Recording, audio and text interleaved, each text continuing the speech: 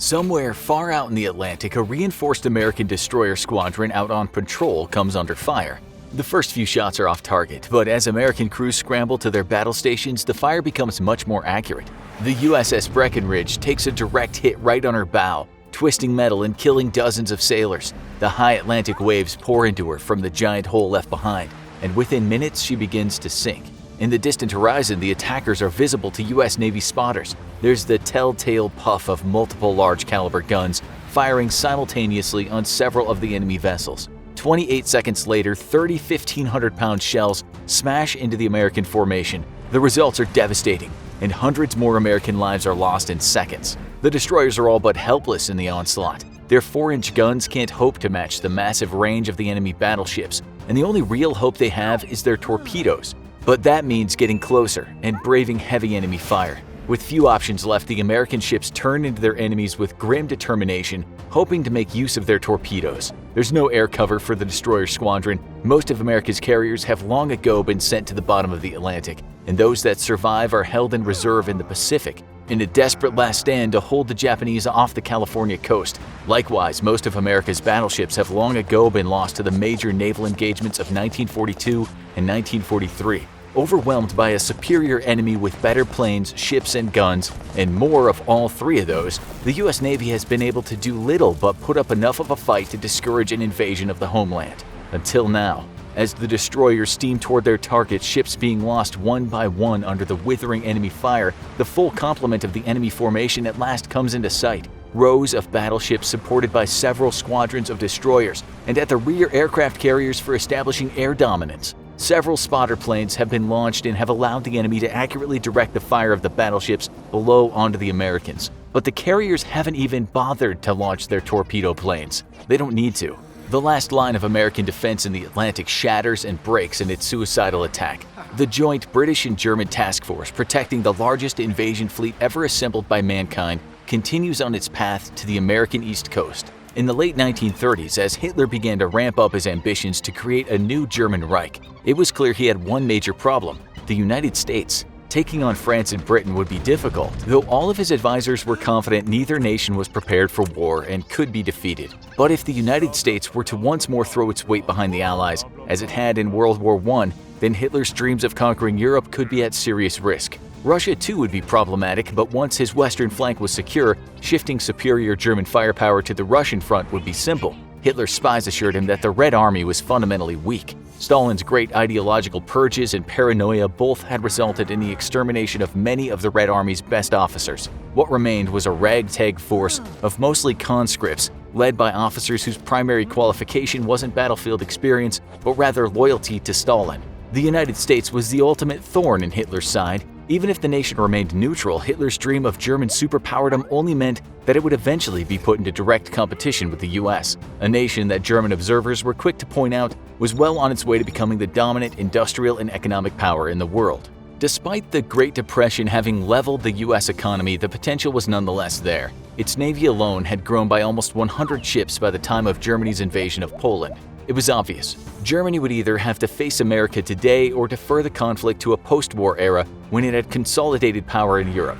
However, postponing the conflict meant that the United States could continue to grow in power while Germany depleted itself in combat, potentially giving America an insurmountable lead. Better that the US be dealt with now while Germany was still strong, but how exactly? First, American naval might would have to be neutralized, or at least heavily occupied. A modern industrial power protected on both sides by vast oceans, the United States enjoyed the best strategic position of any major nation in human history. It could easily engage in trade with both the European and Asian world, while being protected from both sides by the sheer size of the oceans at either coast. America knew this too, which is why in the 20th century it had begun a sizable investment in its navy, which now rivaled the legendary British Royal Navy in might. It had also worked to deter any European expansion of power into its hemisphere of the world. The United States would tolerate no threat based on the southern or northern spheres of American continents. The German Navy wasn't big enough to take on the Americans alone. Its navy was more focused on controlling the Baltic Sea, and already faced incredible difficulty in doing so thanks to the British and French navies. What was needed was an ally with a strong navy of its own, and Japan afforded just such an opportunity. If the United States could be distracted in the Pacific, not only might it be deterred from joining the European war, but when the time came to bring the fight to American shores, the US would have to split its fleets between the Pacific and Atlantic. But Japan would never be able to support an actual invasion of the American homeland, which is what would be needed to truly neutralize the threat that the US posed to German dreams of superpowerdom. It simply wouldn't be economic or realistic to ship German troops and equipment all the way to the Pacific, where it could be escorted to the American coast by Japanese ships. Instead, it would have to be an Atlantic power that aided the German effort. And the only nation that had the naval might to challenge and destroy the American Navy? Great Britain.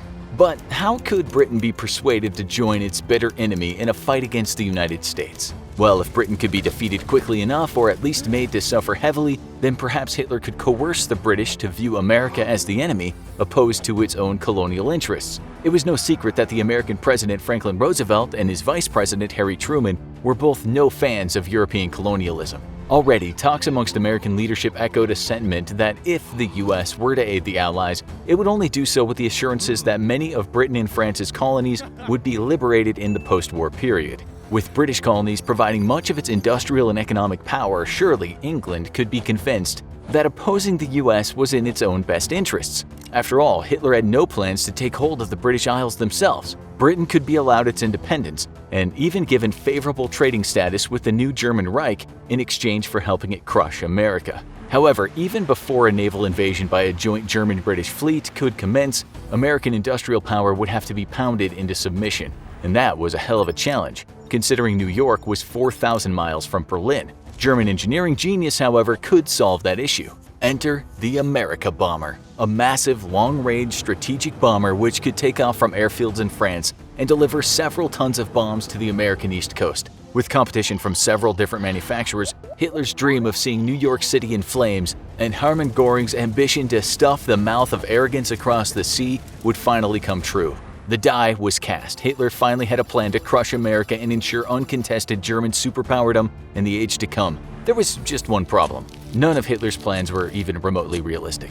First, gaining British cooperation was exceedingly unlikely at best. Had Hitler actually succeeded in forcing Britain to surrender before American intervention, perhaps the Royal Navy could have been wrangled for his effort to destroy American naval might as part of an unconditional surrender.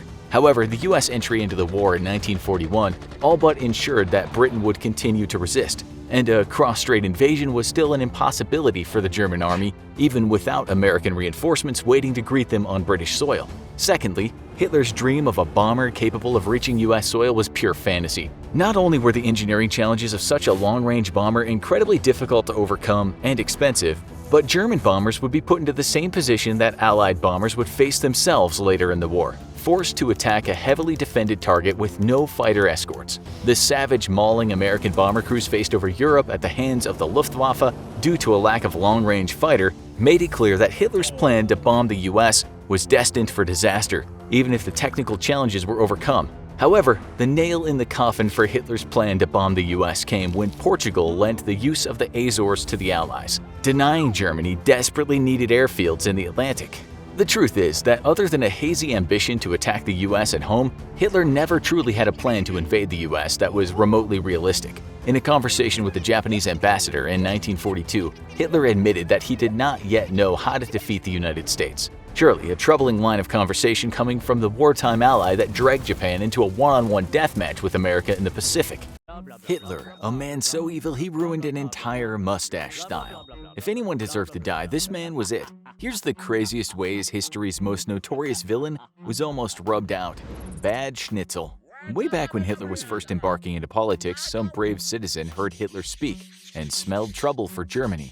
This prompted the unknown individual or group of individuals to try and eliminate Hitler before it was too late. As Hitler and his staff had dinner at the Hotel Kaiserhof in Berlin, they shortly after became seriously ill. Poisoning was immediately suspected, but alas, whoever carried out the assassination attempt failed to realize that Hitler was a vegetarian and thus was spared. Next time a vegan tries to tell you meat is murder, remind them that vegetables basically killed over 40 million people in World War II. The pen is mightier than the sword, especially if it's poisoned. It takes a special kind of man for people to want to kill you twice in the same year.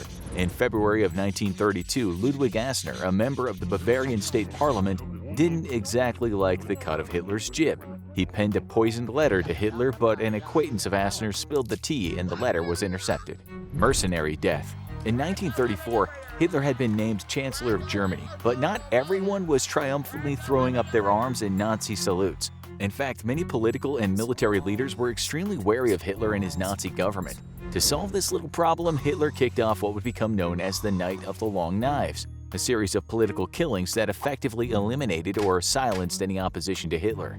Beppo Romer, a member of a German mercenary unit, vowed revenge. He and a group of men made plans to kill Hitler, but sadly the Gestapo would catch on to the plot before any real progress had been made. Sometimes crazy can take care of crazy, or at least try to. Murder from within. When Romer failed to kill Hitler, Helmut Milius, a member of the right-wing radical small-class party, took matters into his own hand. Under his direction, 160 men infiltrated the SS in order to conduct secret surveillance on Hitler. Milius quickly learned Hitler's schedule and daily routines, allowing him to plot the perfect time to kill him.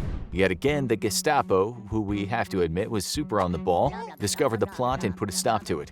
Milius managed to avoid any serious punishment due to the influence of German Field Marshal Erich von Manstein, who would go on to be one of Germany's best generals in the Second World War. Allegiance to country, not a man. A year later, a group of government officials from the German Foreign Office knew that they had to act to prevent a disaster.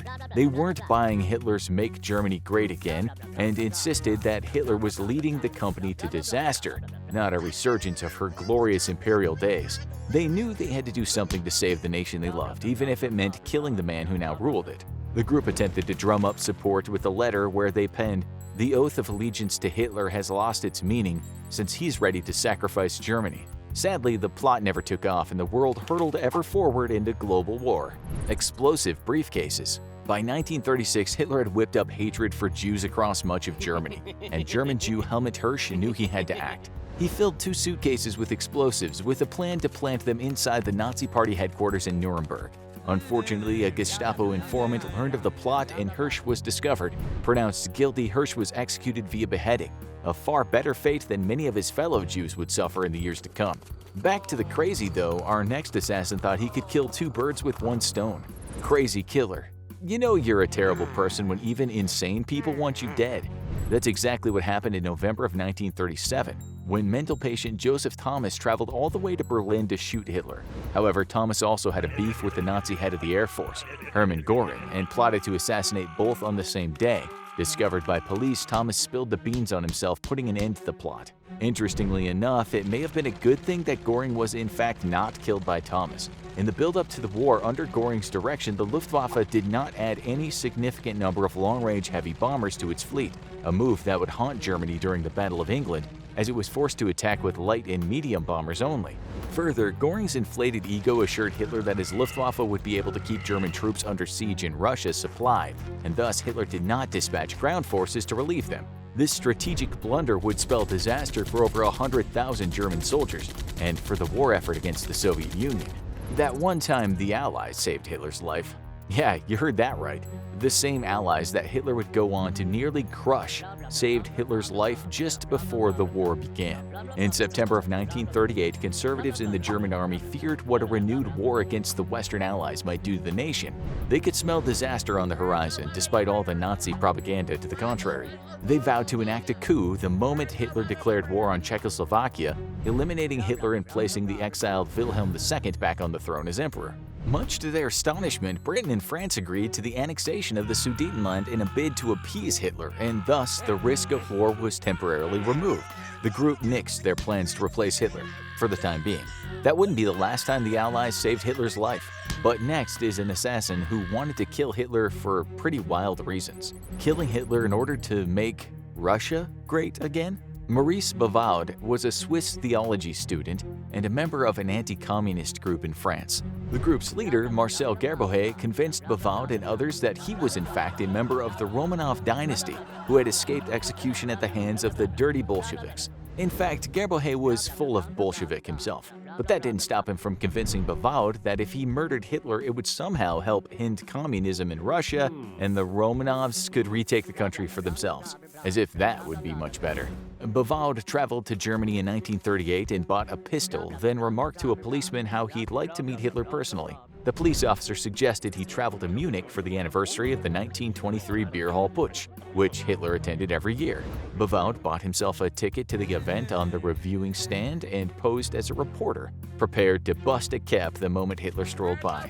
Unfortunately, Bavaud aborted the attempt as Hitler was in company of other Nazis that Bavaud didn't want to accidentally injure, which makes about as much sense to us as it does to you. Bavaud now used the last remaining bit of his money to purchase expensive stationery and forged a letter of introduction under the name of French nationalist leader and friend to the Nazi, Pierre Titonji. He took the letter with the hopes of using it to gain an audience with Hitler to Berchtesgaden, but Hitler had decided to remain in Munich. Broke and destitute, Bavaud was forced to stow away on a train to Paris, but was discovered by the conductor. Interrogated by the Gestapo, who again were seriously on the ball, Bavaud admitted to the assassination plot and was executed. Hitler's abundant and incredible luck. Back in World War I, Hitler narrowly avoided being exploded after the exact spot he'd been standing in just moments prior became ground zero for a British artillery round. The explosive luck, get it, would last well into Hitler's life and pay off yet again in October 1939.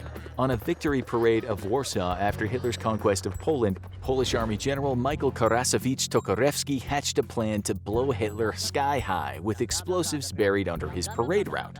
In a stroke of insane luck, Hitler's parade was diverted at the last minute and completely avoided the planted explosives. And because life is 100% not fair, history's biggest a-hole also happened to be history's luckiest man. Even more explosive luck. Just a month after being nearly blown up, Hitler was once again nearly blown up. For weeks, German carpenter George Elser planned the construction of a timed bomb inside one of Germany's largest beer halls, where he knew Der Fuhrer would soon be making his annual speech in commemoration of the beer hall putsch. The bomb was planted just a few feet away from where Hitler would eventually stand, its timer muffled by a cork. The bomb was timed to go off right in the middle of Hitler's speech, but with World War II on his mind, Hitler cut his speech off early and rushed back to Berlin to convene with his military leaders. Instead of Hitler, the bomb killed 8 others and injured over 60, with the ceiling collapsing right where Hitler had been standing. The subsequent crackdown by the Gestapo made the components needed to create explosives so difficult that multiple other assassination attempts in the works had to be canceled after the organizers were unable to get their hands on the needed explosives. If you fail, try again. In 1939, Beppo Romer was released from prison for his 1934 attempt to murder Hitler. Apparently, either the authorities had not been too impressed with Romer or were convinced that he was a reformed man. They would be extremely wrong. Romer joined a resistance group of German intellectuals named the Soul Circle, who were dedicated to opposing the Nazi Party at every possible opportunity. The group tracked Hitler's movements carefully, but Hitler's security had been dramatically increased due to all the pesky attempts on his life. Failing to find an opportunity to strike, the Soul Circle was eventually discovered and its members arrested in a Gestapo sting. The Soul Circle members were betrayed from within by a Gestapo spy, pretending to be a Swiss sympathizer, and most would meet their end via torture and execution. There was the one time Hitler was almost blown up by his own tanks. Even his own army wanted him dead. Many German generals were starting to warm up to the fact that Hitler was leading their nation to disaster by 1943. A group of them plotted to arrest Hitler upon his visit to a military detachment in Ukraine. One general's tanks would surround Hitler and his escorts completely, and if Hitler refused to surrender, they would simply kill everyone. Hitler's visit was cancelled at the last minute, and once more Das Fuhrer escaped certain death. Multiple attempts all in the same day. March 13, 1943 would be the day Hitler would evade certain death 3 times, and he never even had a clue. First, a group of officers vowed to kill Hitler as he drove from the airport to a local army headquarters. Hitler, however, was accompanied by a heavy SS escort, and the plan was cancelled. Briefly delayed to lunch, a new plan was put into effect. During their lunch together, at a specified signal, several officers would rise and fire their pistols at Hitler. Hitler, however, was a no-show and the plan was cancelled. In a last-ditch effort to kill the luckiest SOB in history, a bomb was camouflaged as liquor bottles and planted on Hitler's airplane. The timer was set to blow as the plane was in flight and over Poland. However, the plane's hold iced over from the extreme temperatures and the fuse of the bomb failed. Our next killer's weapon of choice would be hugging and explosives. The death hug. Hitler's luck was so unbelievable that we wouldn't blame you for fact-checking us on the sheer number of times Hitler avoided death, purely by coincidence. Just a week after he was almost gunned down twice and then blown out of the sky, Hitler would evade death yet again. German officer Rudolf Christoph Freiherr von Gersdorff decided Hitler had to go at any cost. Hitler, along with several prominent Nazi and military figures, planned to visit Gersdorff at a Berlin armory where they could inspect captured Soviet weapons. Gersdorff then set about packing his coat pockets with time-delayed explosives, set for 10 minutes. Just as Hitler arrived, Gersdorff set off the timers, with a plan to hug Hitler right before the explosives went off in order to ensure his death. It would be a suicide attack, but a necessary sacrifice for Germany. Incredibly, Hitler breezed through the entire exhibition in less than 10 minutes, which prompted Gersdorff to rush to a bathroom in order to disarm the explosives. The Allies save Hitler's life again. In late 1943, the Allies were pushing back hard against the Luftwaffe's domination of Europe's skies. This opened up opportunities for Allied planes to raid German infrastructure. One such raid would end up saving Hitler's life. The German army was preparing to put out a new winter uniform, and Major Axel von den Bussche was chosen to model it for Hitler in a private viewing. Bussche was tall, handsome, and blonde, and blue-eyed, basically the perfect Nazi in Hitler's view. But Bussche actually planned to kill Hitler during the viewing by detonating a mine he would be carrying in his backpack. The planned viewing, however, was cancelled when an Allied air raid destroyed the rail car containing the new uniforms. Hitler, immune to explosives. By 1944, it was clear that Germany was losing the war. It was largely due to Hitler's ineptitude as a military leader. A group of senior German military officials concocted what would be known as Operation Valkyrie, as they attempted to kill Hitler and make peace with the Western Allies as soon as possible in order to avoid the complete destruction of Germany. The conspirators managed to plant a 2.2-pound bomb in a briefcase inside a meeting room where Hitler and his senior military advisors would discuss the ongoing war. Incredibly, Colonel Heinz Brandt is believed to have nudged the briefcase behind one of the legs of the table, effectively deflecting the bomb blast and sparing Hitler's life. Adolf Hitler was an idiot, and that's a good thing because it led him to make some really bad strategic decisions during World War II. If Hitler had been a little smarter, we might very well be living in a messed up Nazi-controlled world full of Hitler youth today. Luckily, that's not how history played out. As we progress through some of Hitler's worst decisions during World War II, you might be surprised to find that it was his ego, the name of an enemy, and his belief in the occult that partially cost him the war.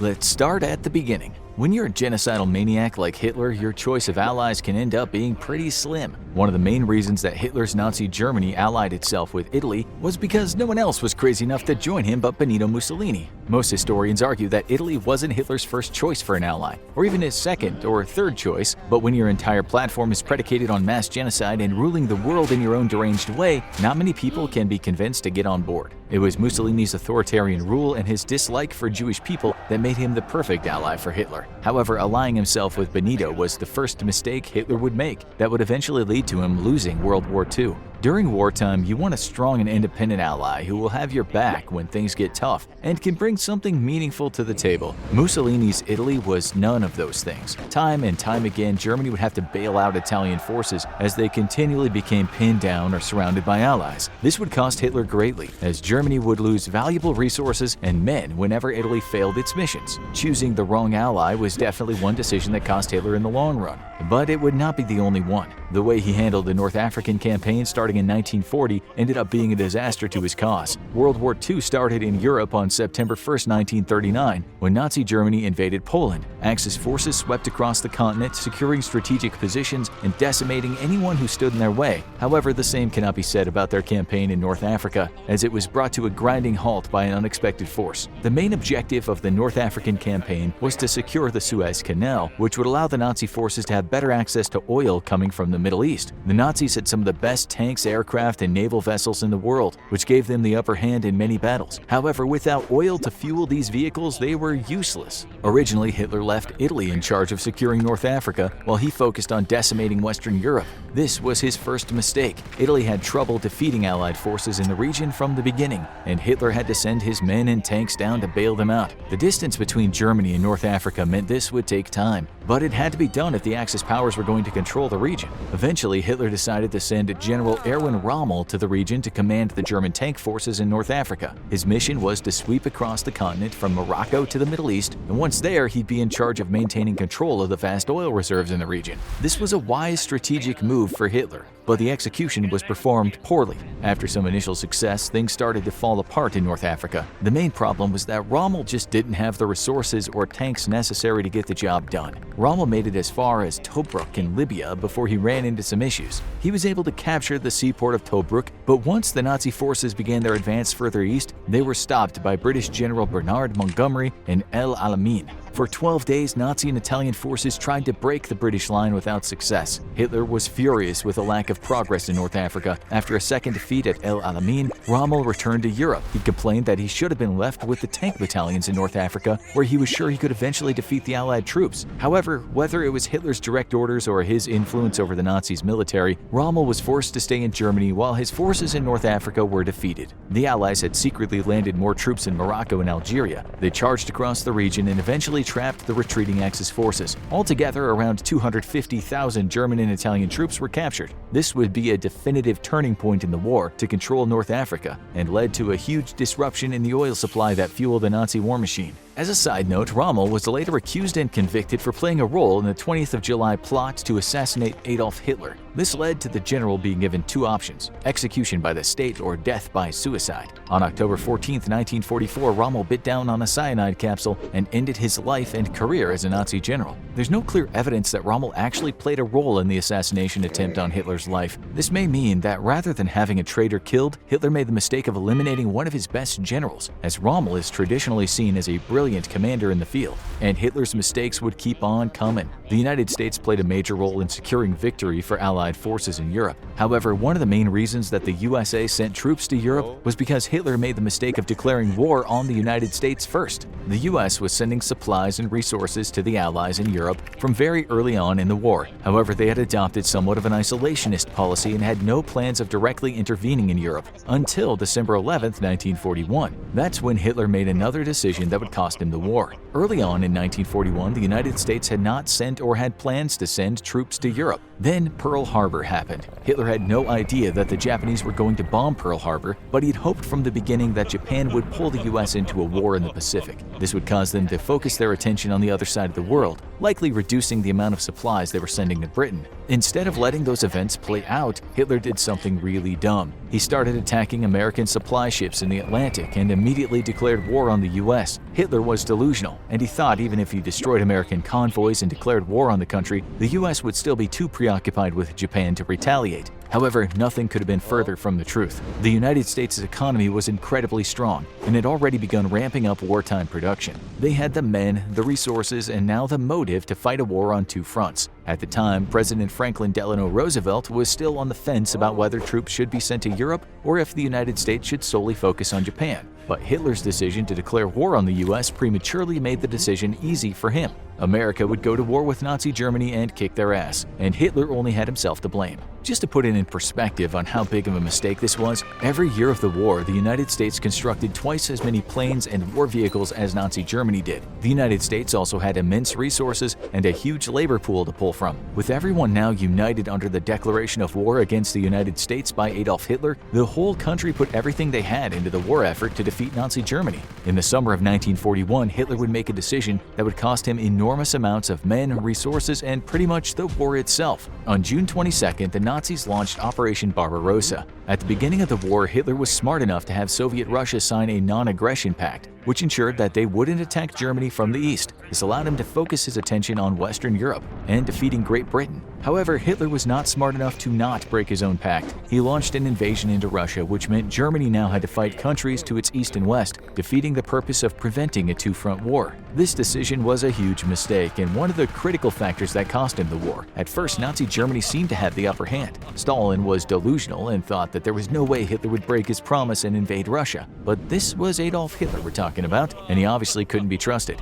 The Germans amassed forces along the Russian border. In fact, they weren't even very discreet about it. Hitler had always planned to invade the Soviet Union. He just wanted to wait until all of Europe was under his control first. However, with resources running low and the need for a new source of labor, Hitler launched his invasion early. He fully committed to this decision, even though many of his military advisors warned that conquering the Soviet Union and fighting a two-front war would be incredibly difficult, if not impossible. He ignored them and launched the offensive into Russia anyway. anyway. At the beginning of the invasion, the Nazis were winning almost every battle. Hitler patted himself on the back for a job well done and scoffed at anyone who was still wary of sending troops into Russian territory. History has shown that trying to take over Russia never works out well for the invading force. Nazi morale was high as they marched further and further into the Soviet Union. The dirt roads were passable in the summer months, and the Nazi uniforms provided enough warmth to stay relatively comfortable even at night. Hitler was so convinced that the war in Russia would be over quickly that he held off on sending more supplies and winter gear to the troops who were advancing further into the Soviet Union.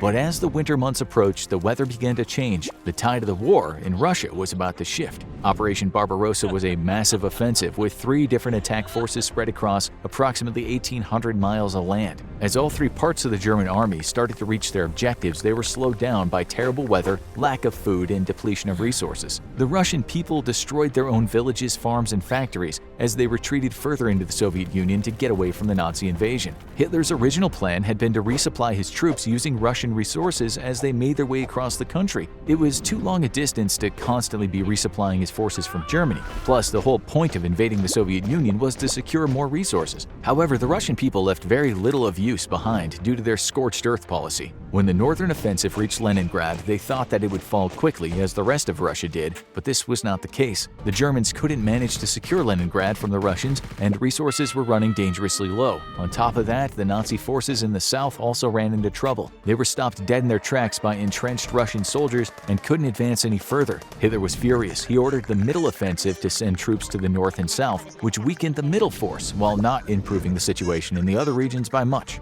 The slowing down of the German advance allowed the Soviets to regroup. Over 1 million troops and 1,000 tanks were sent to Moscow to protect the capital. The Nazis were now stopped on all fronts. They couldn't manage to take Leningrad in the north, and due to their Soviet reinforcements in the middle of the country and the changing of the weather, capturing Moscow was a lost cause as well. It was becoming more and more clear that Hitler's decision to invade Russia was a huge mistake. The Germans had not brought enough winter supplies due to Hitler's overconfidence. He also gravely underestimated the resilience of the Russian people and how many of them would join in the cause to stop Germany from taking their land. Stalin had a huge population to fuel his war machine, and the resources contained within the Soviet Union's borders allowed them to quickly resupply, while the Germans struggled to get simple things such as food and warm clothes to their troops. While the invasion of Soviet Russia was failing, Hitler seemed to lose his mind. He started blaming everyone else for his bad decisions. This led to another huge mistake. Rather than listening to his generals and advisors who knew more about war than he did, Hitler decided to make himself commander-in-chief of the Nazi army. He couldn't believe that his troops hadn't yet secured Russia. They would have to double their efforts, and anyone who ever mentioned the word retreat would be executed.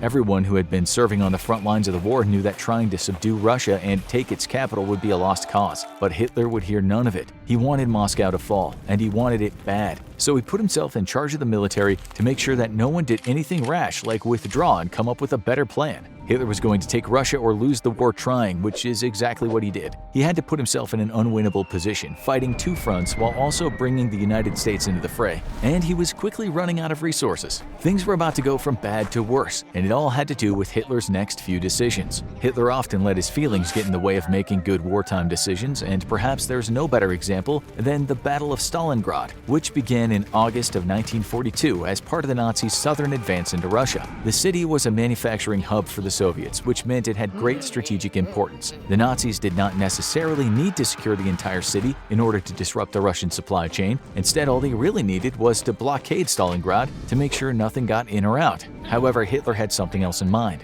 For Hitler, there was almost nothing more important than taking the city of Stalingrad. Not because of its importance, but because it was named after Joseph Stalin, the then leader of the Soviet Union. Hitler believed that it'd be a huge blow to Russian morale and a huge boost to his own ego if the Nazis took the city bearing the leader's name. To be fair, Stalingrad would have provided the Nazis with desperately needed fuel and supplies, but Hitler couldn't help but let his feelings get involved in this wartime decision. For 3 months, the Nazis tried to take the city. They were unsuccessful due to Hitler's obsession with conquering Russia on all fronts, rather than focusing his troops on one location. The Nazis even had taken much of the oil fields and resource-rich areas of Ukraine and Crimea. But rather than holding the line and coming up with a better plan, Hitler ordered his troops forward to the meat grinder of Stalingrad. This was a huge mistake because it left their rear flank vulnerable to counterattack. Whether Hitler realized this and just didn't care, or he was too focused on taking Stalingrad to notice, is up for debate. Regardless, Soviet generals did notice, and they sent a force to attack the rear guard of the Nazi army. The Soviets managed to break through the Nazi defenses and surround them. This allowed the Soviets to cut off desperately needed supplies by capturing military bases and airfields as they tightened their hold in the region. Hitler ordered General Friedrich Paulus, who was in charge of the Nazi forces in southern Russia, to continue fighting or be court-martialed and let someone else take over. Paulus decided to take the third option and save the lives of many of his men as possible by surrendering to the Soviets instead. Due to Hitler's crazed attempt to take Stalingrad, which was done mostly because of the name, the Nazis lost hundreds of thousands of men in southern Russia. After Stalingrad, there was no hope of Hitler turning the war around. The Nazi forces were now retreating back toward Germany, the Soviets capturing anything they left behind and wiped out Nazi forces that got in their way. By the beginning of 1943, not only had Hitler lost millions of troops and vehicles, but he was losing the confidence of his people. The low morale of civilians and military personnel alike would cause the Nazi war machine to be less effective. Early footage of Nazi rallies show huge crowds of enthralled people hanging on Hitler's every word. However, after the Eastern Front began to collapse and the threat of a Soviet invasion loomed on the horizon, the German people started to panic and lose faith in their fearless leader. The final nail in the coffin was the failed attempt to invade the Soviet Union and secure Moscow and Stalingrad. This wiped out any remaining morale left in the German people. To make matters worse, Winston Churchill and Franklin Delano Roosevelt had just met in Casablanca and decided it was time to commence bombing runs on German soil. This led to death and destruction at home, which the German people had not experienced up to this point. It was a real eye-opener that their Führer might not be able to deliver on all the promises he made, and the war might be in fact a total loss. At the end of the summer in 1943, incendiary bombs were dropped on Hamburg. The destruction and fire they caused destroyed practically the entire city and killed around 40,000 people. After the bombing run, approximately 900,000 Germans were left homeless. The war had now become very real for the average German citizen. It also became clear that many in the military were losing faith in the Führer. Over 20,000 Nazi troops were court-martialed and executed for various reasons, most of which stemmed from their lack of confidence in Adolf Hitler. Without the trust and enthusiasm of his people and military personnel, there was no way that Hitler could win the war. The only thing worse for Hitler than having the Russians closing in from the east, Italy falling apart in the south, and military supplies running low on all fronts would be if the British and Americans somehow managed to land in France and secure a foothold on mainland Europe. On June 6, 1944, Hitler's worst fear came to be. On top of being crazy, egotistical, and power-hungry monster, Hitler was also gullible. He allowed the Allies to trick him and his generals into deploying troops at the wrong locations along the Atlantic Wall as D-Day was carried out. The Allies knew they'd be landing at Normandy, but they definitely didn't want Hitler to know that,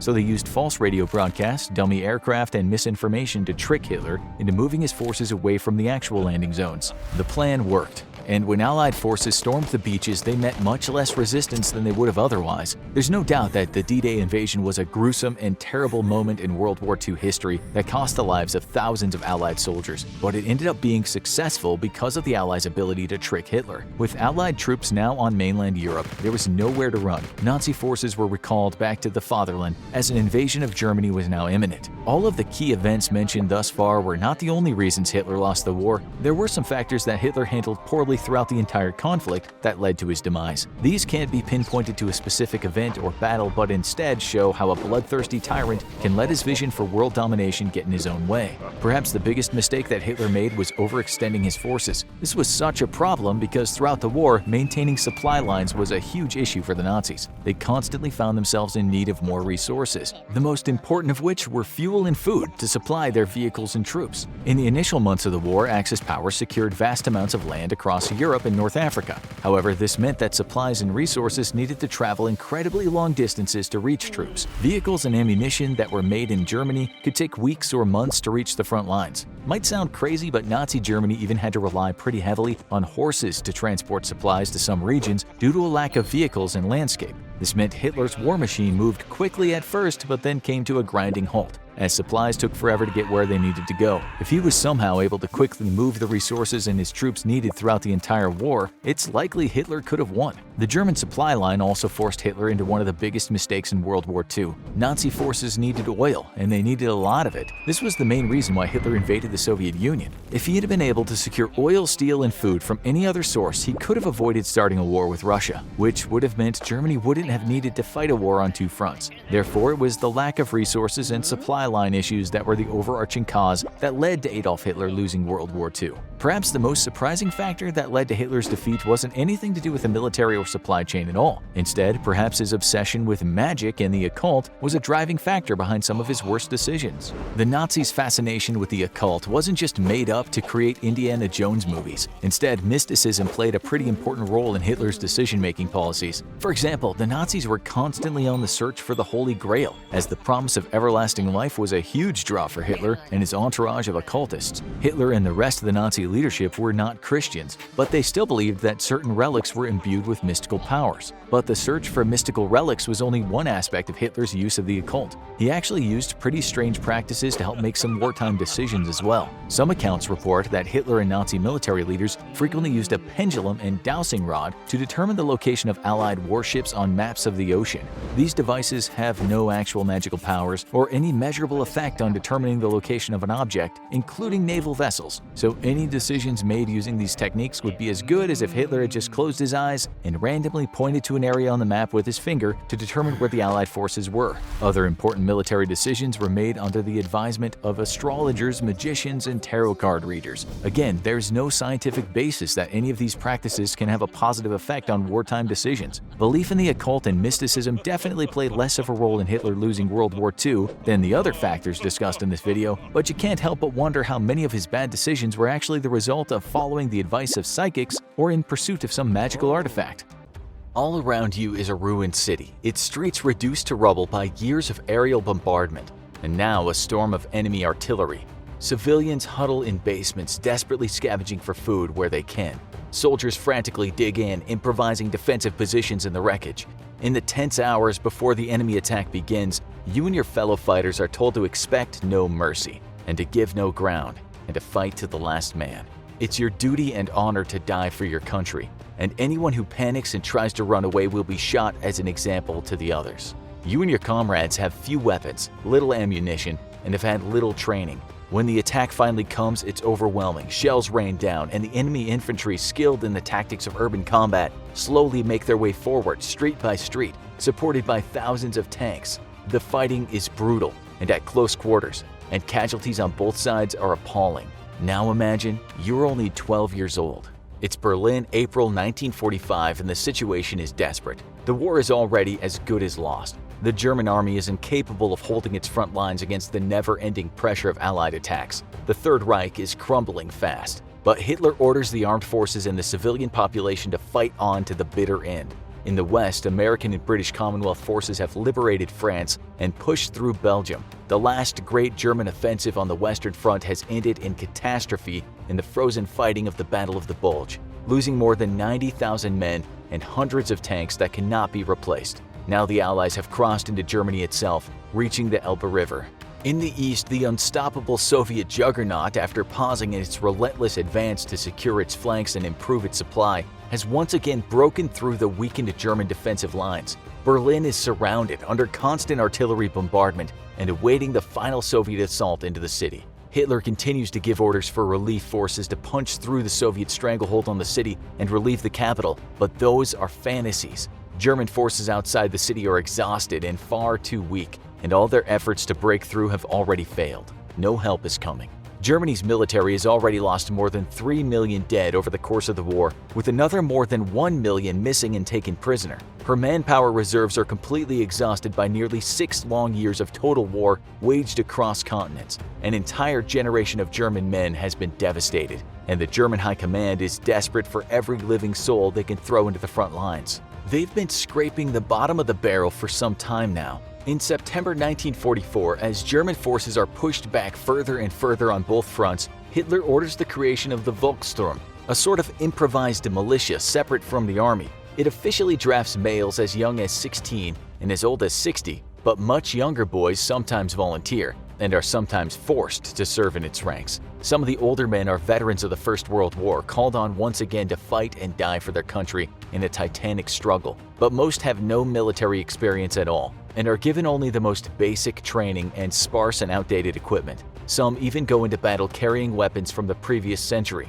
These old men and teenagers are hurled unprepared into combat alongside the army and take terrible casualties. By February of 1945, as the military situation continues to deteriorate hopelessly, the Volkssturm starts conscripting women and girls as auxiliary personnel. But none of these measures are nearly enough. The Nazi leadership has long been interested in preparing children for war. Nazi youth groups have been formed as early as 1922, in the social and political upheaval after the disastrous First World War, and in 1926 the Hitler Youth was officially christened. Boys as young as 10 years old were encouraged to participate in the junior branch of the group, the Jungvolk.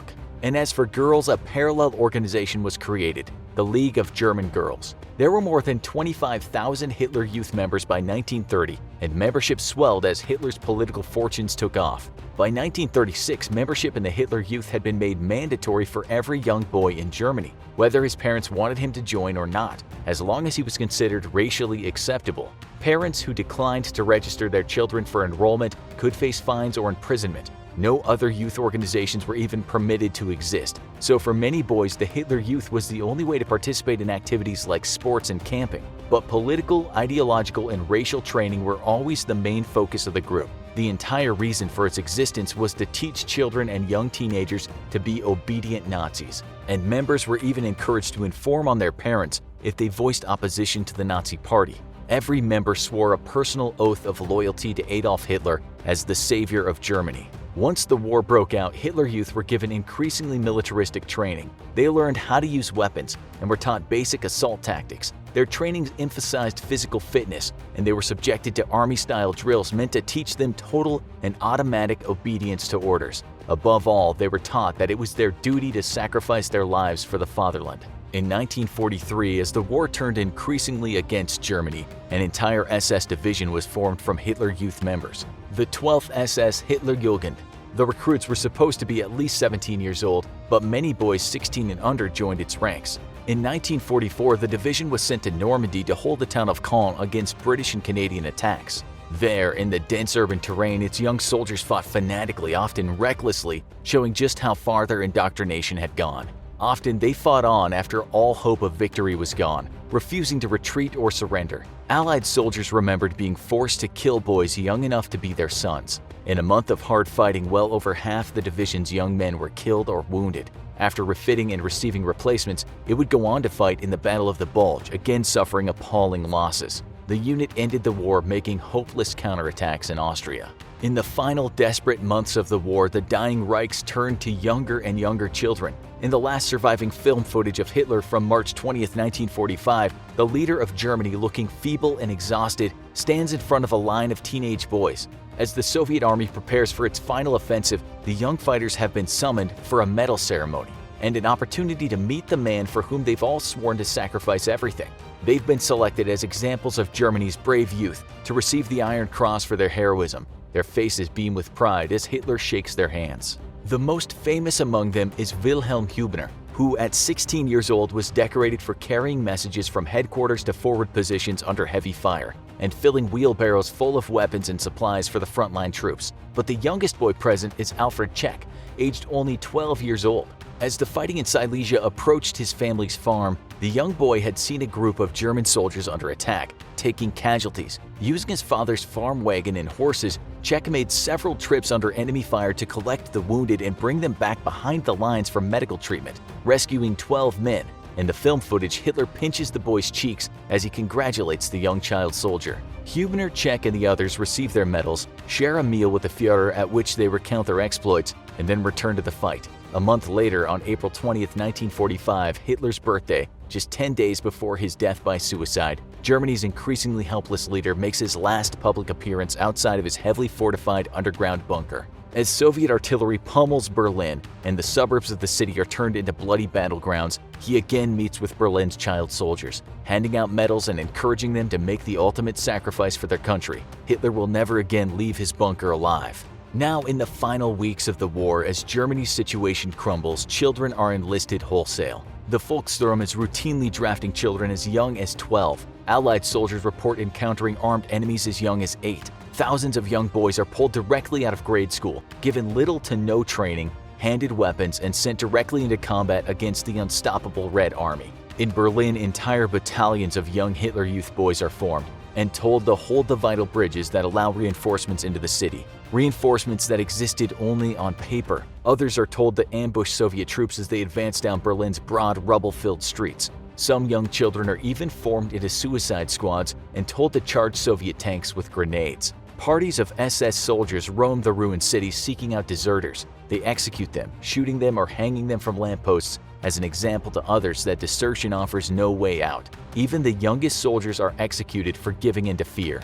By now, Berlin is under constant bombardment by Soviet artillery, and the Red Army is in the process of surrounding the city. They punch through the feeble defenses in the suburbs and begin their bloody assault into the urban center. The German defenders, from little boys and girls up to gray-haired elders, fight tenaciously, but there is no hope of success. Slowly, bloodily, the Soviet forces conquer the city block by block until the last Nazi resistance is holed up in government buildings in the center of town. Some of the most zealous defenders make their final stand in the heavily fortified Reichstag, once the seat of the German government before the 1933 fire. Now has been turned into a deadly fortress. Soviet infantry assault the massive building, clearing it out in brutal room-to-room combat over the course of several days, and at last the remnants of the German high command surrender the city. The Germans lose more than 100,000 military personnel defending Berlin, including thousands of children, and nearly 200,000 civilians are killed. The Soviet army loses more than 75,000 dead and 300,000 wounded.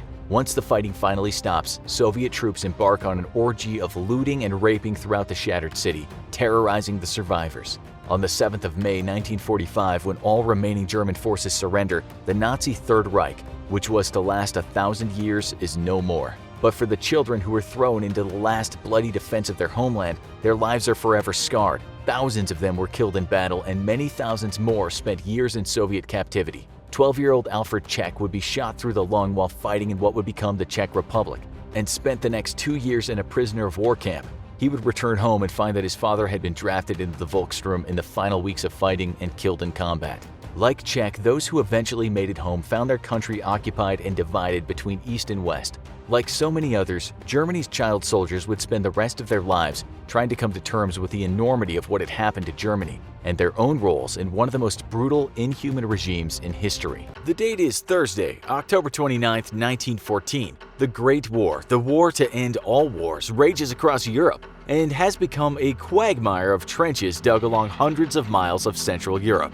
Artillery barrages sweep from side to side, attempting to drive out the men in those trenches, and victories are measured in inches taken by one side or the other. Always, though, the men return back to their holes, huddling in cold, wet mud as enemy artillery takes revenge for the latest assault. Tens of thousands have already died, and today, fresh recruits move to reinforce the German lines. The men are recently drafted from across Germany's poorer areas and together make up the 3,000-strong 16th Bavarian Reserve Infantry Regiment. A messenger arrives on horseback bearing critical news. The British have managed to break through German lines, and if they're not stopped, a large part of the front could collapse. The regiment's commanding officer makes a quick decision and barks out orders to his sub-commanders, who blow on whistles to order the men up onto their feet and marching forward at double time. The soldiers hurry the best they can through a forest shattered by artillery barrages and thick with mud, marching to close the gap exploited by the British before a total collapse of this part of the front risks the collapse of Germany's front lines. Through the smoke and fog, though the men of the regiments flanking the Bavarian regiment's march catch only glimpses of gray-green caps, which look from a distance and through a haze a lot like British uniforms. Alarmed, they begin to open fire, unknowingly decimating entire swaths of their own troops. By the time the terrible mistake is realized, the thousands of soldiers are reduced to a few hundred survivors, and in one company, there's only a single man left standing, a 26-year-old soldier by the name of Adolf Hitler. History has well documented the tragedy of Hitler's survival that fateful day, a deed which he repeated numerous times throughout the war, cheating death by incredible margins. Once, he was ordered out of a tent where military awards were being presented, only for an artillery shell to strike the tent and reduce it to a crater, with Hitler just outside it. Another time, a gas attack strikes amongst his line, yet Hitler manages to avoid the worst effects of the gas and is only temporarily blinded. While other survivors of the gas succumb by the thousands to disease and injury, Hitler makes a complete recovery and is once more back on the front lines, where another exploding artillery shell buries shrapnel in his leg, but leaves his body whole and otherwise unharmed. For all intents and purposes, Hitler was invincible, uncannily dodging the wrath of a Grim Reaper who every day claimed thousands. As we look at the world that arose from the ashes of World War II, we're prone to asking how much of the peace of the last 80 years would have existed if Hitler had never driven the world into its last major confrontation. War has not been abolished. 5 minutes on any news program will quickly remind you of that fact. Yet the truth is that war between major powers has not occurred since the end of World War II. And after centuries, millennia even, of incessant conflict between major states and empires, it's hard to believe that without World War II's terrible consequences and the ensuing political order, humanity would have simply given up on its lifelong hobby of killing each other as frequently as possible. The fruits that were fertilized in the ashes of World War II have shaped a new world that would be completely alien to any human being born before the 20th century. A world where major powers pursue diplomacy over war and imperial ambitions are kept in check by a strong alliance of liberal democracies. World War II gave us the United Nations, an agency that rose from the rubble of the League of Nations, and gave it a grim determination to avoid conflict thanks to the League's many failures. Without World War II, the world's first attempt to unify its governments would have failed, and the old order of shifting alliances and constant conflict would have returned. The war also gave us two rival superpowers who held the planet at risk of total annihilation for decades. Yet it's important to note that it was the two specific superpowers who rose to prominence, the United States and the Soviet Union.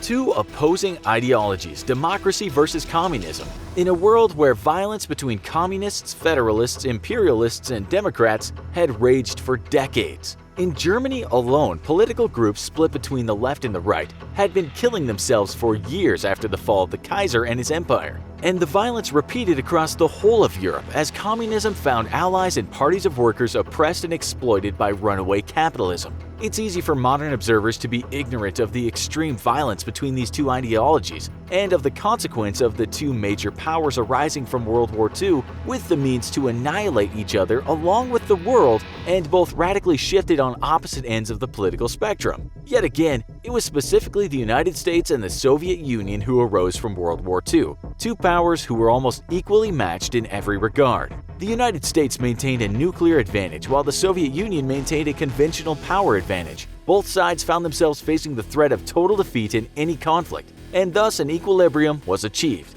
One which actively prevented all-out hostilities on several occasions and rescued the world from Armageddon during the Cuban Missile Crisis. Without Hitler, it's unlikely that it would have been the evenly matched Soviet Union and the United States who rose to prominence, and this imbalance would almost certainly have led to all-out conflict, either because one side believed itself capable of achieving complete victory through nuclear weapons, or because the weaker side believed it would be forever dominated if it did not strike first with nuclear weapons, while it could still potentially win the conflict. There would have existed a tipping point in history between the two rivals, where the larger power reached a point that if the smaller power did not act immediately, it would never again be able to act to overthrow it. The larger power would have also been aware of this point, would have been aware of its approach, and would have had every incentive to launch a surprise attack on the smaller power first in order to annihilate it. The world would have gone up in nuclear fire. This point existed also between the US and the Soviet Union. Sometime around the mid-1950s, when the Soviet Union began the mass production of atomic weapons and testing on long-range rockets to deliver them intercontinentally. The US was itself greatly behind the Soviets in rocket technology, but had far surpassed them in long-range bombers. If the Soviet Union closed the nuclear gap by developing intercontinental ballistic missiles, it would forever eliminate the US's only nuclear advantage over the Soviet Union. Many within the American military argued for a surprise nuclear attack on the Soviet Union, believing that war was ultimately unavoidable and that this might be the only chance to win it with minimal damage to the United States. Sure, Europe would be reduced to nuclear rubble, but only a few American cities could possibly be hit by Russian long-range bombers, and even this was unlikely. The Soviet Union would be crushed under nuclear rubble, and the world would be free of the threat of a major all-out nuclear war forever, even if it cost the whole of Europe.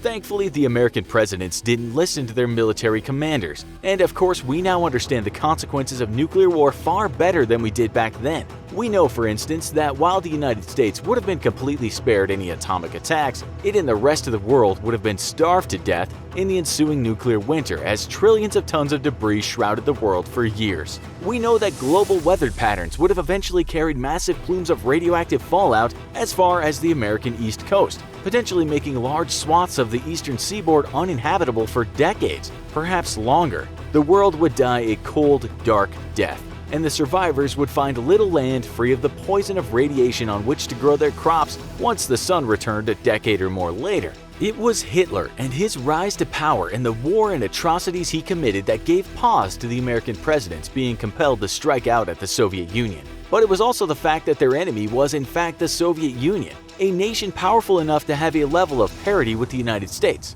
Once more, had it not been these two specific nations that rose from World War II, the odds of an uneven matched set of superpowers are almost a certainty. But who could have arisen? Without Hitler, Germany's fate could have taken a threefold path. The constitutional democracy that arose after the fall of the Kaiser was unstable, and the president tried daily to maintain a balance between the opposing political parties. Democratic socialists and full-blown communists made up a large segment of the left seats in the German parliament, and hardline Nazis and imperialist nationalists made up equally large segments in the right seats in parliament. Not only were the two sides opposed to each other, the parties were all completely opposed to one another as well, leaving German democracy so unstable that 2 elections were called for in 1932 alone. This leaves the possibility of 3 paths for Germany without Hitler. Germany could have become a strong liberal democracy, which would have found itself closely allied with the democracies of Britain and France. This would have left the entirety of Western Europe in direct opposition to the expansion of communist Eastern Europe. Without a world war to weaken Germany and draw the United States into European affairs, the US would have remained as it was at the outbreak of World War II, isolationist and content to let Europe fight out its own problems. Hostilities between East and West were all but inevitable, and even during World War II, the British considered for the entirety of the war launching offensives against the Soviet Union after the fall of Germany. Hitler was fully aware of these hostilities, and when he launched his famous counterattack against the Allies pressing into Germany, which resulted in iconic battles such as the Battle of the Bulge, his strategy had in fact been not to completely defeat the British and Americans, but to hand them such a defeat just large enough that they agreed to a ceasefire. After the ceasefire, he hoped to talk the two sides into joining him against the Soviet Union, and was confident enough in this plan to consider it a likely path to a German exit from World War II. With a German liberal democracy, World War II may have been postponed a few years, but would have still taken place, albeit without the United States involving itself. Given Germany's initial lead in developing the nuclear bomb, the West would have used these bombs the moment they became available, devastating the European countryside. With its vast reserves of manpower, though, the Soviets could have held out long enough for their spies to steal the secrets of the bomb and respond with their own in a few years. The devastating nuclear escalation would have led to a global climate catastrophe. Germany, however, could also have become an imperialist state once again. The German president during the early 1930s, Paul von Hindenburg, actually made Hitler chancellor because he expected Hitler to crush his political rivals and place the nation back on the path to imperialism. This historical outcome would very closely match a Germany of a third option, one where Hitler died in World War I and the Nazi Party gave the chancellorship to a much more competent and psychologically stable man. With Germany rising once more as an imperial power or as a fascist state with a more capable version of Hitler, it's indubitable that the nation would have launched the same offensives as it did the days before the official start of World War II.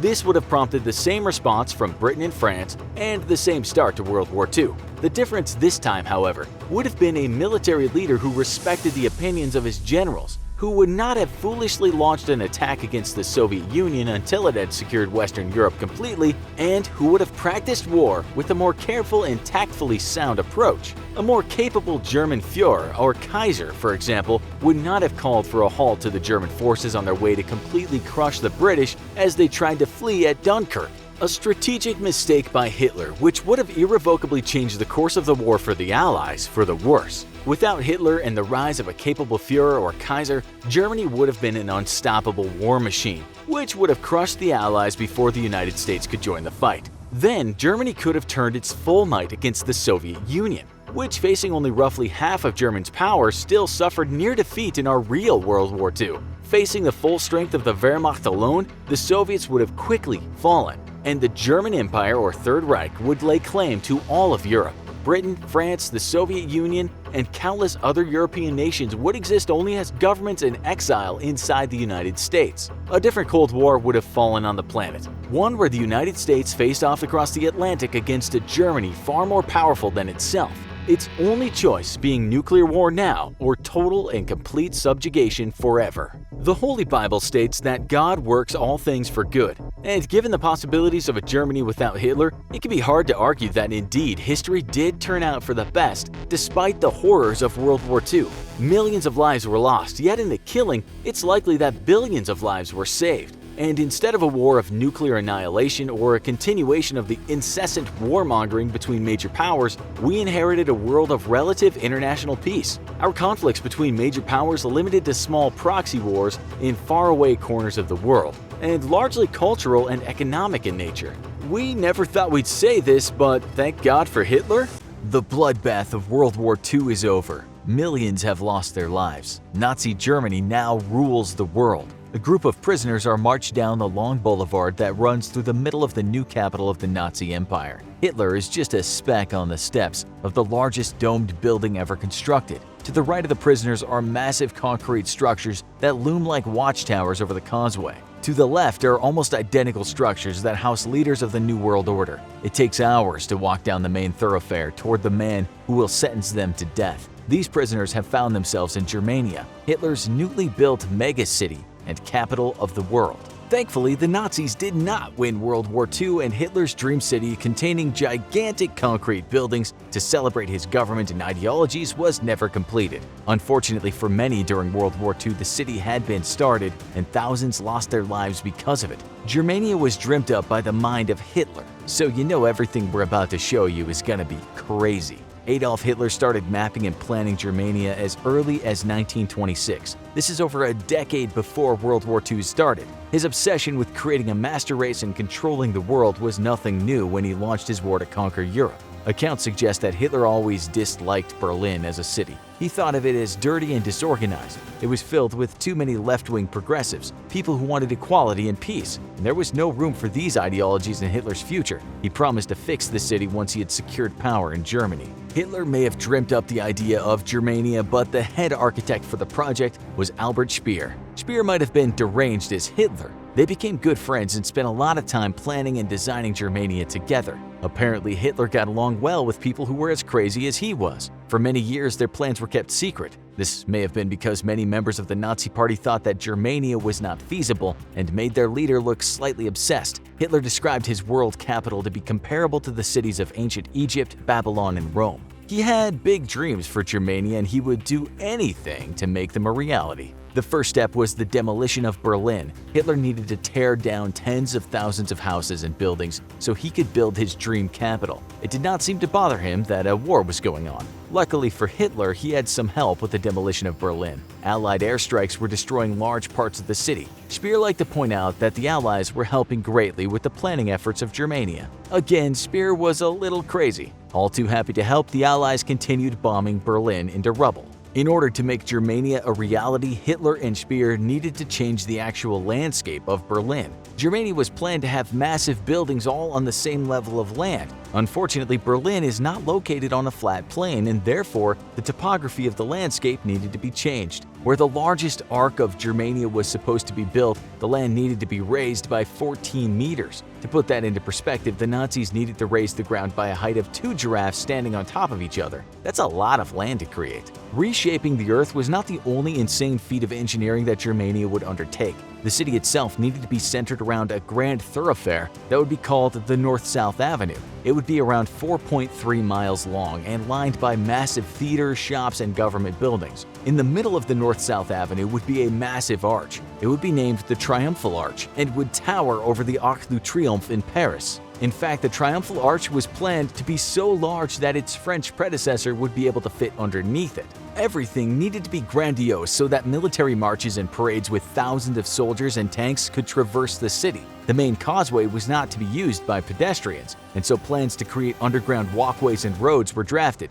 Hitler could not have the common folk crowding up his massive avenue. Above ground, the streets would be lined with statues and monuments to celebrate the Nazi Party. Below ground would be a series of barren tunnels. People would only use the tunnels to get from one spot above ground to another spot above ground without creating visible congestion. Basically, Hitler wanted to turn the attractive living spaces of Berlin into monuments of order. Attractiveness would always come second to efficiency in Germania. If that sounds crazy, you've seen nothing yet. When architects and urban planners look back at the plans for Germania, one thing is clear: Hitler's world capital would have been a nightmare for people to live in. Getting anywhere would be a difficult route of above or below ground roads. Also, keeping with character, Speer did not believe in traffic lights or trams, so the roadway would be in complete chaos. It's unclear what the procedure would have been if an underground accident happened. Knowing Hitler and Speer, the solution would probably be to collapse the tunnel with the accident and victims inside and just build a new one. But with the rabble trapped underground, Hitler could build the most beautiful structure of Germania. The crowning jewel of Hitler's Germania would be the Great Hall. The massive dome structure was inspired by the Pantheon in Rome. Its dome would be 16 times higher than St. Peter's Basilica, which was the world's tallest dome at the time. The plan was to make the dome of the Great Hall 950 feet high. The hall itself would be able to accommodate over 150,000 people, presumably all of which would come to hear Hitler speak. The grandiose nature of Germania and the Great Hall makes you wonder if Hitler was compensating for something. Adolf Hitler had a dream to make Germania the new capital of the world. Albert Speer helped design the city, but how was it to be built? Who was going to build it? This is where things get very dark, although it should come as no surprise when talking about one of the most evil men in history. Hitler, being the megalomaniac he was, had very little regard for human life that was not Aryan. Even with World War II raging on all fronts, he began destroying parts of Berlin to begin construction on Germania. To do this, Hitler killed thousands of innocent civilians. Even with a war going on all around him that killed millions, Hitler was busy at home killing his own people. Sometimes you have to wonder if there was any humanity left in Hitler. What comes next might suggest the answer is no. The Nazi regime began systematically kicking Berlin citizens out of their home to start construction on Germania. This began in 1939 as World War II started. German citizens who were removed from their homes were often given the houses that once belonged to Jewish families. Jewish people had been moved earlier to more cramped accommodations in run-down parts of the cities. These later became known as ghettos and then evolved into concentration camps. This brings up an important point. Hitler's dream of having Germania be his world capital played a key role in enabling the Nazi Party to carry out the Holocaust. In preparations for the construction of Germania, the Nazis had systematically gathered up the Jewish families and moved them into areas where they could be easily controlled and eventually killed. Germania was to be built using the blood and lives of the Jewish people. Albert Speer would use the SS to ensure the Nazis had enough slave laborers to begin construction of Germania. Speer pushed for more and more Jewish people to be rounded up and sent to labor camps so that materials could be produced faster and he could begin construction on the megacity. His plan to secure as many Jewish people as possible for slave labor was so ambitious that even his own father told him he was crazy. His father was right, but nobody had seen real crazy yet. The path that would lead to building the city of Germania was the path that led to the beginnings of the Holocaust. Obviously, for this atrocious part of human history, Hitler is to blame, but Speer in the building of Germania played a crucial role as well. If Germania had ever been finished, it would have been a monumental testament to the genocide of millions of Jewish people. In order to gather the materials necessary to build Germania, enormous granite and marble quarries were created. The structures in Germania were to be made of concrete, but adorned and embellished by granite and marble. This would give buildings the look of ancient Rome. When examining the locations of quarries around Berlin and comparing them to the locations of concentration camps, they line up almost perfectly. You can probably guess who was being used to mine and shape the marble and granite for Germania. The Nazis used the Jews in the concentration camps to produce the materials that would build Hitler's city of dreams. Though the Jewish people were affected the most by the building of Germania, no one was safe from Hitler and Speer's megacity.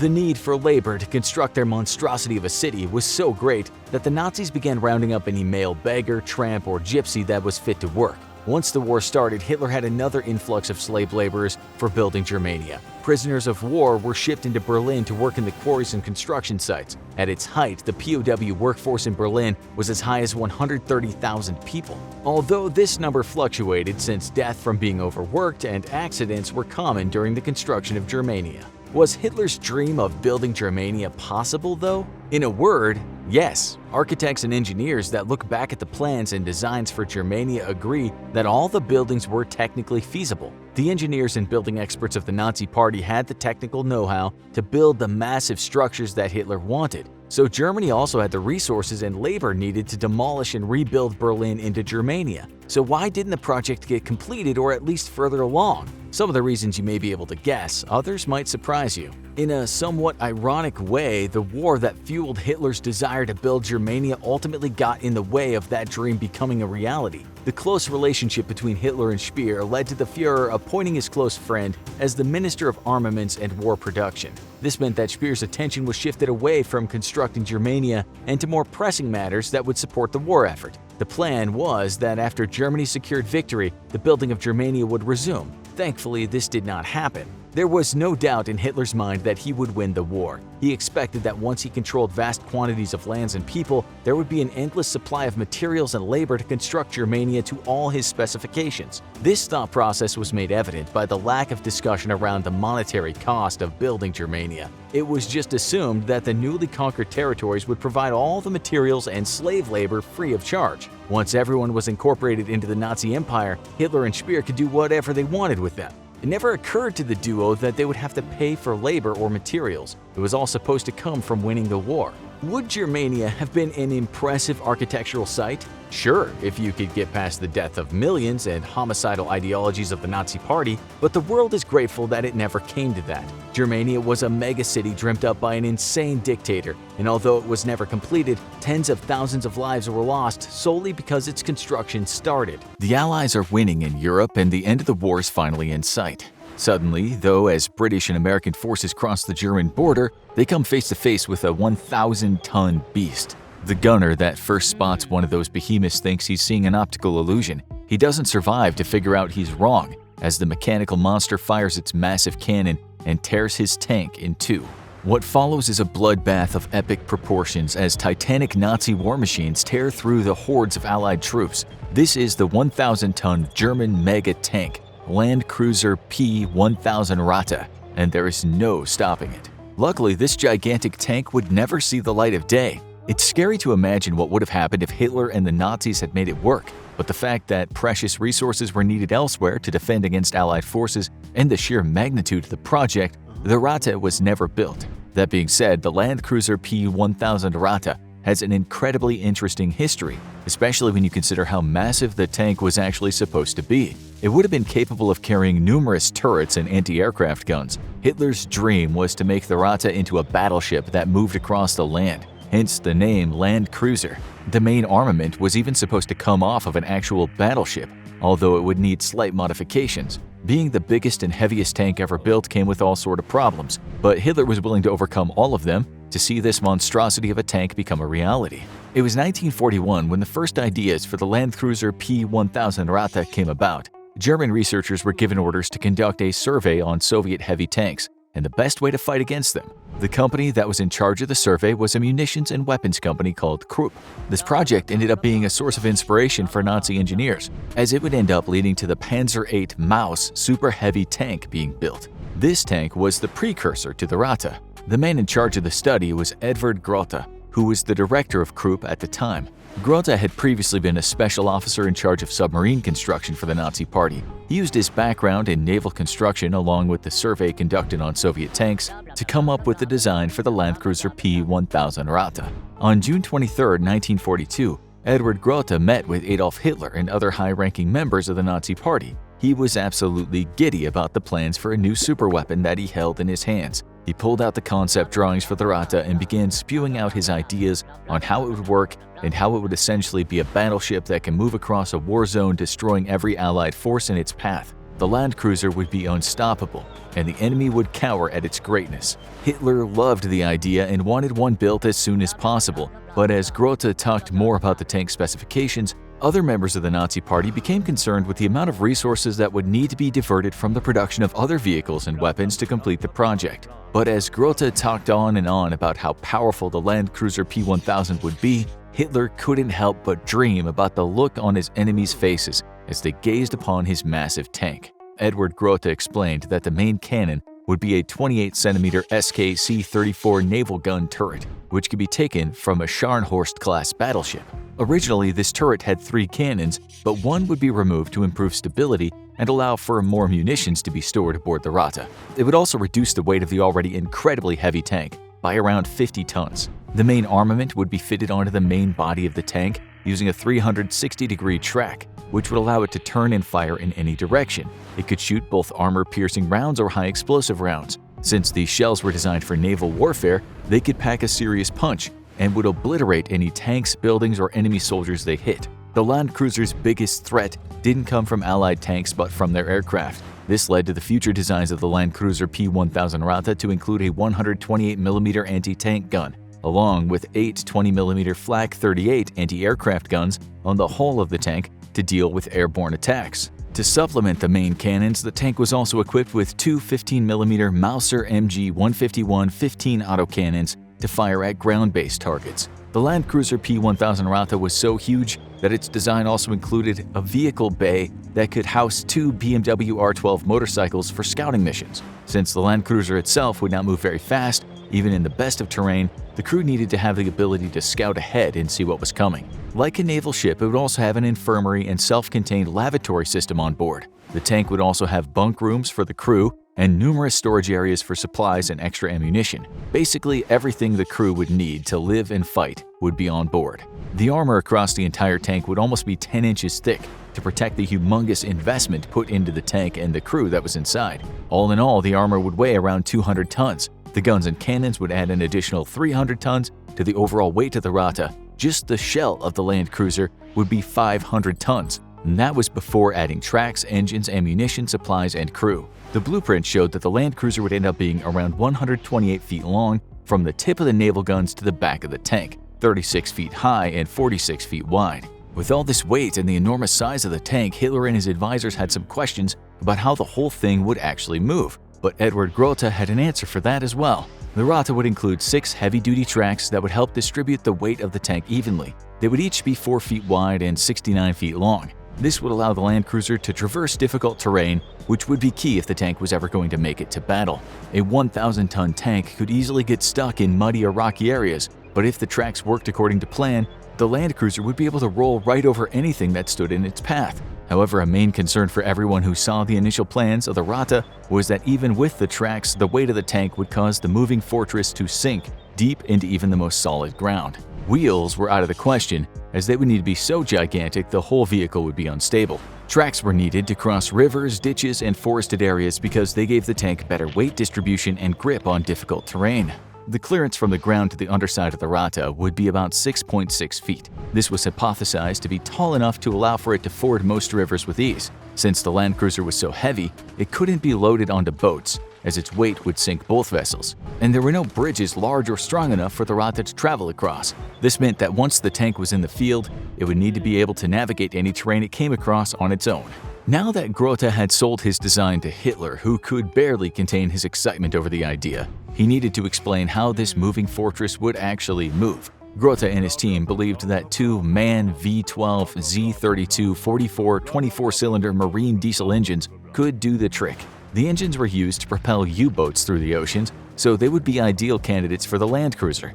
Each engine could produce around 8,400 horsepower. The only problem would be that if one of the engines broke, the land cruiser was pretty much stuck where it was. This would make the land cruiser a sitting duck if Allied forces surrounded it and bombarded the tank from the ground or the air. The other option was to equip the tank with 8 Daimler-Benz MB501 20-cylinder marine diesel engines. Each of these engines could produce around 2,000 horsepower, which would provide a little less power than the MAN engines. However, since there were 8 of them, the tank could probably still move even if 1 or 2 went offline. It doesn't seem a final decision was ever made on what type of engine would be best for this new Wunderwaffe. Both engine options would require enormous amounts of diesel to move the Rata. It's estimated that the tank would go through a gallon of fuel a minute running at full power, which would only move the land cruiser around 25 miles per hour. Considering that Hitler's hopes and dreams hinged on the Rata crushing his enemies across Europe, the tank would require an almost unfathomable amount of diesel to meet his goals. Other tanks and military vehicles were transported long distances by railway, but the Rata was too large to fit through tunnels, and there was no train large enough to carry it. At the time the land cruiser concept was brought to Adolf Hitler, Germany was already having problems with its supply lines. Getting oil out of the Middle East was becoming harder and harder as Italian forces were falling apart, and the British were holding their own in the region. This problem was exacerbated by the United States joining the war. The Nazis desperately needed more oil to keep their war machine running, and if the Rata was ever going to become a reality, it'd need a lot more of this vital resource. The decision was made to invade the Soviet Union to try to gain more resources, not so the land cruiser could be built, but so the Nazis could continue fighting the war. This decision would eventually lead to the Nazis' downfall and the end of the war in Europe. Regardless of the type of engines the tank was fitted with, the exhaust system would have been the same. All engines would be provided with snorkels similar to those used on German U-boats. Their connections between the submarine technology and the land cruiser were clearly Edward Grote using what he already knew and then transferring it to the weapon of his dreams. The snorkels would be constructed in a way that oxygen could still reach the Rata's engines even when the tank was traveling through deeper waters. The last thing the Nazis would want was their 1,000-ton tank stuck in a river with no power as the entire vessel began to fill up with water. One of the reasons Hitler might have been so open to the idea of the land cruiser was because he already loved another giant tank design called the Maus. The original design was created by Ferdinand Porsche, the same gentleman responsible for creating fast sports cars and the people's car, better known as Volkswagens. But the Maus was not a car, it was actually the heaviest fully enclosed tank ever made. It ended up weighing around 200 tons. The Maus was about 33.5 feet long, which was twice as long as the Panzer III tank that had brought the Nazis success throughout the war. The Maus was 12 feet high and had armor thicker than any naval ship at the time. Hitler was adamant that the tank be equipped with a 128mm Pak 44 Krupp Panzerabwehrkanone anti-tank cannon. Later, designs also included a coaxial 75mm gun to the main turret, a 7.92mm MG-34 machine gun atop that turret, and an MG-151 20mm anti-aircraft gun to defend the tank. Hitler's dream was to make the land cruiser the big brother to the Maus, which is why it was given the name Rata. The Panzer VIII Maus had one huge thing going for it that the Rata didn't though: it was actually built. Only 2 were ever completed, and of the 2, only one of them made it to the battlefield before the end of the war. The Maus and the Rata would have had very similar problems that made these tanks pretty much useless when it came to fighting in a battle. What were the biggest problems for a 1,000-ton tank? As 1943 progressed, the Nazis just couldn't afford to commit the amount of resources and manpower needed to build the Rata. Nazi leadership could not justify trying to construct the behemoth of a tank when it would end up being so impractical even if the Fuhrer wanted it to be a reality. Military strategists examined the Rata and determined that it could likely have been built, but it would not end up being the dream weapon that Grote and Hitler had imagined. Its 1,000-ton weight meant it would pulverize any roads it drove across. Maybe this wouldn't be a big deal for the Rata itself, but it would make everyone else's lives miserable. Other Germans who used the roads regularly for supply runs or just to move around the country would have had to travel across the jagged remains of concrete that the Rata left behind. As mentioned before, the size and weight of the Rata also meant it wouldn't be able to use bridges or trains, so deploying the tank anywhere quickly wasn't a possibility, which is kind of a problem during wartime. The size of the tank would also make it an easy target for Allied bombers. Even though the Rata would be equipped with anti-air guns, there just wouldn't be enough firepower to stop multiple bombers from targeting the tank and managing at least a few direct hits during a run. The Rata's armor was thick, but multiple bombs slamming into the hull at the same time would be enough to at least damage some of its more vital components such as the engines or the tracks. After about a year of planning and crunching the numbers to see if the Landkruiser Rata could somehow be built, Hitler's Minister of Armaments and War Production, Albert Speer, finally put an end to the madness. He explained that Nazi Germany was at a crossroads, and they needed to focus their resources on weapons that had already been proven to be effective, such as the Panzer IV. However, the craziest part is that Grote and his team at Krupp had already started designing an even bigger tank. They'd taken the idea for the Rata and implemented a new weapon system. The idea was if they could build a 1,000-ton tank, then adding another 500 tons to it couldn't be all that hard. The team designed a second Landkruiser and named it the Monster. Instead of using the 28cm SK-C-34 naval gun turret, the P-1500 would use a more powerful weapon that Krupp had already designed. The Monster would be fitted with a modified version of the heavy Gustav 80cm railway gun. This was another massive weapon that just wasn't practical. It had been used once at the siege of Sevastopol, where it took 4,000 men about 5 weeks to get the gun into firing position. After the heavy Gustav was in position, it required another 500 men to fire it. The siege lasted about a month and the heavy Gustav fired 47 rounds. The problem was that it had worn out its original barrel. The massive cannon needed to be shipped back to the Krupp factory in Germany to be refitted with a new barrel. This would be the only time the heavy Gustav would see battle, as the massive cannon was impractical and abandoned by the Nazi military. It was dismantled and its pieces spread throughout the factory to keep the incoming Soviets from using the Nazis' own gigantic cannon against them. Yet, the planners of the Monster didn't see the heavy Gustav as just a useless cannon.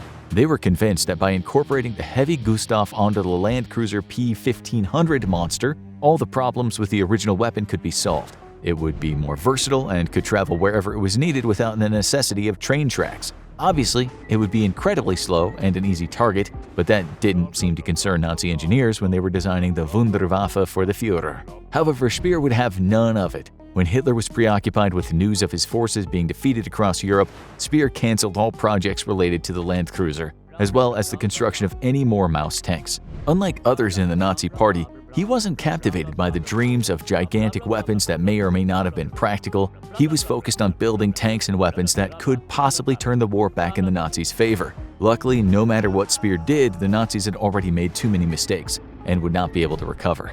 There is one terrifying thought, though, that we want to leave you with. What if Edward Grote had come up with the idea of the Landkruiser P-1000 Rata earlier? Could it have affected the outcome of the war? This huge tank would most certainly be a formidable machine to go up against in battle, but perhaps it would have been an even more dangerous psychological impact. The heavy Gustav was originally supposed to be constructed to aid in the demolition of French fortifications when the Nazis' invasion commenced. However, the Nazis found that capturing France was easier than they anticipated, and the invasion was complete before the heavy Gustav was in its testing phase. Likewise, World War II had been raging for a few years before the Rata was brought to Hitler's attention, which did not allow enough time for him to ever see this nightmare of a tank become reality. But what if those superweapons had been built before the start of World War II?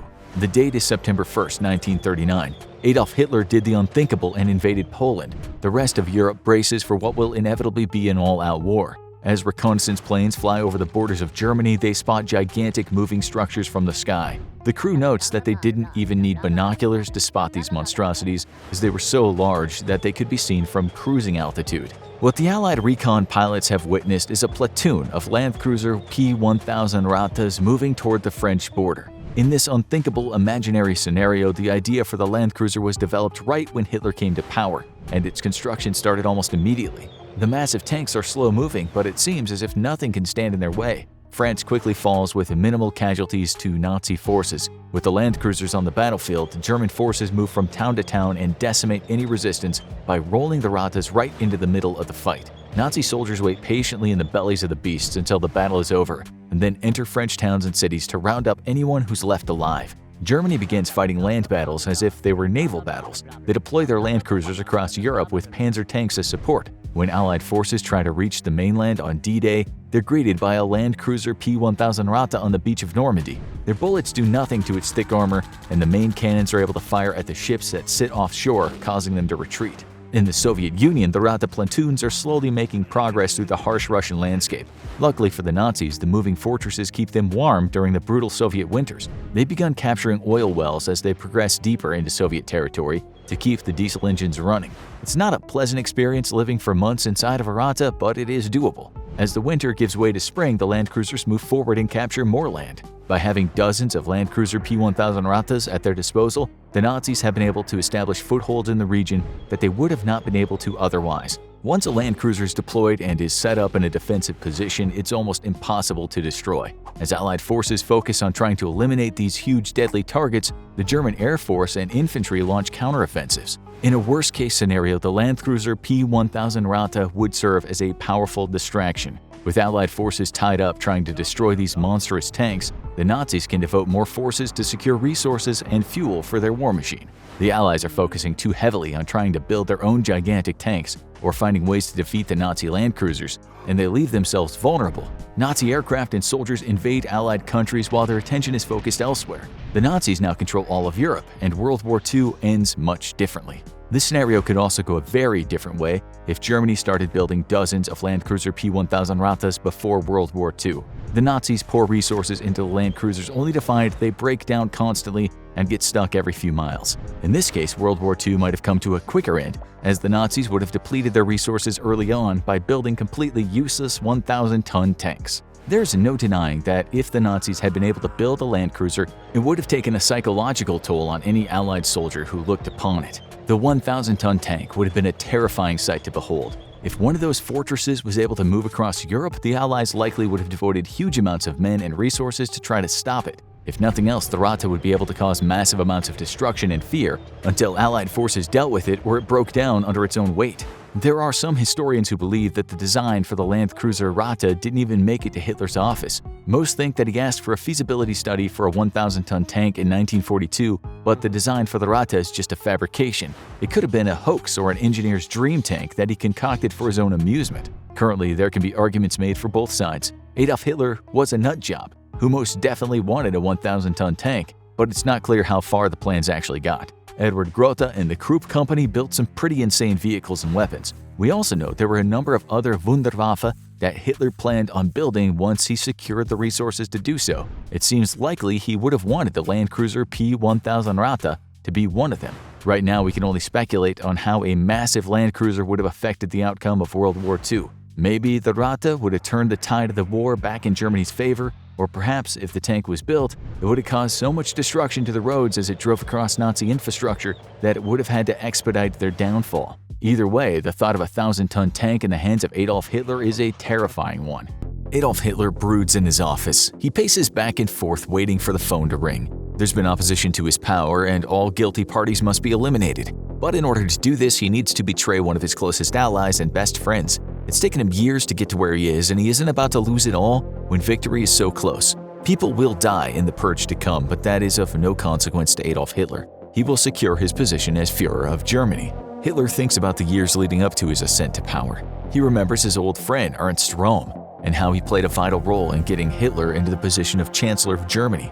But even though Röhm is a good friend and ally, he will not make it out of the purge. Hitler shakes his head as he knows he must betray his friend. They both played major roles in the Beer Hall Putsch in 1923 to overthrow the German government and put the Nazi Party in control of the country. That coup failed, and like Hitler, Röhm had to go into hiding to escape being arrested or killed. But together, they worked toward a new goal, taking over the German government by political means rather than strictly by force. The Nazi Party was still growing at the time, and Hitler was gaining more and more prominence within the party. Ernst Röhm believed in Hitler and would do anything to help him secure his position in the government. To this end, Röhm helped from the Sturmabteilung, also known as the SA, or brown shirts, due to their uniforms. This was an organization that enforced Nazi Party norms and influenced elections. The SA was one of the main organizations that provided the means for Hitler's rise to power. Yet, now in the final days of June 1934, he will betray not only Röhm but anyone else in the SA who questions him. Adolf Hitler stops thinking about the past and starts focusing on the present. He walks over to the door, opens it, and ushers the men waiting outside into the room. Hitler and his advisors take their seats around a large table. The chamber's filled with Nazi regalia. The swastika flag hangs from the wall. Paintings dedicated to the glory of the Aryan race seem to fill every empty space. "You know why you're here," Hitler says. "The SA has played a major role in getting us to where we are today, but now they are becoming a problem. They have ideas of an even greater revolution, one that will put all of our positions in jeopardy." Hitler looks at one of his advisors and nods. The SA is comprised of around 3 million men and outnumbers the German army. We all remember the oppressive rules imposed on our great country by the Treaty of Versailles. The German military can only consist of 100,000 men, but since the government does not control the SA, they can have as many members as they want. This worked well for us in the past when we were trying to secure prominent seats in the government, but now that I've become chancellor, we need to find a way to get them under control. There are grumbles of agreement from the Nazis sitting around the table. The SA is still loyal to Hitler and the Nazi Party, but they are starting to frighten the elites of the country. The beginnings of a delicate plan have already been put into place to ensure Hitler will become the supreme ruler of Germany when the current president dies. However, this will not happen if the SA incites a revolution before he can make final preparations. Everyone in Hitler's chambers agrees something must be done. The leaders of the SA need to be dealt with. Otherwise, everything they worked so hard to accomplish will fall apart. Thank you for your input, gentlemen. I will take what you've said under advisement and will come up with a solution. I must now meet with members of the SA. I will update you on any progress next time we meet. Adolf Hitler stands up from the table. The other members of the Nazi Party rise and salute him. Chancellor Hitler walks down the hall of the government building and enters a room where members of the SA are waiting. Gentlemen, we have much to discuss. Hitler takes a seat at the table. I, along with everyone else in the party, appreciate your support in keeping everyone in line. Hitler says to the SA officials, "Your methods of intimidation have kept the press quiet and squashed my opposition. For that, I'm eternally grateful." He pauses for a moment to make eye contact with the men in the room. "You have all been loyal in your duties, and I know that this revolution is taking slightly longer than anticipated, but we are almost there." Hitler is interrupted by one of the leaders of the SA. "Longer than anticipated? Your use of diplomatic means to achieve our goals is going nowhere. We need to overthrow the entire government and put true leaders in charge like Ernst Röhm." The other SA members in the room nod their heads and cheer in agreement. Hitler looks at the man standing in the corner of the room. It is Heinrich Himmler, his right-hand man. They both know that too much could be lost if they allowed the SA to continue inciting violence and force an armed revolution. "We couldn't agree more," Hitler lies. "But you need to give us time to deal with the elites of the country. It is with them that the loyalty of many lies. When we bring them to our side and they support the Nazi cause, everything else will fall into place." "Screw the elites," one of the SA shouts. "All they do is hide behind their money and servants. It is time for the people to reclaim Germany. We say that the elites should be removed from office and replaced by members of the SA with more fundamental Nazi beliefs. That is what we are going to do," Hitler reassures the SA gathered before him. "But first we need their support. Once my position as Führer is secured, we can move our plans forward and deal with the real threat to our people, the Jews. However, if you don't give me the time I need to change the system from within, there will be backlash from the elites and many other German citizens as well. The German army is still loyal to the president and the current administration. They will not just roll over and hand us the country. Then we will wipe out the army and take the government by force," one of the SA leaders shouts. Hitler shakes his head as he glances at Himmler. "We will take that under advisement. But right now I have another meeting. Thank you for bringing your concerns to my attention. It is much appreciated and they will all be addressed in time." There's murmuring from the SA officials as Hitler leaves the room. "We need to deal with this sooner rather than later," Himmler warns him. "The SA is becoming too powerful, and we're going to have a civil war on our hands if we don't get them under control." "I know that," Hitler hisses back. "I'm trying to figure out the best way to eliminate this threat. We cannot let them overthrow the elites. We need their money and support to realize our final goal. Every time I meet with members of the government and their influential friends, they complain to me about the trouble the SA is causing. They blame me for the destruction. They blame me for the riots. They blame me for the violence. It's getting tiring. I've talked to Röhm, and he's working to get his members under control, but he also agrees with the SA ideology. I'm not sure he can be trusted any longer." "Then Röhm will need to be dealt with as well," Himmler says. The corner of his lip curls up slightly. "I'm sure your SS branch of the SA would be happy to help out. We can use them to eliminate our problems from within the organization. After all, what good is having your own personal bodyguards if you don't use them to do your bidding?" Hitler stops walking and is silent for a moment. "Are you saying what I think you're saying?" he asks. Himmler nods his head. Hitler rubs the bridge of his nose as he thinks out loud. "I really didn't want it to come to this, but it seems as if we have no other choice. Gather the SS and work with Goebbels to prepare them for their mission. I don't know when we'll need to purge the party, but it'll be one day soon." Himmler salutes Adolf Hitler and marches down the hallways. Hitler calls after him, "Heinrich, be discreet. We don't want anyone getting wind of this before we can execute the plan, especially Röhm." Himmler nods his head and continues on his way to brief his loyal SS men about the plan to cleanse the Nazi party. Adolf Hitler exits the parliamentary building and enters a car idling on the street. The summer rain falls steadily, casting a gray shadow across the city of Berlin. He has a meeting with several German elites and military leaders that he is not looking forward to. He knows how it'll go. They'll tell him the Nazi party is becoming too aggressive and that the SA must be dealt with. This time though, Hitler has a plan. The SA will soon cause him no more trouble, and the elites of the country will finally be off his back. Hitler enters the room full of generals, politicians, and powerful businessmen. He shakes the rain from his coat and hangs it on a nearby hook. "My friends," he begins, "I have met with the SA leaders and they are less than willing to back down. Therefore, I have taken matters into my own hands. In the days to come, you will watch the SA fall apart. It's all being taken care of as we speak." One of the military generals speaks up. "There are rumors that the SA is forming a people's army. This is unacceptable and will lead to the destruction of the country. The Nazi Party is becoming more trouble than they're worth." Hitler represses the rage that fills him. "I assure you, General," he clearly says as calmly as possible, "it is not the Nazi Party that is the problem. It is Rome and the SA. And if you were listening, I just said it is being dealt with. It better be, or you'll find that your position in the government may not be as secure as you might think. We're happy to squash this rebellion and put the country under martial law if you can't do it yourself," responds the general. "Do not threaten me," Hitler spits. "In the coming days, the SA threat will be crushed. After that, it's only a matter of time until President von Hindenburg passes, and I am fully in control of this country. You do not want to be on my bad side when that happens, General. When I'm Führer, all I will have to do is snap my fingers and you will be removed from your position. There are plenty of loyal followers to take your spot." There's an unsettling silence in the room. "I have my top men working on a solution for the problems Rome and the rest of the SA are causing for you. Now if you'll excuse me, I need to make preparations." Hitler turns and exits the room. His wet leather boots squeak down the hallway. In his mind, Hitler is playing out the murder of everyone who has ever questioned his decisions. There will be no escaping his wrath once he has complete control of the country. People will hang, generals will be shot. It's only a matter of time until he gets everything he's ever wanted and makes the world pay dearly for allowing it to happen. Heinrich Himmler, Reinhard Heydrich, Hermann Göring, and Adolf Hitler sit around a table. The room is lit by candlelight as they discuss the plan to purge the Nazi Party of anyone who might jeopardize their future plans. We all know that Rome and the other leaders of the SA are not planning to overthrow the government anytime soon. They're unhappy but still have faith in the Chancellor, says Himmler. However, the current ruling body doesn't see it this way, which means we're going to have to make it look like the SA was trying to destabilize the country to ensure the people of Germany are on our side. The other men around the table nod in agreement. Göring chimes in. "We've already planted fake evidence in the offices and homes of the people we need to get rid of. We can use this as justification for purging the party. As long as it looks like we're saving the country from chaos, no one will question us." Hitler sits quietly, staring at the burning candle flame in the middle of the table. "Rome has been loyal to me this entire time. He's one of the main reasons I am where I am today. But the fact that he is the face of the SA means he must be eliminated. I regret this, but make sure once Rome is killed, there is indisputable evidence that he was connected to an extremist plot to overthrow the government. If that doesn't work, we'll say he has a proclivity toward unbecoming sexual behaviors." "As you wish," replies Himmler. Everyone here is aware of Vice Chancellor von Pappen's speech at the University Marburg a few days ago on June 17th, right? Himmler asks the other men around the table. They confirm they know of it.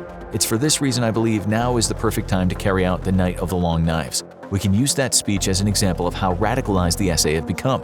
This, along with all the planted evidence, will be enough to execute everyone we need to ensure the elites and army stay on our side while maintaining the loyalty of the more moderate brown shirt members." "I agree," says Hitler. "By keeping the current governing body and military happy as well as retaining most of the SA, we will have an armed force large enough to begin our plans of rearmament and military expansion.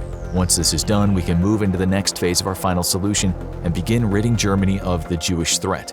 We will return this country to its former glory, and no one will stop us." Hitler slams his fist down on the table. The Nazis in the room applaud his conviction. A few days go by without incident. Then, unexpectedly, the timetable for the purge gets moved up. "What do you mean the brown shirts are rebelling in the streets?" Hitler screams into a telephone receiver. Himmler's on the line. "Put an end to it. I'm coming to Munich now." Hitler slams down the phone and grabs his coat. His car is summoned to drive him to the airport. It's June 30th, 1934 when Hitler lands in Munich. Top Nazi officials wait for him on the tarmac. "Give me an update. What's going on?" He begins walking to the waiting caravan of cars as his entourage follows. Himmler speaks first. "The SS have been deployed and are subduing the SA brown shirts who are rioting. We've also deployed men to arrest anyone who is sympathizing with the SA or trying to cause problems for the party. They've been told that if anyone resists arrest, they are to be shot." "Good," Hitler responds. "Sir, you should know that the brown shirts who are rioting through Munich are calling for your resignation and accusing you of treachery," Göring says. "We'll have them all executed for treason." "Very good," Hitler replies. The men enter the cars waiting for them and begin to drive toward Munich, where they'll meet the SS forces. "Contact Rome and tell them to gather the heads of the SA for a meeting. Make it seem like we just want to talk. Inform him that they should all meet at Hanselbauer Hotel in Bad Wiessee. We'll deal with them there." "Yes, sir," says Göring. Hitler and his men proceed to the Bavarian Interior Ministry. When they get there, August Schneidhuber, the chief of the Munich police, is nervously waiting for them. Hitler bursts into the room screaming about the ineffectiveness of the Munich police. He walks up to Schneidhuber and rips the epaulets showing his rank off the chief's uniform. "How dare you let the brown shirts wreak havoc in the city? We're so close to a unified and powerful Germany, yet you let something like this happen." "I'm sorry, Chancellor," the chief of police says. "No, you aren't, but you will be," screams Hitler. "Take him outside and shoot him." SS soldiers grab Schneidhuber by the arms and escort him out of the building. A few moments later, the sound of a gunshot is heard from outside. "Now it's time to deal with the brown shirts once and for all," Hitler says as he exits the room. Hitler and his men head to the Handcuffed Hotel, where Röhm and the other SA leaders are staying. They had gone to bed the previous night when Hitler had not yet arrived. The sun is just starting to rise as the SS pulls up to the hotel in their vehicles. It's a caravan of men loyal to Hitler. There's no escaping what's to come. The soldiers burst into the hotel with their guns raised. The concierge throws his hands in the air and begs for mercy. The SS run from room to room, kicking the doors of the SA leadership while they're fast asleep. Hitler's enemies are dragged from their beds, lined up in the lobby. They stand in their pajamas, terrified of what's to come. Urine runs down the legs of men who knows that this will be the last moments on the planet. Hitler enters the Handcuffed and looks upon the faces of the confused SA leaders with disgust. "You thought you could get away with it," Hitler shouts at them. "Well, we uncovered your plot to overthrow the government and the Nazi Party. This ends now. You're all under arrest and will be tried for treason." Hitler scans the faces of the men who stand before him in their nightgowns. There are some that would betray him, but most are loyal. "Who's this?" Hitler says, pointing to a young man standing next to an SA leader named Edmund Heinz. "We found them in bed together," one of the SS soldiers informs him.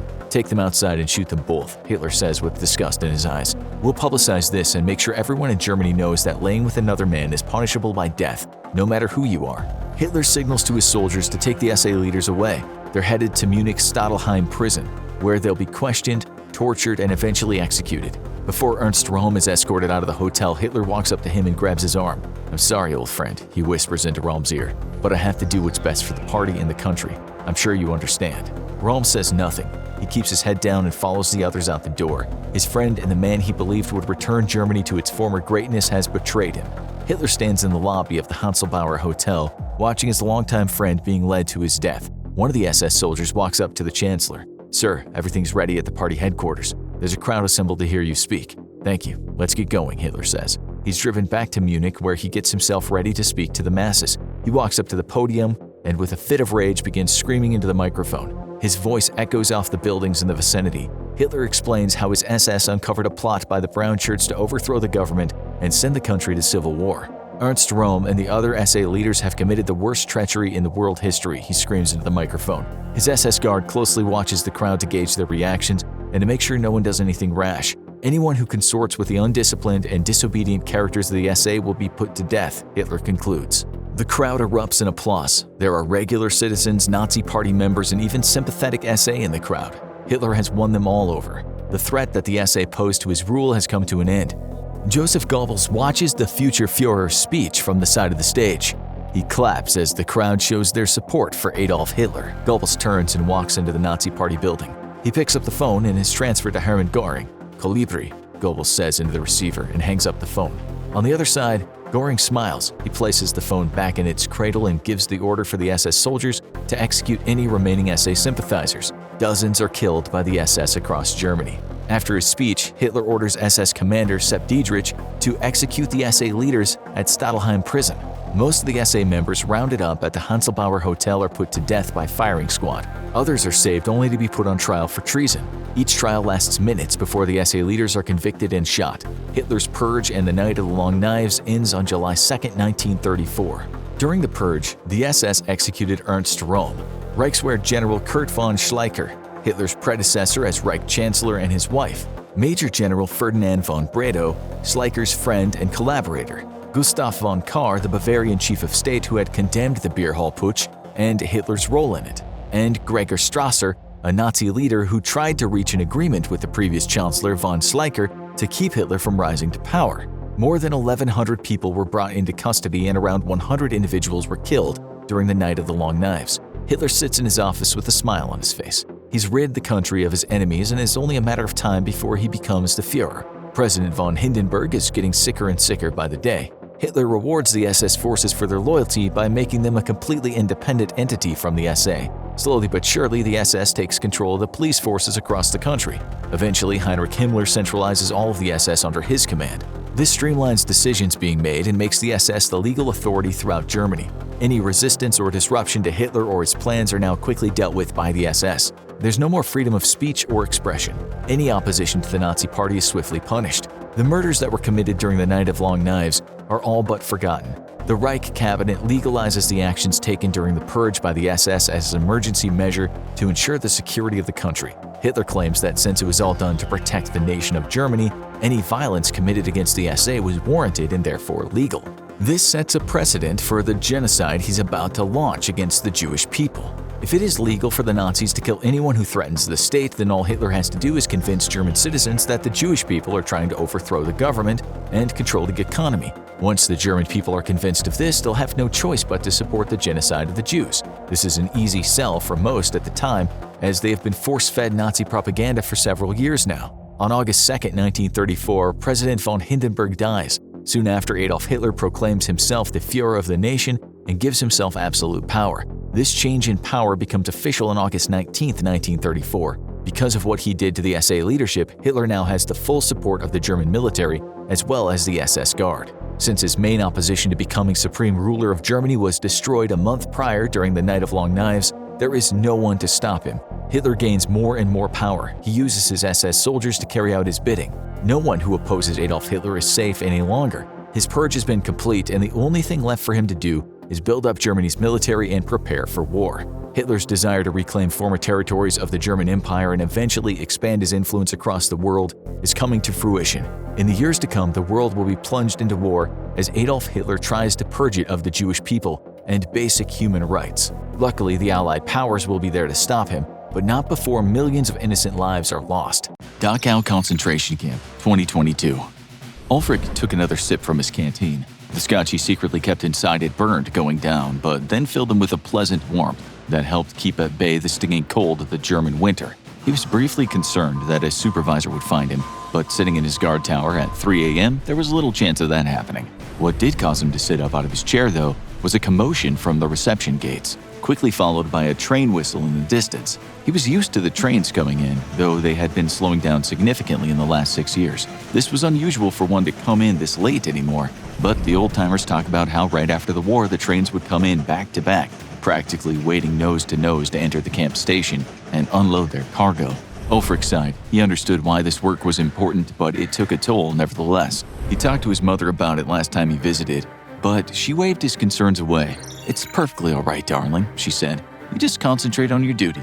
She then followed it up with a hand motion that had grown in popularity in the last few decades, brushing the tip of her chin with her hand as if flicking away something undesirable and foul from one's mouth. It was often used when someone bit into something disgusting or had to break really unpleasant news. It was also the default response to the Reich's ongoing cultural programs in the Far East. The train thundered into the station as the automatic barriers were drawn back. There had been some terrorist attacks against the camp's receiving station in the past, radicals who opposed the party's cultural advancement programs, so the camp had responded by building giant concrete barriers that could be opened and closed to allow entry. The number of guard posts and machine gun emplacements also had doubled. With a rumbling shudder, the diesel locomotive came to a stop. The large cargo cars weren't opened yet. That part always took a while, as the camp's security staff prepared for the task. Ulrich wished he had his phone to mess around on, but they'd been strictly forbidden after videos from inside one of the camps had been smuggled to America by a radical. The incident had been hugely embarrassing for the Reich. His job was to make sure nobody used the arrival of the train as a chance to escape, but it was practically impossible. After several escape attempts over the years, the entire perimeter was covered in a dense minefield. They'd have to go out and scoop up the remains of the last prisoner who attempted to escape. Suddenly, there was the sound of a sharp sergeant's whistle, and scores of armed men rushed to the receiving docks, taking up position in front of each car. Then the automatic locks disengaged and the big door swung open. Immediately, interpreters began to shout out instructions in German, Russian, and Yiddish. Though the last was largely unnecessary, there were few native Yiddish speakers anywhere outside of the United States anymore. Cargo spilled out of the cars in a series of small waves. The guards angrily shouted them into some semblance of order, even as the cargo struggled against the crowd, trying to huddle together in family groups. This was the healthy cargo. The journey from the Urals had been a long one, and the cars were standing room only, with no facilities. He could smell the stink from here, and he was grateful he hadn't been assigned to cargo control tonight. There was inevitably plenty of weak cargo, which would need assistance exiting the cars after the multi-day trip, with no food or water, and some of the cargo would already be dead on arrival, adding to the horrible stench wafting into Ulrich's nostrils from 100 yards away. He mentally willed the guards below to hurry up so the cars could be hosed down already. It always gave him a twinge of regret seeing the cargo huddled together with loved ones, only for them to be inevitably separated by sex and age. The younger cargo was always shuttled into trucks and driven somewhere else. Ulrich had no idea where. It wouldn't make sense for the Reich to take on the additional expense of trucking them elsewhere for removal. Dachau was the only cultural refinement facility left operational in the entire Reich. The rest had been shut down gradually over the years due to lack of demand. That cargo must be useful for something else. But what, Ulrich couldn't even begin to guess. The cargo inevitably screamed and wailed as the young cargo was separated for transport, though the interpreters were quick to shout out encouragement and promises of safety. Ulrich snorted.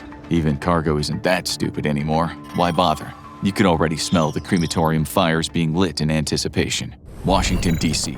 America must have closer ties with the Germans. Columnist Jeannie Arendt worked hard to keep the disgust from her face. The man on the podium before her was Aaron Court, one of the senior organizers of the Sons of America Party. It was amongst the most popular and most recent far-right political organization that had sprung up in recent years, as American Nazi sympathies neared a historical all-time high. The debate was being hosted by the German Reich's diplomatic office, and Jeannie felt sympathy but also anger at the academic who had agreed to take part to defend not growing ties with a deeply murderous and evil regime. The debate itself was just another bit of cultural manipulation of the American people by the Reichers, who were constantly working to sway public opinion in their favor. As the Reich's greatest rival, the United States stood in the way of a lot of Reicher ambitions. Most debaters who had been invited to this dog and pony show had wisely rejected. But this Berkeley professor couldn't resist the bait. Now that the debate was officially on, her and dozens of other journalists were forced to cover it, giving the Reich access to the American homes it desired. There was perhaps no state in the world more adept at propaganda than the Third Reich. Most of their own people still refused to believe any genocide had or was still taking place within its borders. They must also assume it's just a coincidence all their neighbors in the Reich are white. Mr. Court continued speaking. But we must have not just closer political ties, but economic, scientific, and of course cultural ties with the German people. The German propaganda minister who put on this show had done his job well. Inviting only far-left academics, its allies in the Sons of America could cartoonishly lampoon in the media. Jeannie shook her head. She really wished the professor had been wise enough to not take the obvious bait. You want closer cultural ties with a xenophobic, genocidal state that's waged a campaign of racial purity for the last 80 years? The professor practically quivered in outrage. Jeannie didn't blame him, but once more, he'd simply fallen into Court's trap. Most Americans are of European descent, English, French, Swiss, yes, even German. Over 60% of Americans share a direct cultural link to the people of the Third Reich, and there's nothing wrong with honoring one's heritage.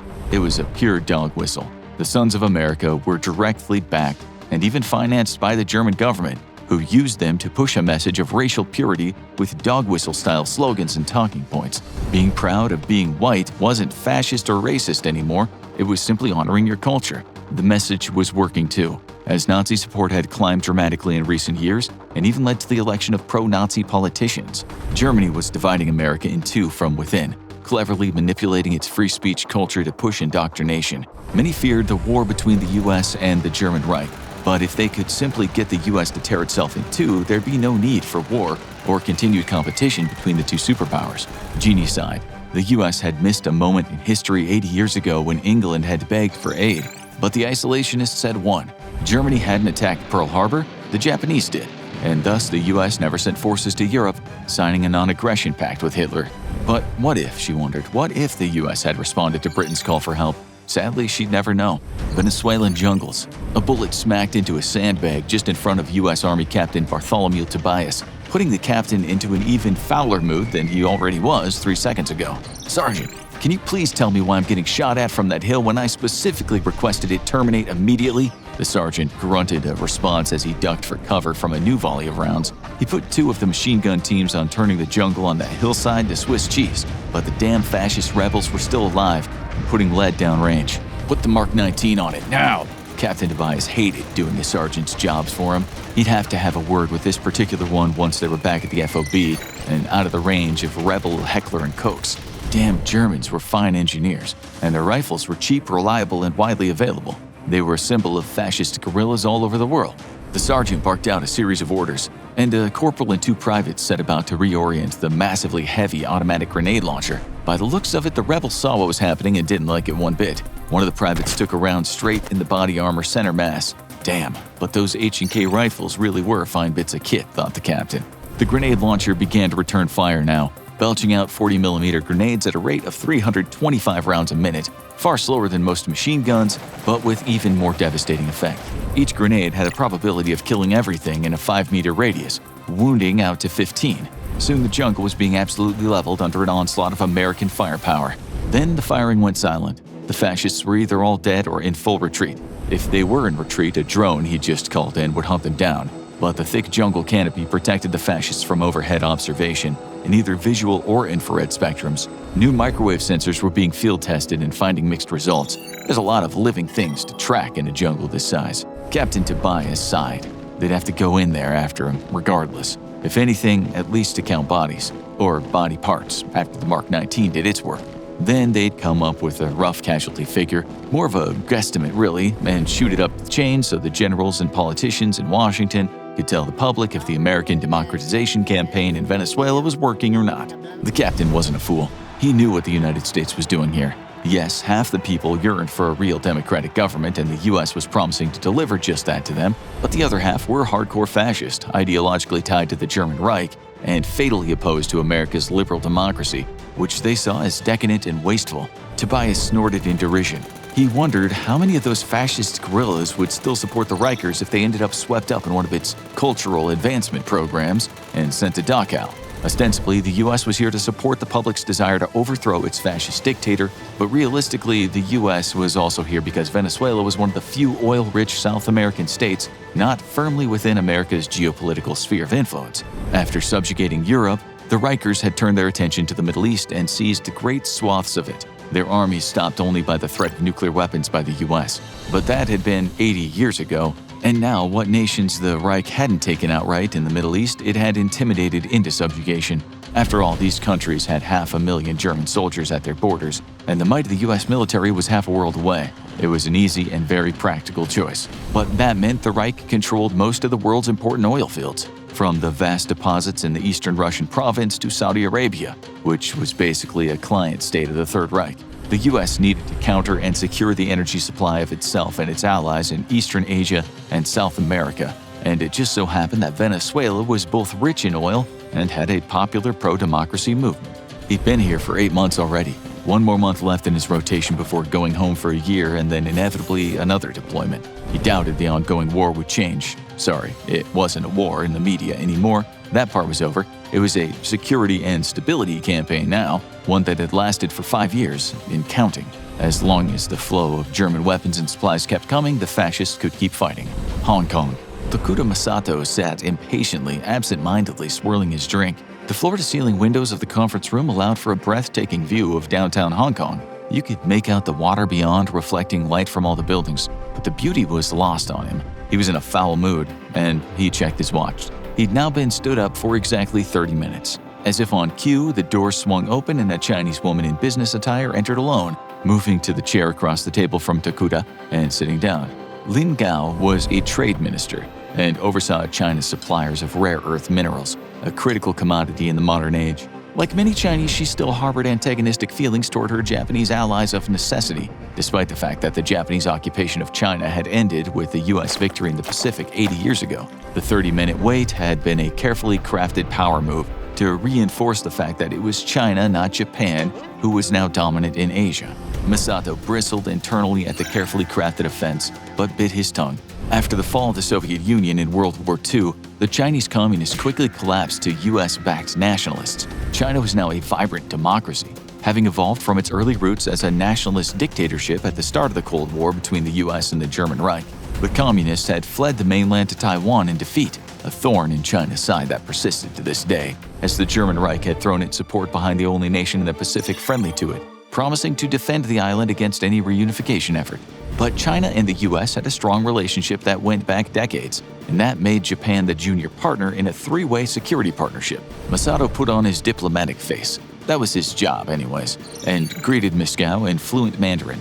Then he went straight to business. He'd done his research and knew Miss Gao was not someone fond of pointless pleasantries. We need you to reconsider the current level at which you export to the Reich, specifically dysprosium and terbium. We would greatly appreciate it if you significantly decrease the level at which you supply the Reich in future contracts. Lindgau said nothing for a moment, taking the request in and processing it. You spoke to the Americans about this? Masato was quick to answer, yes, they back our request. We must begin to think long-term and deny the Reich access to rare earth minerals it needs for advanced weapons. Gao frowned. The Reich effectively controlled the Middle East, and China imported most of its oil either from the region or from the German-Russian provinces. Slowing down supply of minerals critical to development of modern weapons would result in immediate retaliation from the Reich. And it wouldn't have to do much to retaliate. By simply turning off the oil tap, the Chinese economy would tank. China was not an American client, but their interests were very closely aligned. The Reich was an ever-hanging threat to all democracies, and if the Cold War kept raging for another 80 years, it was only a matter of time before Germany's hungry eyes turned toward East Asia. The difference between China and America was that China was a hell of a lot closer to the front lines thanks to Britain's capitulation at the end of World War II and Germany's seizure of India. I'm sure you're aware of the difficulties in granting this request. Even if I wanted to do this, Germany supplies most of my nation's oil. My own government would never allow it. Masato leaned back in his chair slightly. He could appreciate China's position. They had been warned for years to lessen their dependency on German oil. China hadn't listened. A long line of idealistic presidents had attempted to bridge the divide between the Reich and the rest of the world through trade. All it had ended up doing was handing over the strings to Germany so they could play China like a puppet. We, in conjunction with the Americans, have begun to survey vast hydrocarbon deposits in the Arctic Circle, accessible for the first time due to global warming. There's enough to offset China's dependency on German oil. Developing those fields will take years yet. This isn't an overnight fix for my nation. Masato nodded emphatically. Yes, of course, which is why we don't expect you to immediately cut off the Reich from supplies. Slowly, gradually, like turning off a tap. Lin narrowed her eyes. What were the Japanese getting at?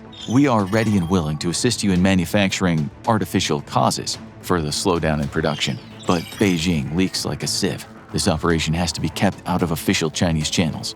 Masato tried not to grin as he saw Gao's face flinch. He was right. Reich intelligence had penetrated Beijing thoroughly, resulting in numerous security scandals. Japan will help cover your digital tracks and make sure there's nothing to suggest you are slowing down production on purpose and just making excuses, while the Americans are prepared to bankroll any losses incurred due to a slowdown in supply contracts. Gao's brow furrowed. This was a dangerous game to play. The Reich controlled the flow of oil into China, but China held the world's largest reserves of rare earth minerals, and without them, all of Germany's fancy modern weapons would be no more. If Berlin got wind that the slowdown in supply was on purpose, there's no telling what they might do.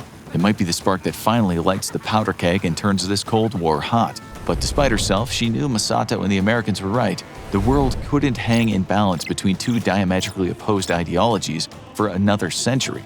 The Reich needed to be weakened, chipped away at. She stood without a word and exited, another purposeful slight born of her hereditary antagonism toward the Japanese. She didn't need to say a thing. Masato knew he'd hear from her soon.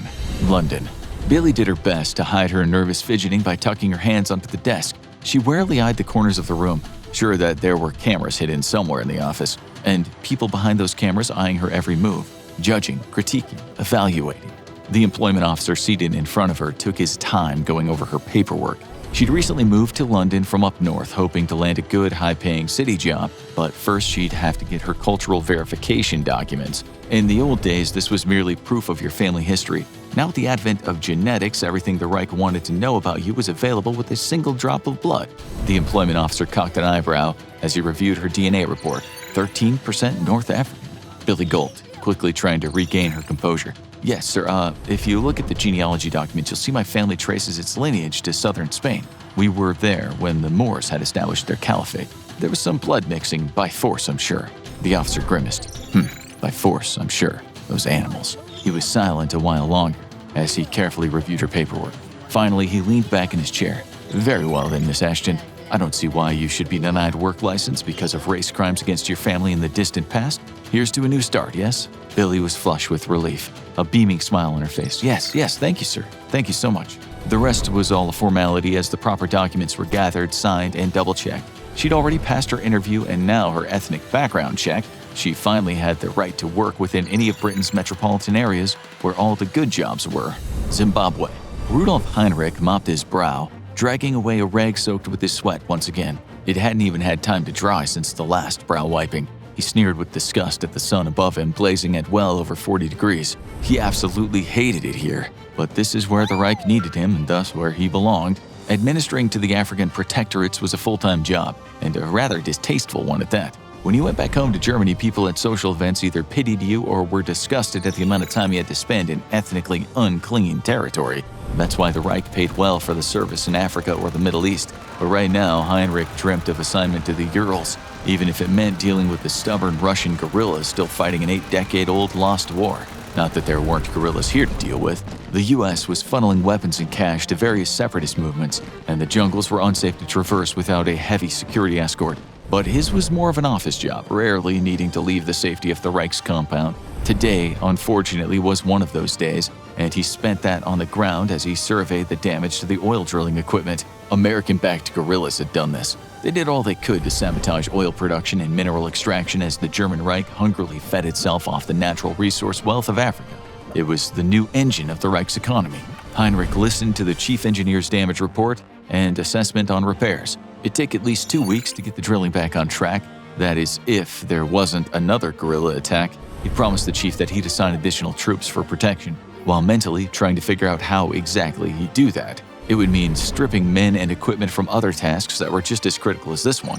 The Reich was spread out incredibly thin these days, an unfortunate consequence of achieving racial purity, but a problem that should resolve itself in a generation or two as the government encouraged women to have more babies. It was their patriotic duty. He headed back to his vehicle and the comfort of air conditioning, leaving the chief to bake in the hot sun as he spurred his men to work. Most of the crew was not Aryan, and that bothered Heinrich. But he understood the need to postpone cultural advancement programs in some of the Reich's territories and protectorates until they found an alternate solution, or good Aryan women had more babies. It was simply a manpower issue. The lesser races had their place, though, he thought, as his vehicle sped past oil field workers, and this was clearly it. Manual, unintelligent labor. Exactly what they were suited for. The armored vehicle let off a high-pitched alarm as the active countermeasure systems installed on the roof of the vehicle fired off an explosive charge, intercepting the incoming shoulder-fired rocket and exploding it harmlessly 10 feet from the vehicle, showering the armored sides and bulletproof windows with shrapnel. It didn't stop the second rocket, though. As Heinrich's vehicle was engulfed in flames, his last thought was about the damned Americans and how much he wished they would stop sticking their noses where they didn't belong. Chicago. The attic door crashed open and the heavily armed men poured into the small room. Leia screamed in terror, throwing her arms around her little brother, but rough hands grabbed her and pulled him out of her grasp as they ordered her to put her hands behind her back while shoving her to the ground. She wept bitterly as a plastic zip cuff was placed on her wrist and tightened painfully. A crowd had gathered outside the home she and her 3 younger siblings had been taking refuge in. There were angry shouts from the crowd upon seeing the teenage girl dragged out, and only growing angrier as the younger children appeared one by one. The last was a toddler who had to be carried in the arms of one of the FBI agents. Someone in the crowd threw a bottle, smashing into the side of one of the armored FBI vehicles. Immediately, an agent on a bullhorn warned the small crowd to keep its distance. The local police unholstered pepper spray canisters and threatened to use them. Law enforcement did all it could to keep these raids secret, but there were sympathizers within the various arms of law enforcement itself who routinely leaked the raids to the public online. An international agreement between the German Reich and the United States gave the Reichers legal right to reclaim an ethnic refugee fleeing from a Reich-controlled territory, but that didn't sit well with most Americans, and this included many within law enforcement. None of the officers would meet Leia's pleading gaze as she continued to cry. She twisted and turned in the officer's grip to look behind her and spot Levi, Samuel, and little Adam.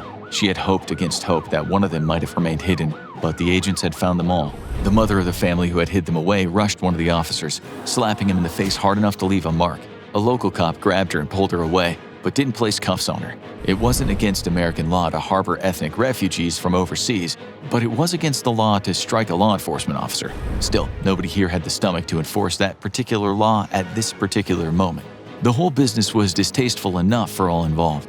Up ahead, next to the transport vehicle she'd been loaded on and processed for deportation by 2 unmistakable agents of the German Gestapo, easily recognizable by the bright red Nazi armbands they wore on their left arm. They were here to verify the capture and identity of the fugitives, and upon spotting them, Leah's legs gave out on her. "Please," she sobbed to the FBI agents, the crowd, and to anyone around her.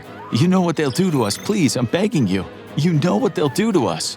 The hustle and bustle of New York City in the 1940s carries on as if it were any normal day. The birds are chirping, there isn't a cloud in the sky. Suddenly, a large V-like shadow blocks out the sun. A squadron of giant aircraft with swastikas adorning their wings appears above the Manhattan skyline. People scream in horror as the bomb bay doors open, and the Nazi America bombers drop their payloads across the city. In an instant, the financial capital of the United States is wiped off the face of the earth. Similar attacks are carried out to the north and south of New York. The Nazis pinpoint key manufacturing towns and decimate them with their state-of-the-art America bombers. This has been Hitler's obsession for some time now. Ever since the United States meddled in his affairs in Europe, the Führer has wanted to send them a message. Using his new fleet of long-range jets, he's done just this. Entire cities burned to the ground as the unrelenting barrage of bombs is dropped from the sky. Then something truly horrific happens. A lone America bomber flies over Washington, D.C., and it drops a single bomb above the Capitol building. People look up into the sky, shielding their eyes to see what the odd-shaped aircraft is doing over their city. The bomb falls like a lone raindrop on a pleasant summer day. Just before it hits the ground, the bomb detonates. There's a bright flash of light. In an instant, Washington, D.C. is incinerated in a fiery explosion of a nuclear bomb. It only takes hours before the United States surrenders to the genocidal maniac that leads the Nazi Party.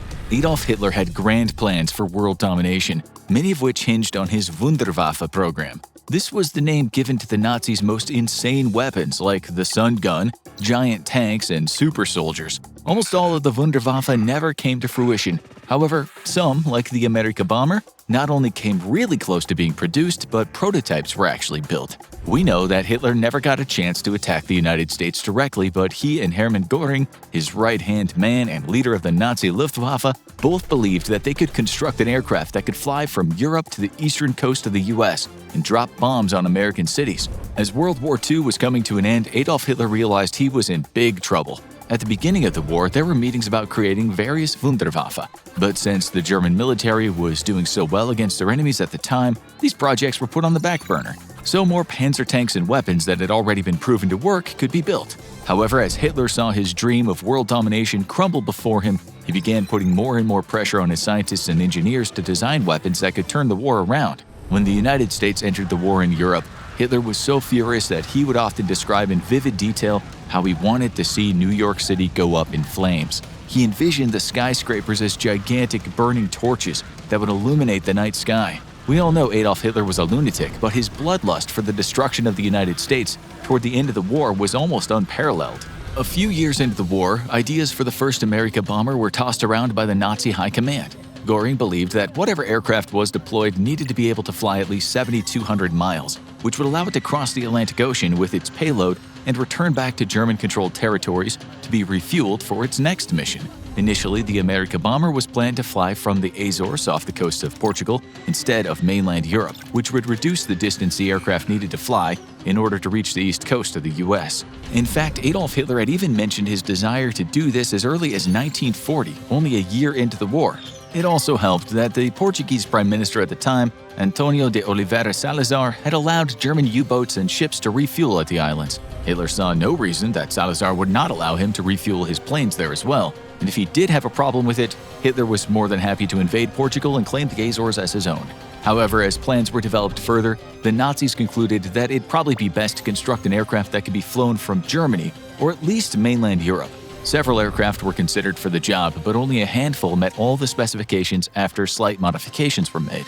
The reality was, the aircraft that could deliver everything Hitler wanted had yet to be invented. It needed to be state-of-the-art, and like nothing that had come before it. The craziest part is that the Nazis were actually extremely close to making this Wunderwaffe aircraft a reality, and even though it wasn't completed until after Hitler's death, the final America bomber concept did eventually fly. The first prototype for the America bomber was the Junkers Ju-390. It was designed to have 6 BMW 801E 14-cylinder 2-row air-cooled radial piston engines that could give the plane enough thrust to reach 314 miles per hour. This behemoth of an aircraft would contain a crew of 10 and have a wingspan of over 165 feet. The cruising speed would be closer to 220 miles per hour, but it would only have a range of about 5,000 miles. This wasn't nearly enough to make it to the United States and back. Modifications were made to the Ju-390, but it was found that this plane would never be able to complete the missions that Hitler envisioned. When loaded with enough bombs to decimate the New York skyline, the Ju-390 would barely make it across the Atlantic, let alone back home. Therefore, the aircraft was scrapped pretty early on. The next prototype for the America bomber was the Messerschmitt Me-264. This aircraft was smaller than the Ju-390, with a wingspan of only 141 feet. It was powered by 4 BMW 801D 14-cylinder air-cooled radial piston engines that gave it a top speed of 339 miles per hour and a cruising speed of 219 miles per hour. However, even though the Me-264 was smaller with fewer engines, it had a much longer range. The Me-264 could travel 9,300 miles without refueling, which was more than enough to reach the US coast, drop some bombs, and fly back to Europe. But due to its smaller size, there were concerns that it would not be able to hold enough explosives to make the trip worthwhile. An entire squadron of Me-264s would need to be sent to the east coast of the US and simultaneously drop their payloads if they were to destroy New York City. The problem with this plan was that the Me-264s were not very fast, which made them vulnerable to American fighter planes that would be launched to intercept and destroy them. Another consideration for the America bomber was the Heinkel HE-277. This was the smallest of the 3 prototypes, and it didn't seem very practical once the Nazi engineers dissected its specifications. The HE-277 had a wingspan of 131 feet and was powered by 4 BMW 801E 14-cylinder twin-row radial engines. This gave the plane a max speed of 354 miles per hour and a cruising speed of 286. The HE-277 would be the fastest out of all the aircraft considered for the America bomber mission. However, it only had a range of 3,700 miles, meaning that any bombing run of the US would be a one-way mission. After careful consideration, the Nazi High Command gave the go-ahead to build prototypes of the Me-260 and the Ju-390. They both flew, but neither would be mass-produced or make it to the shores of the Americas. Even with the initial failures of the America bomber project, the Nazis still had several designs that might have been able to wipe out New York City for their Führer. The creation of the V-2 and other advanced technology using rocket engines gave Nazi inventors several ideas. They designed ballistic missiles and a manned suborbital rocket ship named Silbervogel that could possibly be used to strike the eastern United States. These projects never made it off the ground, but it shows the ingenuity and the dedication Hitler's engineers had to make the Führer's dream a reality.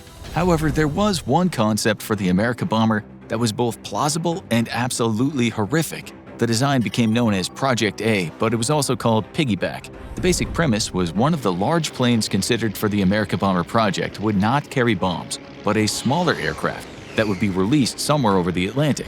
The larger aircraft would then turn around and return to Europe, while the smaller bomber continued to the US to complete its mission. In this design, the Heinkel HE-177, which was already in operation, would be used to carry a Dornier Do-217 as far as possible before releasing the smaller aircraft to carry out its mission. The Do-217 would be equipped with a Loren Stahlstyle Triebwerk ramjet engine that would allow it to do well over 300 miles per hour, making it incredibly hard to shoot down. When the idea was first thought up, the plan was for the crew of the Do-217 to bail out just before the plane reached New York City. The crew would then be picked up by a U-boat hiding off the coast of the US, as the Do-217 flew directly into the New York City skyline. However, this plan posed all sorts of logistical problems, the main one being that the Nazis would need to get a U-boat to the coast of the United States without being detected or destroyed when they surfaced to pick up the plane's crew. This plan was eventually abandoned, and the Nazis considered the piggyback iteration of the America bomber impractical. The craziest part is that in some of the plans for Project A, the notes included that the smaller bomber was never meant to be recovered, which also could have meant it was supposed to be used as a kamikaze-like bomber that would deliver its payload by having the pilot crash the plane into its intended target. The most promising America bomber design developed by the Nazis was actually the most futuristic. In 1944, the Horten brothers tried to solve the failures of the America bomber program for Hitler. Their design was state-of-the-art and would propel the Nazis to the next frontier of warfare. The Hortens proposed taking 6 Jumo 004B turbojets and embedding them in a fuselage pod that acted like a giant glider. They named the futuristic jet the Horten 18A. The idea was to create an aircraft that could fly higher, faster, and stealthier than Allied planes. The ability to stay out of range of anti-aircraft guns and other fighter planes meant the 18A would be unstoppable. This was exactly what Hitler wanted in his America bomber. The Horten 18A would be a much larger version of the HO-229 flying wing jet fighter created by the Horten brothers. The problem with the HO-229 was that it was unstable due to a lack of tail stabilizers. This was pointed out by several engineers working with Göring and Hitler, which led to Göring insisting that the Hortens work with the Junkers and Messerschmitt engineers to fix the problem. By 1945, everyone was working together to make the 18A a reality. There was no doubt that the design would allow the Horten 18A to fly higher and faster than any other aircraft on the planet, but it meant nothing if the jet couldn't be controlled. This led the other engineers suggesting that a tail fin should be added to the 18A to help with the stabilization problem. For whatever reason, this was unacceptable to Reimar Horten. He scrapped the whole idea and went back to the drawing board. Days later, he came back with a brand new design. This new aircraft would be dubbed the HO-18B. It would hold a crew of 3 in a huge bubble canopy and be equipped with 2 HES-011 turbojets that would allow the new iteration of the aircraft to travel at 528 miles per hour and have a ceiling altitude of 52,000 feet. Better yet, the wings of the jet would be large enough to hold enough fuel for the jet to fly for 27 hours straight, easily allowing it to travel to New York and back with no problem. The HO-18B would not only hold multiple bombs that could be dropped on the New York skyline, but it would also have 2 belly-mounted 30mm autocannons for defense. These seemed unnecessary as the aircraft would be flying too high and fast for any other aircraft to attack, but Reimar Horten wanted to make sure every precaution was taken with this iteration of the design. The Nazi command loved the new concept. The only problem was that the Allies were overrunning their forces, and within a few months the Nazis would surrender. However, the design of the HO-18B was genius and met all the qualities for the America bomber program. Not only that, but the HO-18B would have worked. We know this because 2 years after the war ended, the U.S. aeronautics company Northrop tested their YB-49 flying wings prototype successfully, an aircraft inspired by the HO-18B. This aircraft had a very similar design to the HO-18B and could travel 9,000 miles when fully fueled, showing that the Horten design could have been the Wunderwaffe American bomber that Hitler had always dreamt of. It had a wingspan of 52 meters and was powered by 6 turbojet engines embedded in the wings, just like the HO-18A design.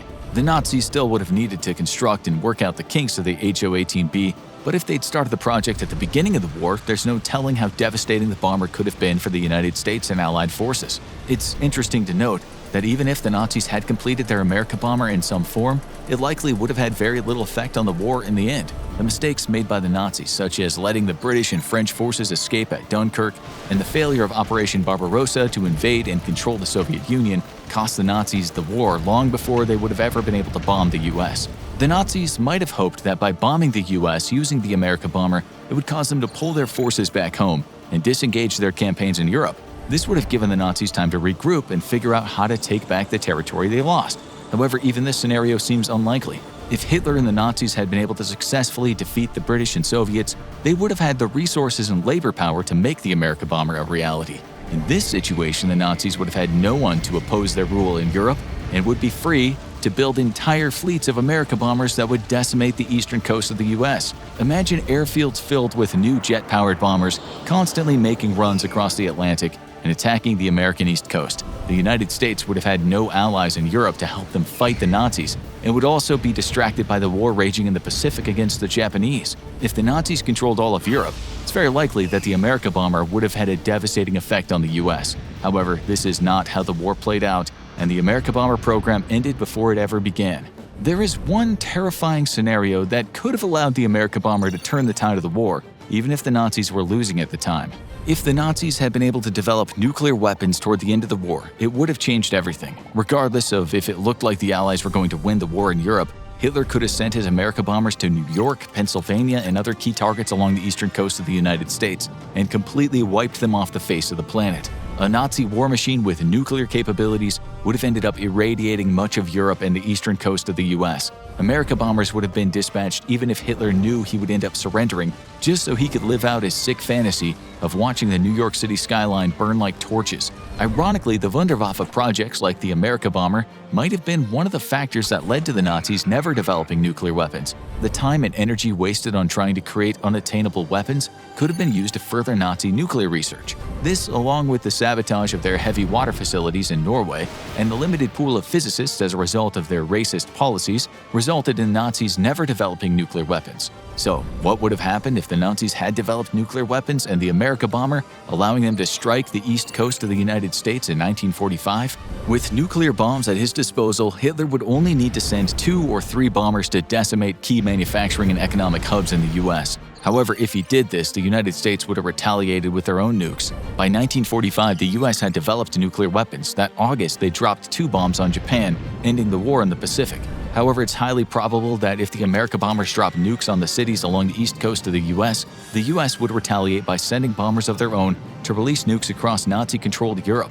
The devastation on both continents would be immeasurable. Millions and millions of people would die in the initial explosions. Millions more would die as a result of the fires that would spread across the landscape.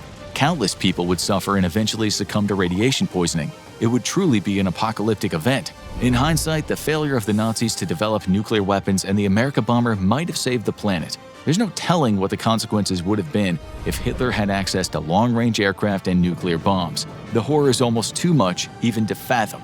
If Hitler had access to the America bombers that the Horten brothers developed along with nuclear weapons, there's a very good chance you would not be watching this video today. Humanity would have been wiped off the face of the earth if the United States and Nazi Germany engaged in nuclear war.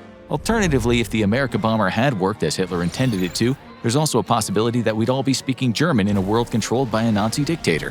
Thankfully, that's not how history played out, and we can all sigh a breath of relief, knowing that the possibility of us living in a world ruled by Nazis didn't come to pass. The Kriegsmarine, the terrifying naval force of the Third Reich during World War II, manned by over 800,000 soldiers at its peak, with 22 of the particularly feared destroyer-class vessels at its disposal. Even one of these would be a formidable opponent. But several Nazi destroyer ships zeroing in on an Allied convoy? Boy, you are really in trouble. Today, a squadron of destroyers approach their prey, preparing for an easy victory until they see a huge shape on the horizon. A Nazi commander on the deck asks, "Is that an iceberg?" No, it couldn't possibly be.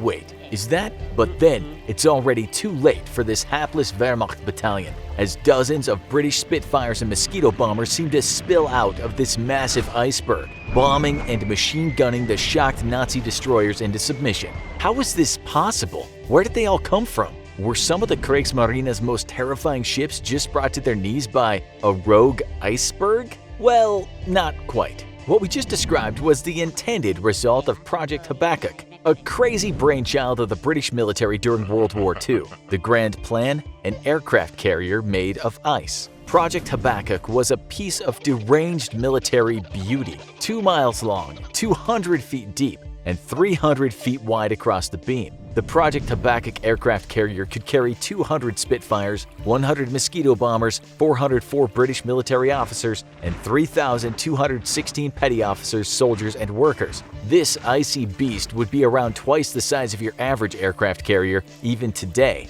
and would be constructed with a practically magical new wonder material, pykrete, a frozen alloy constructed of 14% sawdust and 86% pure ice. The Project Habakkuk aircraft carrier was a creation unlike anything military history has ever seen, and would remain to be unlike anything ever seen again.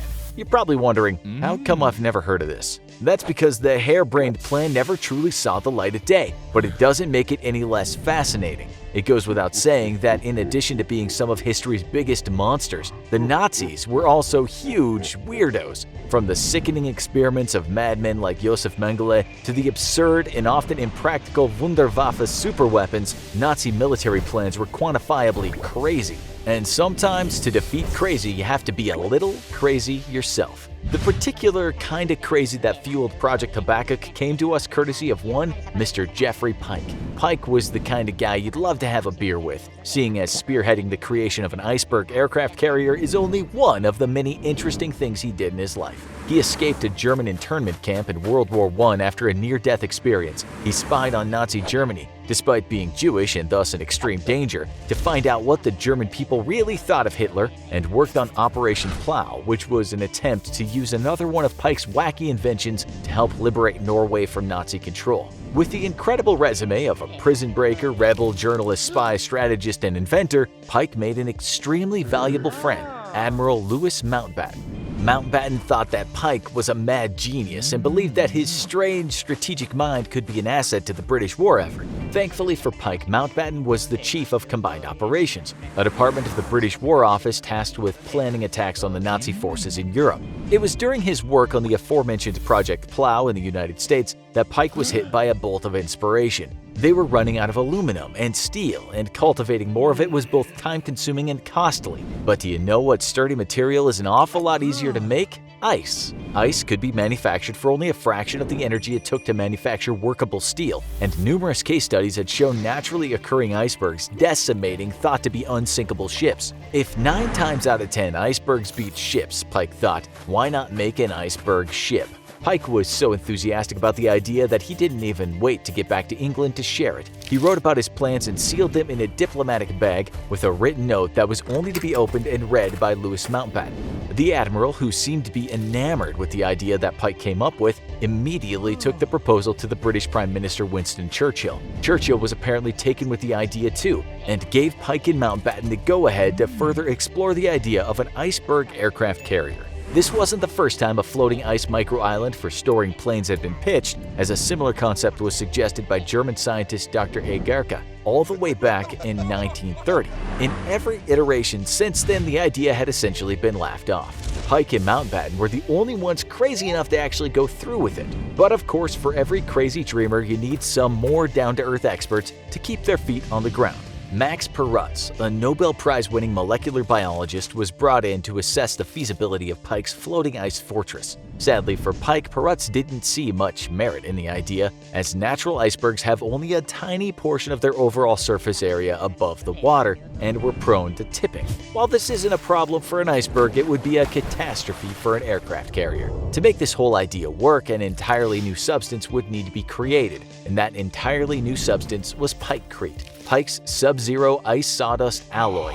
It was stronger, melted slower, and most importantly of all, was significantly more buoyant. Pikecrete also had the miraculous properties of being able to be carved like wood and set into shapes like metal, making it ideal for Pike's ambitious construction project. However, Perutz once again found a potentially devastating drawback. The entire structure would sag if not constantly cooled. In order to solve this, Project Habakkuk would need fitted external insulation and an interior ducting system and refrigeration plant. This would keep the carrier at a perpetually stable temperature and prevent potentially deadly sagging. Research on Project Habakkuk and the Pikecrete that made it possible continued in secret under the Smithfield Meat Market in London, where Pike and Perutz took advantage of the pre-existing walk-in meat freezers. If it wasn't absurd enough already, the secret experiments were literally hidden behind a wall of hanging frozen meat. But things were about to take another insane step forward, as a coalition of British and Canadian engineers began constructing a large-scale model in Jasper National Park of Alberta, Canada. Even at only 60 by 30 feet, a minuscule fraction of the intended size of the final carrier, the model still weighed around 1,000 tons. Testing was rigorous, with the main areas of focus being nailing the proper insulation and refrigeration techniques to make Project Habakkuk seaworthy, and the artillery and ballistics defense to keep it above water during battle. The grunt work of creating this huge model was performed by conscientious objectors to the war who didn't even know what they were making. Though even the top brass behind this clandestine military project probably harbored doubts about what they were doing. All except Geoffrey Pike, the true believer behind it all. He was watching his crazy dream come to life in real time. However, in April of 1943, Pike's dream project ran into trouble. Perutz, who had just discovered the perfect 14:86 sawdust to ice ratio for Pikecrete back in the UK, gave the grim warning to Pike that they'd have no hope of hitting their 1944 deadline if tests weren't completed by May, and the cost of Project Habakkuk was running into the multi-millions, with more outlays for steel reinforcement and insulation around the hull. It was quickly becoming clear that if a comparatively tiny scale model was such a huge financial drain, the real thing would run up some truly monstrous costs. The whole planning and production process played out kinda like a bizarre dark comedy. During the 1943 Quebec Conference, where leaders of the Allied forces gathered in Quebec, a particularly strange incident played out. Prime Minister Winston Churchill and President Roosevelt gathered to see a demonstration of the strength and durability of Pikecrete from Lord Mountbatten. In order to show the two world leaders how resistant the Pikecrete was to conventional arms fire, he pulled out his service pistol and blasted it, sending the bullet ricocheting around the room. According to the diary of one of the witnesses, Field Marshal Alan Brooke, the bullet rebounded out of the block and buzzed round our legs like an angry bee. According to Max Perutz, a similar Pikecrete ricochet incident almost saw Alan Brooke shot again in Combined Operations Headquarters back in England. It was a little less Saving Private Ryan and a little more Monty Python. But things were about to get a whole lot worse for Project Habakkuk. After the Canadian engineers said it was impossible to get the Project Habakkuk carrier finished in 1944, Pike's superiors at the Combined Operations Headquarters felt they needed American funding and participation to ever get this project finished. While the American government was willing to pitch in and get their own awesome Iceberg aircraft carrier for their trouble, their involvement came with a pretty heavy caveat for one member of the team. Geoffrey Pike, the man behind all of this, had to go. While Lord Mountbatten was a big fan of Pike's eccentric style and his off-the-walls ideas, the American forces were not. He left a bad taste in their mouth after the failure of Project Plow, causing a rift between him and the United States Army personnel. Some of the top brass at Combined Operations, such as Pike's old friend John Bernal, had also grown tired of the bizarre inventor's antics and supported the motion to remove him from the project. Much to his dismay, Pike was removed and excluded from the project he'd conceived, and the work went on without him under the control of Bernal and Perutz. As the demands placed on the Project Habakkuk aircraft carrier grew, the cost continued to grow with them. The hull was made 40 feet thick to protect from torpedoes fired by German U-boats. The engineers had to figure out how to create a 100-foot rudder to steer the epic Berg ship. Spoilers, they did not. And Combined Operations had to choose between Pike's original design or the three designs presented to them by the Canadian naval architects and engineers. The whole project was becoming a chaotic mess, and criticisms from all sides were beginning to pile up. But the team persisted. Of course, effort and persistence can only take you so far, and not every seemingly great idea is destined to be fulfilled. In practice, the Project Habakkuk carrier had some huge issues. For example, because of its insane size, the carrier would only be able to travel at around 6 knots per hour, compared to the typical 30 knots of your standard aircraft carrier. The sheer amount of sawdust pulp it would take to create all the Pikecrete would have crippled Allied paper production during the war, and the sheer cost of creating even one Project Habakkuk aircraft carrier would equal the time, financial cost, and resources of constructing a whole fleet of more conventional ships. By December of 1943, it was finally concluded that Project Habakkuk aircraft carriers were too expensive and too impractical to ever be fully conceived. Even Admiral Mountbatten, one of the first figures of the Combined Operations Headquarters to believe in Pike's idea, finally withdrew from the project. This was officially the end of Pike's frosty dreams, and sadly, it wasn't all that long before the end of him too. Geoffrey Pike would take his own life with an overdose of sleeping pills in 1948, a mere 5 years after the end of his most strange and fantastical idea. Over the course of 3 hot summers, the 60-foot prototype was melted back down to nothing. Could this incredible Iceberg aircraft carrier have turned the tide of the war even sooner? Well, nobody can really know, as the last of the Axis powers surrendered only 2 years later in 1945. Though one thing can't be denied. While his life might have ended tragically and his ideas went down in history more as curiosities than life-changing innovations, the world needs and always has needed people like Geoffrey Pike. After all, if you want to have a great idea, sometimes you need to be a little bit crazy. Clickbait, misinformation, so-called fake news. If 2020 felt a bit like a propaganda nightmare, it's nothing compared to the terrifying power of Hitler's propaganda machine. Carefully orchestrated propaganda campaigns allowed Hitler and the Nazis to sow hatred, encourage violence, and get away with unimaginable atrocities. Life in Germany after the First World War was bleak. After losing the war and being made to sign the harsh Treaty of Versailles, Germany was forced to relinquish huge amounts of territory, and the country fell into a deep recession. Unemployment was sky high, and inflation was running rampant. In 1914, before the war, a loaf of bread cost the equivalent of 13 cents. By the end of the war, in 1919, the cost had doubled to 26 cents. By 1922, 3 years after the war had ended, a loaf of bread cost $700. But things would get so much worse in the post-war years. By the end of 1923, the price of bread had skyrocketed to the equivalent of $100 billion. The economy had collapsed and the German currency had become worthless. Unable to feed their families or make ends meet, morale among the German population plummeted. This astounding reversal of fortunes for the once mighty nation created the perfect conditions for the Nazis to rise to power. The National Socialist Party, or the Nazis, came to power in 1933, and Hitler wasted no time in implementing his devious plans to restore Germany to its former glory. Over the next few years, he began to rebuild the German military in direct violation of the Versailles Treaty, attempted to boost morale by praising the German people as a superior race, and blamed all of Germany's problems on so-called traitors like communists, Jews, and other minorities. In 1939, with the invasion of Poland, Hitler launched the Second World War and implemented his brutal final solution to what he called the Jewish problem. It was estimated that 5 to 6 million Jews, up to 2/3 of all Jews living in Europe before the war, were starved, tortured, used as slave labor, and systematically murdered in Nazi death camps like Auschwitz during the Holocaust. How was Hitler able to get away with such unimaginable atrocities? The truth is that none of it would have been possible without Hitler's propaganda machine.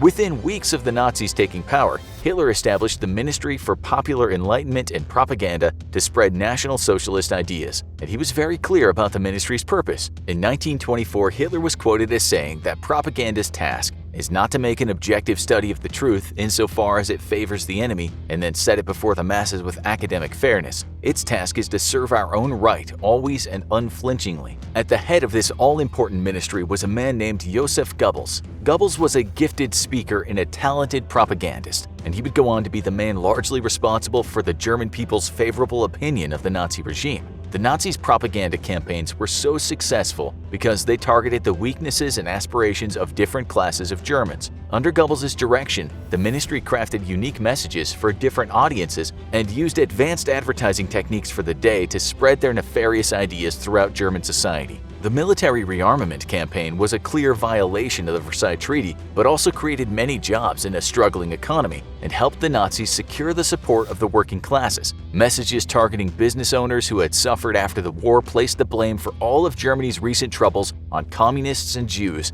and claimed that Germany had been stabbed in the back and betrayed by foreign aggressors after World War I. The key themes of propaganda targeting the middle and upper classes focused on the supposed purity and racial supremacy of the German people. Nazi propaganda infiltrated all areas of German life, from education and industry to science and entertainment, and the ministry used all forms of media to spread their messages and present Germany as the defender of Western culture. Art and radio and music and film and theater were all harnessed to further the Nazis' agenda. Everything from the Nazis' uniforms to the party's strict hierarchy echoed a strong military theme and appealed to Germans who wanted to regain the country's former glory as a military power. War was glorified as a way for the Germans to avenge themselves against their enemies, and a propaganda campaign rebranded the post-war years as part of a 30 Years' War, one that started in 1914 with the onset of World War I, and one that wouldn't end until Germany was victorious and restored to its former glory. Painted in this light, the Nazis were able to convince the German public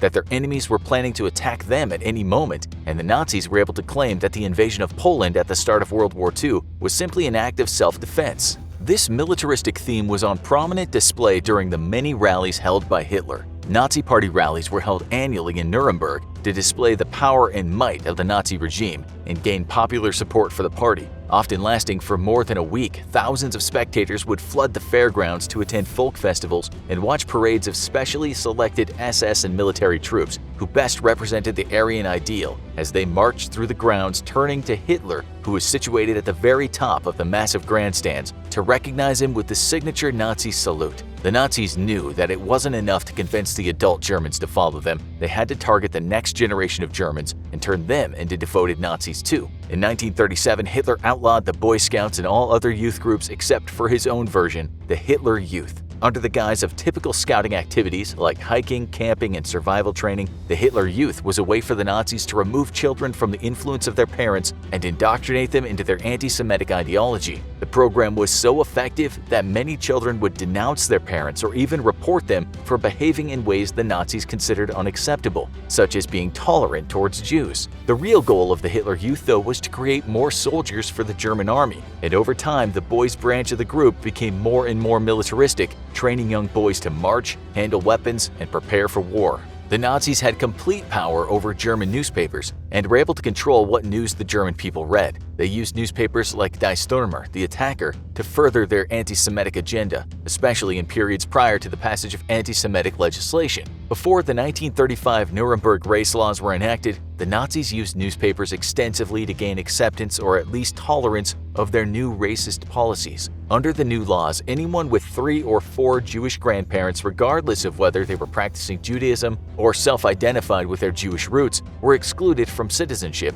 denied political rights, and forbidden from marrying anyone of German blood. Graphic cartoons in Die Stürmer portrayed Jews as hideous and frightening subhuman enemies of the German people, obsessed with money, sex, and power. The Nazis were portrayed as simply stepping in to restore order, and the German people were encouraged to stand aside and passively accept their horrible treatment of Jews. One of the Nazis' greatest propaganda weapons was the film industry. The Nazis were suspicious at first since they thought that the film industry was controlled by Jews, but Goebbels saw the opportunity to influence the thoughts and beliefs of the German people through film. He purged the industry of undesirables and offered high-profile positions and unlimited resources to those who were loyal to the Nazi cause. Some films focused on depicting Germans as racially, culturally, and militarily superior and glorified the Nazi Party. One of Goebbels' favorite directors was Leni Riefenstahl, and she directed many films for the Nazis, including Triumph of the Will, an aesthetically pleasing film covering the 1934 Nazi Party rally. Other films had a darker theme. The Eternal Jew, directed by Fritz Hitler, demonized the Jewish people as subhuman, wandering cultural parasites who were bent on destroying German culture. In the years leading up to the start of World War II, the Nazis were making little effort to hide their violations of the Versailles Treaty and were being incredibly blatant about their horrific ideas and plans. So why did no one stop them? In short, their propaganda machine was working just as hard outside of Germany as it was within the country. In the days before the internet, it was much easier for governments to control the narrative and take charge of what outsiders were allowed to see about the inner workings of their country. They took steps to mislead foreign governments into thinking the Nazis were simply making reasonable demands to rebuild their country, while downplaying their anti-Semitic rhetoric and increasingly violent treatment of Jews. Just 3 years before the onset of World War II, Nazi Germany hosted the 1936 Olympic Games, inviting the world into their country in the midst of their remilitarization and anti-Semitism. This event was yet another grand propaganda campaign designed to fool the world and bolster the German people. Though Jewish German athletes were forbidden to compete in the Games, the Nazis toned down their anti-Semitic rhetoric in the papers and radio, and they cleaned up their cities, removing Jews unwelcome signs and blatantly racist posters. Visiting athletes and delegates were blissfully unaware of the true extent of the Nazis' hatred for the Jews and their increasingly violent treatment of them. Beloved Nazi film director Leni Riefenstahl filmed the entire event for use as pro-German and pro-Nazi propaganda in the months and years to come, showcasing the Nazis as heroic leaders who had turned their country around and had shown the world how superior the German people were. Later, as World War II dragged on, the world finally began hearing whispered rumors of the atrocities being committed in Nazi concentration camps. The propaganda machine once again went to work to quash these reports. The Nazis went so far as to allow the International Red Cross to visit one of these camp ghettos, inviting representatives to tour the Theresienstadt camp in modern Czech Republic. There, Red Cross officials saw a respectable, if crowded, ghetto where Jewish residents were treated benevolently, fed adequately, and put to work under humane conditions. The Nazis even made a film about the camp to reassure the German public that nothing sinister was going on. But it was all lies. In reality, the camp had undergone an extensive beautification campaign prior to the visit, and as soon as filming was over, the cast, aka the prisoners, were rounded up and shipped off to the notorious Auschwitz death camp for extermination. Thankfully, in the end, the Nazis lost World War II, and both Hitler and Goebbels committed suicide in an underground bunker to avoid being held accountable for their crimes. In the aftermath of the war, the reality of the atrocities committed in the Nazi death camps were made known to the world so that hopefully we can avoid repeating them. Understanding propaganda is the first line of defense against ever again allowing a brutal and hateful dictator to commit such horrible crimes. It may have been easier to control the message in the 1930s, but the internet age presents its own challenges when it comes to fake news, disinformation, and propaganda. According to Simon Fraser University in Canada, there are some simple steps we can all take to spot propaganda and avoid falling victim to it. In the immediate aftermath of a big news event, the news outlets will always get it wrong. Wait for more information. Don't trust anonymous sources or sources that only cite other news outlets, and take the time to compare multiple sources. Pay close attention to the language used by media outlets. For example, the phrase "we are getting reports" could mean anything at all. And finally, some of this is on us. Beware of reflexive sharing. Don't share sensational news on social media based on your first reaction. Do your due diligence before hitting that share button. Following these steps can help to ensure that nothing like Hitler's propaganda machine can be allowed to manufacture outrage, sow hatred, and incite violence ever again. The Allies were at last invading Europe, and Hitler was prepared. With America's entry into the war and the German losses in North Africa, Hitler knew an attempt on mainland Europe was inevitable. The attack would no doubt come across the Mediterranean, given the sizable Allied presence in North Africa and the desperate fight by the British to keep the Mediterranean open to Allied shipping. Now, thanks to the intelligence coup of the century, Hitler knew exactly where the attack was coming, and he was ready to crush the invasion force. A decisive victory on the beachheads would throw the Allied force back out to the sea, and the Americans, always late to a world war, had little talent and even less taste for war. Faced with such a massive defeat and loss of life, surely America would sue for peace and convince Britain to at last come to the negotiation table. Entire divisions of German infantry and armor were quickly and secretly moved out of Italy and rushed to Sardinia and Greece. The plan was sensible. Pushing past the Italian Alps would be suicide for the Allies. Greece offered a slightly more attractive route to Europe's soft underbelly. Hitler's vast network of spies and informants tell him that an invasion force is indeed massing in North Africa. The clock is ticking and Hitler is ready. There's just one problem. All of his troops are in the wrong place. Months earlier, a corpse of a British major washed up on a Spanish beach. Handcuffed to the corpse was a briefcase containing top-secret intelligence documents outlining the Allied plan to push into Greece and Sardinia and establish a foothold in Europe. Personal letters, photos, even theater tickets found on the body all convinced the German spies who took over the documents from the Spanish that the plans were authentic. Unfortunately for Hitler, it was all a ruse by British intelligence, who had dressed up the corpse of a homeless man in a major's uniform, invented an entire persona, and then pushed his body toward the Spanish coast out of a submarine, with the planted invasion plans handcuffed to his wrist. The Allies had originally considered pushing into southern France from Africa, but keeping Mediterranean sea lanes open would require silencing Italy, and the strategically important Suez Canal could never be kept secure as long as Italy was on the Axis side. Italy's own performance in the war so far further convinced the Allies that the best way to open a second front in Europe was to strike at Mussolini. To date, most Italian troops had terribly underperformed in combat. The easy victory that would make the Mediterranean an Italian lake, as Mussolini had promised, never came. Instead, the country was stuck in a quagmire of war, and popular support was rapidly diminishing. The first thrust of the attack on Italy would be to seize the large island of Sicily. This would provide Allied forces with the perfect launchpad for an offensive on the mainland, as well as give Allied fighters and bombers several runways from which to operate and strike deep into Italy. If Sicily fell, it would also at last secure the Mediterranean to Allied shipping, which had been suffering greatly from Axis air attacks and submarine raids. The Americans, however, weren't quite so on board with an attack on Italy, and in truth it was the British and their sprawling overseas empire which would gain the most by knocking Italy out of the war. In exchange for their support in the attack, America forced Britain into accepting a much more expedient invasion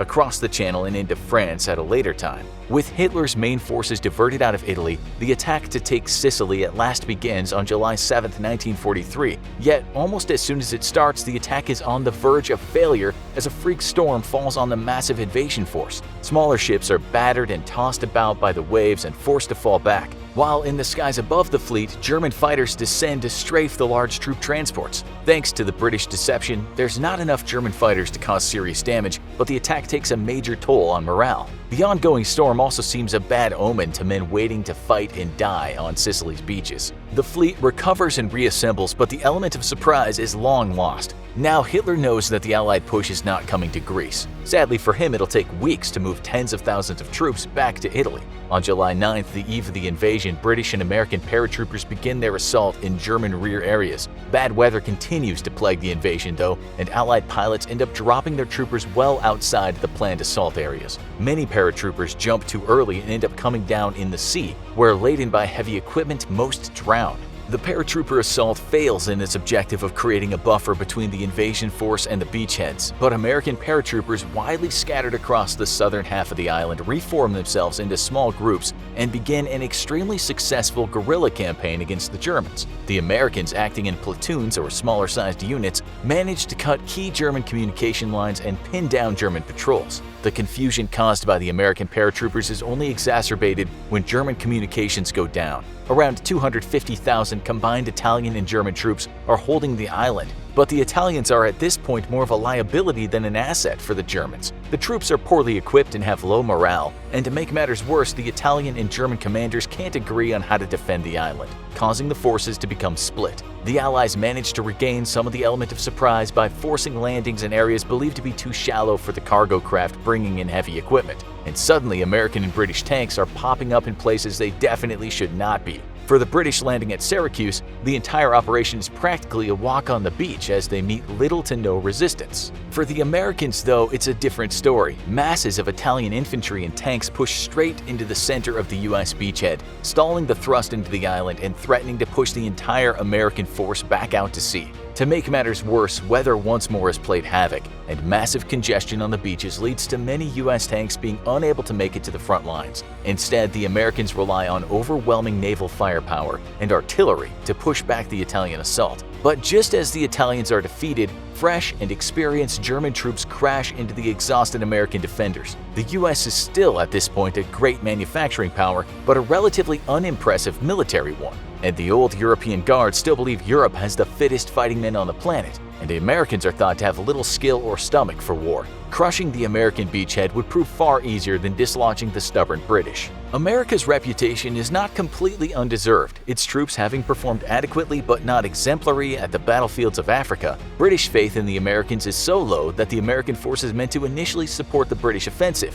which is a polite way of saying that the British expect Americans to soak up German bullets while they establish themselves on the island and begin a proper fight. British hopes are certainly coming true, as their forces continue relatively unmolested. Meanwhile, on the second day of the invasion, America truly does seem to be on the verge of defeat, as Nazi tanks make it to within 2,000 yards of the beach. Yet stubborn American resistance forces the German back at an incredibly high cost. US tanks are just now making it into the fighting. The feared Nazi panzers have been beaten back by infantry and artillery. Breaking out of the beachhead, US troops push into the island itself, meeting surprisingly little resistance. Entire Italian formations surrender without putting up a fight, the men exhausted from years of war, demoralized by the defeat in Africa, and generally sick of supporting the German war. The number of POWs is so great that it threatens to stall out the entire advance. For the British, it's now their turn to meet the teeth of fierce German resistance. Elite German paratroopers are flown in from France and dig into the hills outside of the coastal plain. The British pry the Germans out of defensive positions after defensive position at a high cost, but eventually the Germans are forced to retreat. Now the Allies face a different problem altogether. While they've been expecting fierce resistance from the Italians defending their own soil, instead the Italians are surrendering en masse. On its push to capture the island's capital, the US manages to capture 53,000 Italians at a cost of only 272 deaths. With the fall of Palermo, the Allies now control the western half of the island, and the race is on to destroy the Germans before they can reach ports on the northeast side of the island and retreat across the sea to the mainland. Then, on July 25th, Italian dictator Benito Mussolini is thrown out of office, a move that stuns Allied leadership. However, his deposement does not mean an end to Italy's involvement in the war just yet, and the fiercest fighting of the campaign takes place in the last days of summer. In a bid to cut the Germans off from their avenues of retreat, American infantry makes an amphibious landing behind German lines on the night of August 7th. The attack is a total surprise, yet the Germans are already in full retreat. Columns of troops are rushing past the Americans as they're making their landing, and while the assault fails to cut off the German retreat, the Americans still capture many. The campaign has now become a race to cross the mountainous terrain of northeast Sicily and destroy the German embarkation points. Sadly, the Allies are too late, and American forces enter the city of Messina just hours after the last German soldier boarded a ship to Italy. 100,000 veteran Axis troops successfully evade capture and will be waiting for the Allied assault on Italy itself, making the coming invasion even more difficult than it would have been. But Operation Husky is a complete success, and the Allies have at last a toehold from which to throw Italy out of the Second World War and open a second front in Europe. An Allied soldier enters a house. He knows Nazis recently occupied it, and now he's tasked with making sure they didn't leave anything behind. The rest of his squad watches from a distance. This soldier drew the short straw. He must identify if any Nazi booby traps are lurking in the floorboards, doorways, or objects left behind in the building. The soldier slowly pushes the door with the butt of his gun. It creaks open. There's a slight click. He dives for cover, but nothing happens. He takes a deep breath, pushes off the ground, and slowly enters the house. He scans the room for anything that might be a booby trap. Unfortunately, anything that can open, close, or be moved can be rigged to explode by the Nazis. The soldier continues through the house. He sees paintings on the walls that are slightly askew. One's a painting of a young woman who looks eerily similar to his childhood sweetheart, whom he married just before leaving for war. Even the most OCD soldiers leave these paintings alone, as there might be a hidden wire attached to them that could trigger a nearby bomb. The soldier walks across old floorboards. They groan with every step he takes. Then he spots something on the table.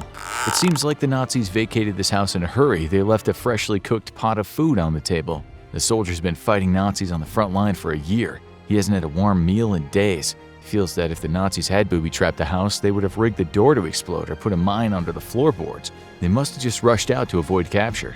The soldier yells out of the house, "It's all clear." He approaches the army mess tin and sniffs the stew that's inside. He licks his lips as he pulls a rusty spoon from his sack. The soldier plunges the spoon into the stew to see how it tastes. The other men in the squad approach the house. They talk about how nice it'll be to sleep inside tonight. Through the open entryway, they can see the soldier already inside, sticking his spoon into the tin full of stew. The commander of the squad reaches out his hand and yells for the private to stop, but it's too late. As the spoon stirs the pot, it triggers a hidden explosive device concealed on the bottom of the mess tin. The bomb activates. The explosion rips through the soldier's body, sending his arm flying across the room. The squad is thrown backward as flames spew out of the windows and doorway. Another Allied soldier's been lost to a deadly Nazi booby trap. This type of thing happened over and over again to Allied troops as they pushed Nazi forces back toward Germany. In fact, the Nazis were experts at setting booby traps. By the end of the war, it seemed that Nazi soldiers booby-trapped practically everything they could get their hands on.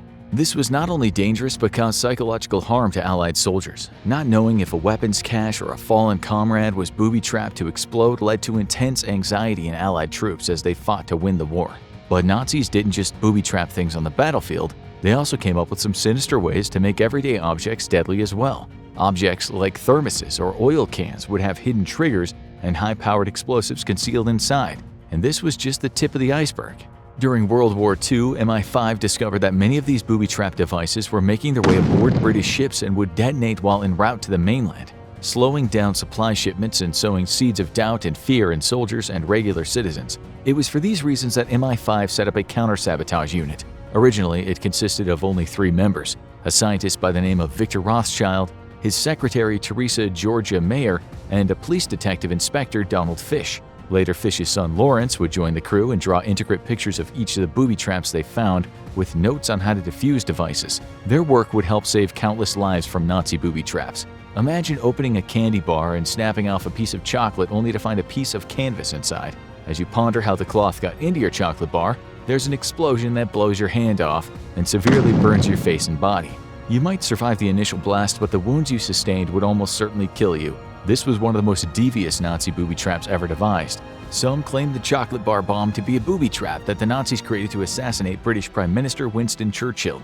The plan might have been to somehow sneak the chocolate into Churchill's desk and wait until he got hungry. As the Prime Minister thought about how to defeat the Nazis, he would pull the wrapper back and snap off a piece of chocolate, which would activate the bomb inside. It would then detonate, killing him and anyone else in his office. However, this scenario never seemed likely to occur, as there was no real way to make sure that Winston Churchill would be the one to break off the piece of that fake candy bar. The device itself was made out of steel with a thin covering of chocolate around it. The MI5 team found that once the bar was broken off and the canvas pulled, a timer that would last 7 seconds would start, after which the chocolate bar would explode. It's unknown how many soldiers died as a result of opening exploding chocolate bars during World War II. However, this sinister booby trap was enough to make soldiers wary when they found chocolate or any other food left behind by the Nazis. It also begs the question, did any children or civilians stumble across one of those chocolate bar bombs and unknowingly break off a piece only to die as the fake candy exploded in their hands? Another food that the Nazis booby-trapped was peas. They actually used the legumes in a couple of different deadly ways. A pecan bomb was a simple booby trap. It was basically just a grenade inside of a can. When the can was opened, it would trigger the explosive, and whoever was in the vicinity would be torn apart by shrapnel and fire. This device would have been much more deadly than the chocolate bar bomb, as more explosives could be hidden within the tin can. Some believe that the pecan bomb was designed to assassinate King George VI and wreak havoc in Buckingham Palace. However, this seems highly unlikely. Instead, the Nazi pecan booby trap was probably used in abandoned Nazi hideouts and caches to injure or kill Allied soldiers who were unlucky enough to grab the bomb disguised as a can of peas. That being said, this booby trap legume did find a way to Ireland during World War II. In 1943, Nazi spies disguised themselves as civilians and were dropped off on the coast of Ireland. In their possession were 4 pecan bombs. Rather than going directly to Buckingham Palace or any major Allied target, the Nazis asked around if anyone could put them in touch with the IRA. It's probable the Nazis were looking to strike up an alliance with the militant groups to secure more soldiers for their eventual invasion of Ireland. This would allow them to launch more deadly attacks into Britain. The pecan bombs might have been traveler samples that were brought by the Nazis to show the IRA how to construct such a device. The Nazis might have hoped that if an alliance couldn't be secured, at least the IRA would be able to cause mayhem using the booby-trapped pecans to weaken Britain's forces there. When the 3 Nazis asked a man in a nearby town if he could put them in touch with the IRA, the Irishman agreed. Little did the Nazis know that he had no intention of bringing them to the IRA. Instead, he led them straight to the police, who arrested the 3 Nazi spies and sent them to be interrogated by the Allied intelligence. But the pecan bomb was not the only Nazi booby trap that used peas. They also designed a timing device that was triggered by the legumes. This was a simple yet highly effective timing mechanism that was practically undetectable by counter-espionage agents and soldiers in the field. Dried peas would be secured in a test tube with a barrier separating them from water. When the device was left undisturbed, the water would leak into the pea portion of the tube, and the peas would instantly start absorbing the water. As the peas filled with liquid, they would expand and push the floating cork toward the top of the device. Once the screws met, they would complete a circuit and detonate whatever explosive device the pea trigger was attached to. The pea timing mechanism would have been hidden away in storage containers or supply crates. Once the test tube was moved, the triggering process would initiate. However, it took a while for the peas to absorb all the water and push the cork up, so the device was used by the Nazis when they wanted a delayed reaction. Perhaps this device would be hidden in a supply cache that the Nazis knew would be loaded onto trucks and brought back to an Allied outpost. The pea timing mechanism would initiate as the supplies were loaded onto the transportation vehicles, but would not detonate until sometime later. If one of these devices found its way to an Allied storehouse before exploding, it could cause a disastrous amount of damage. Booby-trapped food devices seem to be a common theme in Nazi warfare. Allied soldiers had to contend with the Army mess tin bomb, one of the most terrifying Nazi booby traps. War turns men into monsters. The psychological toll of killing or watching those around you die can never be undone. That's why the booby traps that targeted soldiers while they were resting or not engaged in battle could cause the most psychological trauma. Just when a soldier thought it was safe to sit down, take off their helmet, and have a delicious meal of bangers and mash, they could find themselves the victims of another deadly Nazi booby trap. The Army mess tin bomb had a hidden compartment under the false bottom of the pot. When the booby trap tin was used, a timer would be activated. The soldier would unknowingly be eating out of a ticking time bomb. When the timer went off, the highly explosive material crammed into the bottom of the mess tin would explode, sending food and shrapnel flying across the room. A large amount of the explosive material could be crammed into the bottom in one of the fake Army mess tins, making this booby trap deadly for whoever was near it. However, the booby traps employed by the Nazis were not always meant to kill. Many of the devices rigged to explode were contained in canisters that would send shrapnel everywhere. Any soldiers in the vicinity would find themselves wounded or bleeding out due to gashes caused by jagged pieces of metal. This would slow down entire squads and would result in the disruption of Allied plans. Other booby traps were designed to cause as much damage as possible to Allied vehicles and stockpiles. They may not take out Allied soldiers, but they would most certainly cause a loss of resources and disruption to supply lines. For example, the motor oil bomb was a booby-trapped oil canister that would have been hidden alongside other highly flammable materials. The outside of the device would be practically indistinguishable from other oil canisters. This meant that the Nazis could slip them into supply caches, and the booby-trapped canister would make it all the way to an Allied base without being discovered. Once there, the booby-trapped oil canister lid would inevitably be unscrewed during refueling operations and detonate. This would cause a chain reaction as the flames caused by the explosion ignited other oil canisters around it. With one booby-trap oil canister, the Nazis might be able to take out an entire oil supply. It would also cause immense damage to any vehicle around it, along with harming or killing any soldiers nearby. A similar tactic used by the Nazis was deploying magnetic mines under the hulls of Allied ships.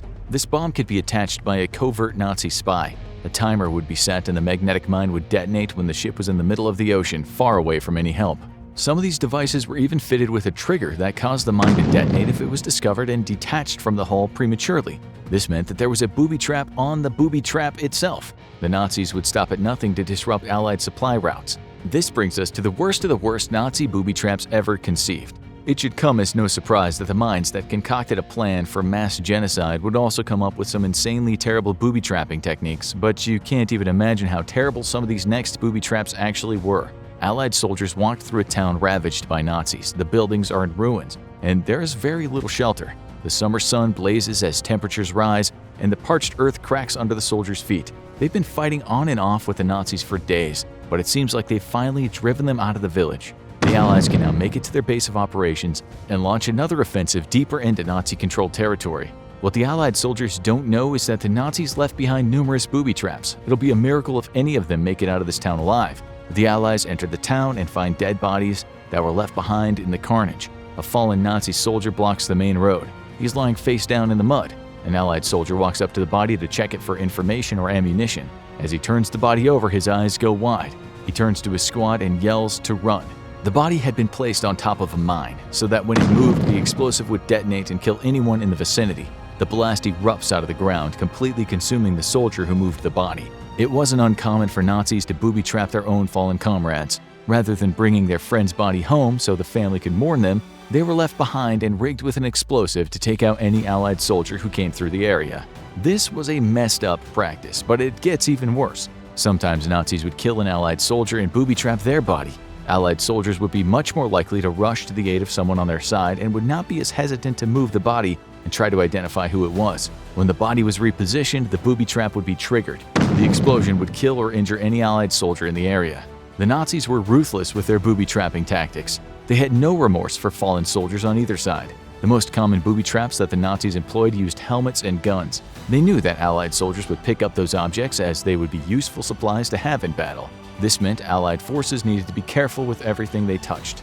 The Allied soldiers in the town watched in horror as their friend and fellow squadmate was obliterated by the mine placed under the Nazis' dead body. They shake their heads in dismay at the brutality of the Nazi booby traps left behind for them. They grab their squadmates' dog tags and carefully step over the body parts. Crashed into a building is a Nazi jeep. There are rifles lined up along the back end of the vehicle. This seems too good to be true, because it is. The captain of the squad signals for the rest of his troops to hold their positions as he approaches the weapons cache. He looks it over but can't tell if anything's been rigged to explode. He steps away from the weapons and goes behind a crumbling brick wall. He picks up a rock and tosses it at the weapons cache. The guns fall to the ground. Nothing happens. The captain shrugs and begins to step out from behind the rock wall. Suddenly, a bomb detonates from under the jeep, blowing the debris outward. None of the Allied soldiers are injured, but if they'd been near the weapons, the booby trap would have killed them all. They continue on through the town. At the far end of the street is a large house that seems to be completely intact. The Allied soldiers head toward the building.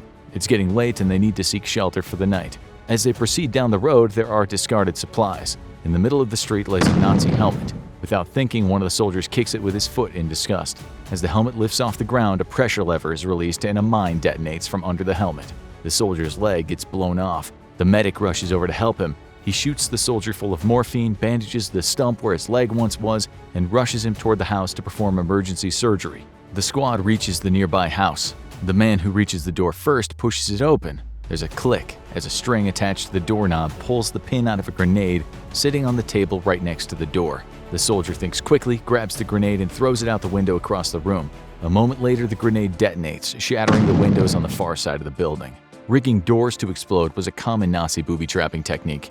They tied tripwires across doorways that were impossible to see and would pull pins out of explosives. They also used pressure plates to activate booby traps when stepped on by Allied forces. This meant that any doorway or floorboard could potentially be a booby trap. The rest of the squad rushes into the house and places the soldier that lost his leg on the table in the middle of the room.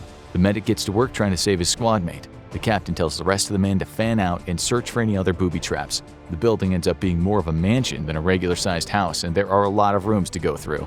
The Allies go from room to room looking for tripwires and being careful where they step. Unfortunately, the Nazis are ruthless, and they realized Allied soldiers had learned to be more careful due to countless booby traps they've come across. This led to the Nazis taking things a step further. They not only booby trap objects that the Allied soldiers might move, but they also booby trap any obvious hiding places where they might seek safety. One of the soldiers searching the house comes across a large bathroom. He peers inside and sees medication sitting on the counter. He knows these supplies can help save the life of his squad mate downstairs. He searches the doorway for any tripwires. It seems clear, so he proceeds to the bathroom. He searches high and low for any signs of booby traps on the medical supplies. They seem to be free of any explosives. The soldier starts gathering up the supplies when one of the bottles falls to the ground. The lid pops off and a small device rolls out. It's a trigger for a fuse. It's a trap. The medicine bottles are filled with explosives. The soldier screams in panic and drops the bottles. He dives into the bathtub and places his hands over his head for protection. The bottles explode. The soldier would have survived the blast within the bathtub if the bottles were the only thing that was booby-trapped in the room. Unfortunately, the Nazis realized this. When the Allied soldier dove into the tub, he knocked a bar of soap off the side of the rim. The Nazis had known someone who recognized the pill bottles were booby-trapped might seek shelter in the tub, so they tied a wire to the bar of soap just in case it was disturbed. When the soldier's foot knocked the bar of soap over the side of the tub, it pulled a wire, and an explosive placed under the porcelain bathtub detonated. The soldier is cut in half from the force of the explosion as the bathtub is split in two. The rest of the squad feels the tremors of the explosion and can only pray that one of their friends hasn't died to another Nazi booby trap. But they don't hold their breath. No one was safe from Nazi booby traps, and by the end of the war it seemed like anything could be booby-trapped, and was. It was the Nazis' last-ditch effort to cause as much chaos and mayhem as possible while they retreated back to their homeland. The only limiting factor of what could be booby-trapped was their own imagination. And as you can imagine, the minds of Nazi soldiers were very dark and very twisted.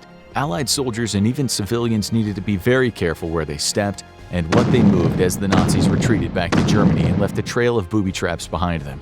Just to put it into perspective, as Nazis continued to fight in World War II, they knew that vital resources would be hard to come by for everyone. They even went as far as to create an exploding thermos that would lure dehydrated Allied soldiers to their death. The toils of war were exhausting, and sometimes water was hard to come by. If a thermos with water was left behind, it would be picked up and drunk by whoever came across it.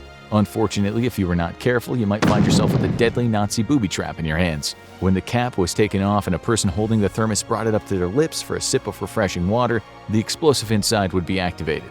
With the bomb being so close to their face, this booby trap was almost always deadly. The sad part was that anyone could pick up the thermos, including innocent civilians. This is how it went with the Nazi booby traps. They were designed to cause suffering and destruction while also disrupting Allied supply lines. However, they were also created to cause fear and immobilize soldiers. The Nazis booby-trapped pretty much anything they could get their hands on and didn't care who ended up triggering them in the end. History remembers Hitler for many things. A failed artist, his love for German shepherds, being a Nazi dickhead. Yeah, it's mostly the Nazi dickhead thing. But one thing you might be surprised to learn about Hitler is that he was actually one of the wealthiest men of his time. And no, not just because of all that stolen Nazi gold and loot gathered from all across Europe, but because of his own shrewd business skills. Young Hitler lived a bohemian lifestyle before it was cool, making him the ultimate mass-murdering hipster. He rented a small apartment in Vienna with a friend and struggled to get by selling small paintings and postcards to tourists. After being rejected from art school twice, Hitler was soon out on the street, all of his funds having run out.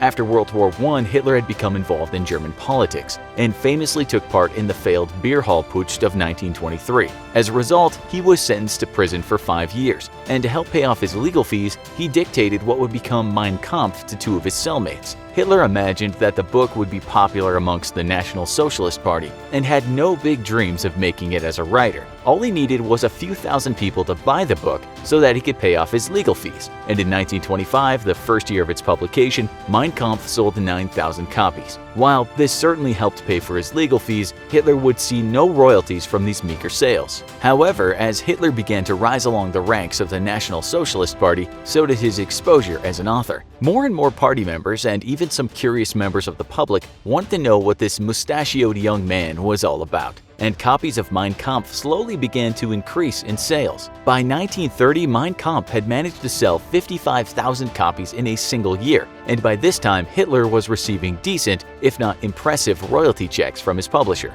Once Hitler became Chancellor of Germany, though, book sales of Mein Kampf exploded, and in 1933, the year he took power, sales skyrocketed to over 850,000. Needless to say, Hitler was now pulling in rather large royalty checks. Thanks to his massive personality cult and the fact that he ruled Germany unchecked, Hitler decided that the best way to boost sales of his book even further was to have the government itself buy copies. Therefore, the Nazi government immediately bought 6 million copies of his book. and copies were being provided to soldiers and government workers alike. Even married couples received a free copy on their wedding day, as a very weird congratulatory present from the Nazi government. But as Hitler became more popular, or infamous depending on your take, the world at large grew curious about the Nazi author. Internationally, Hitler earned royalties on the sale of his book up until 1939, when he was declared an enemy of the Allies and had all international royalties cut off. Granted, he was never earning nearly as much internationally as domestically,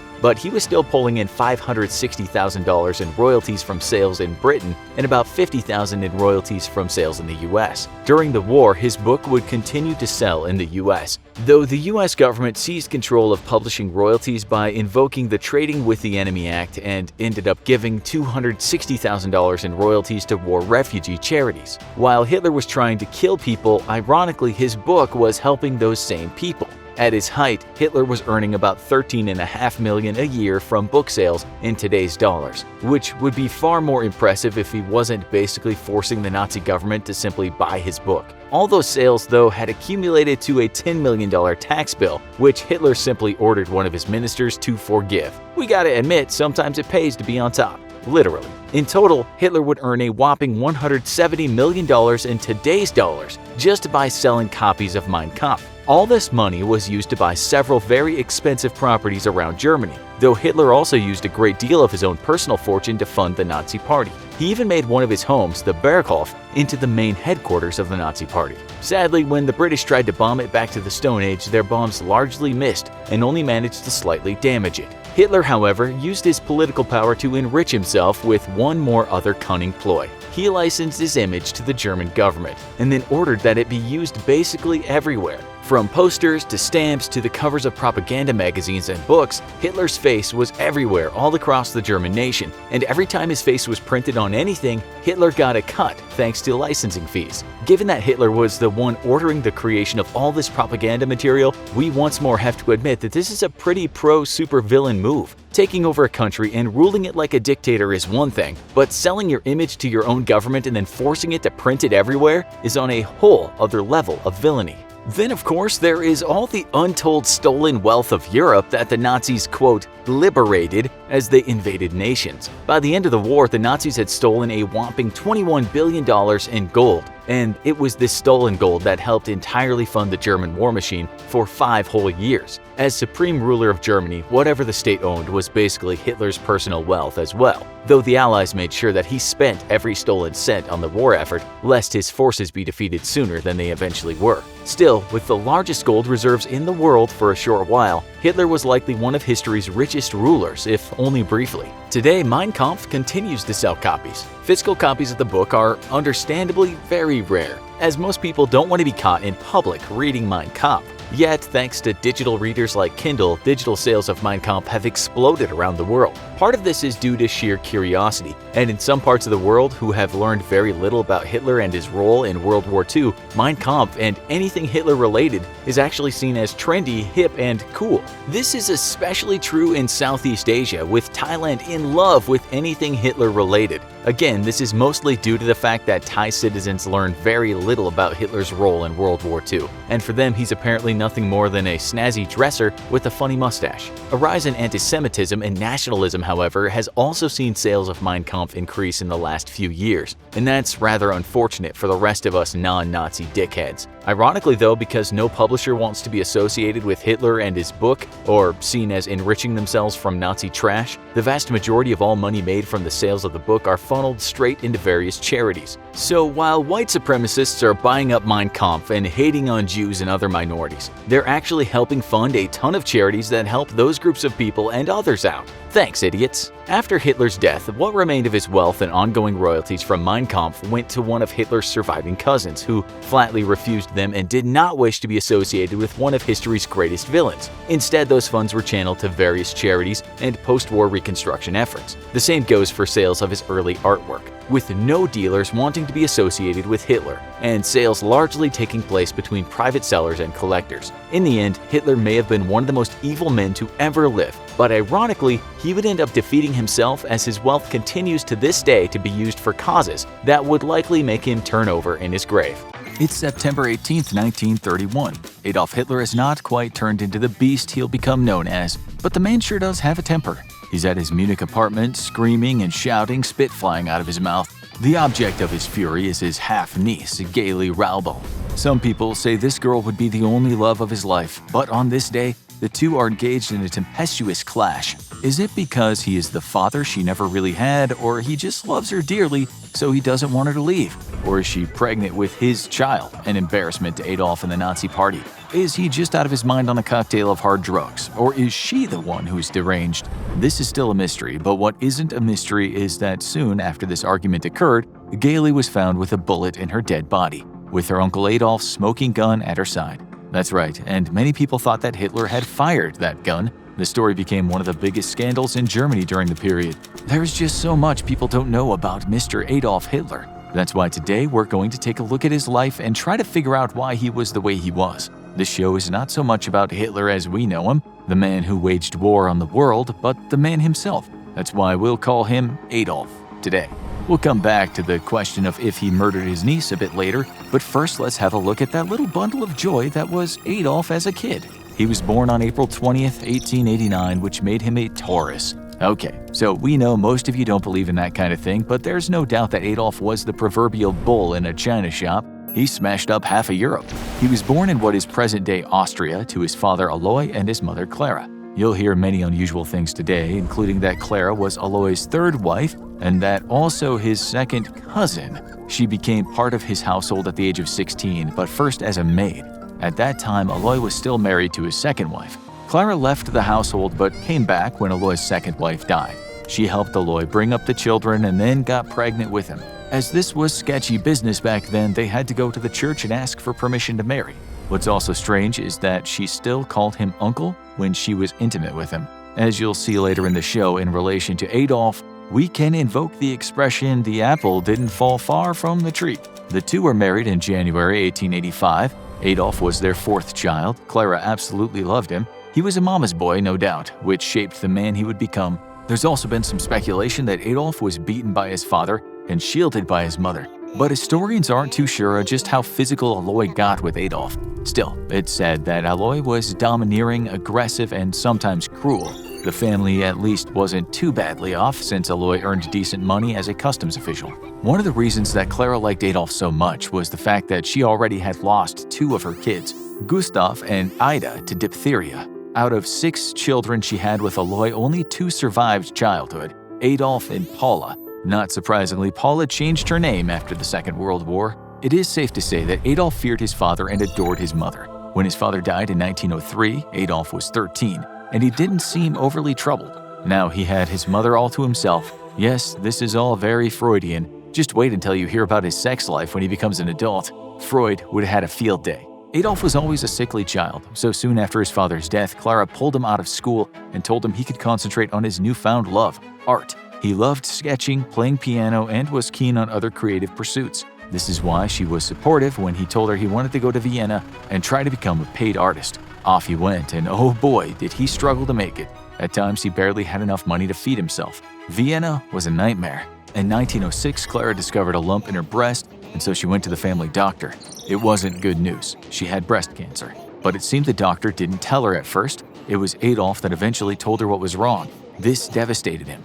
Clara underwent a mastectomy soon after, but the cancer metastasized. The Hitlers were informed that Clara was not long for this world.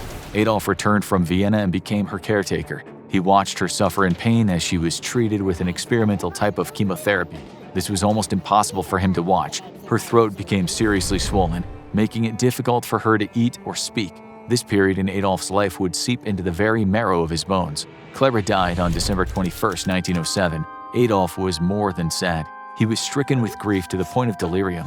The family doctor said some years later, "In all my career, I have never seen anyone so prostrate with grief as Adolf Hitler." This doctor was actually Jewish, so when Adolf was killing Jewish people in the millions, he allowed the doctor to emigrate from Austria to the USA. This was his way of saying thanks for trying. We should say it's not certain if it was Adolf that helped the doctor get away, but that is the theory. During the war, when the doctor was in the US, he was contacted by the Office of Strategic Services, an intelligence agency that was the precursor to the CIA. They wanted to know what Adolf Hitler was like as a child. What made the monster?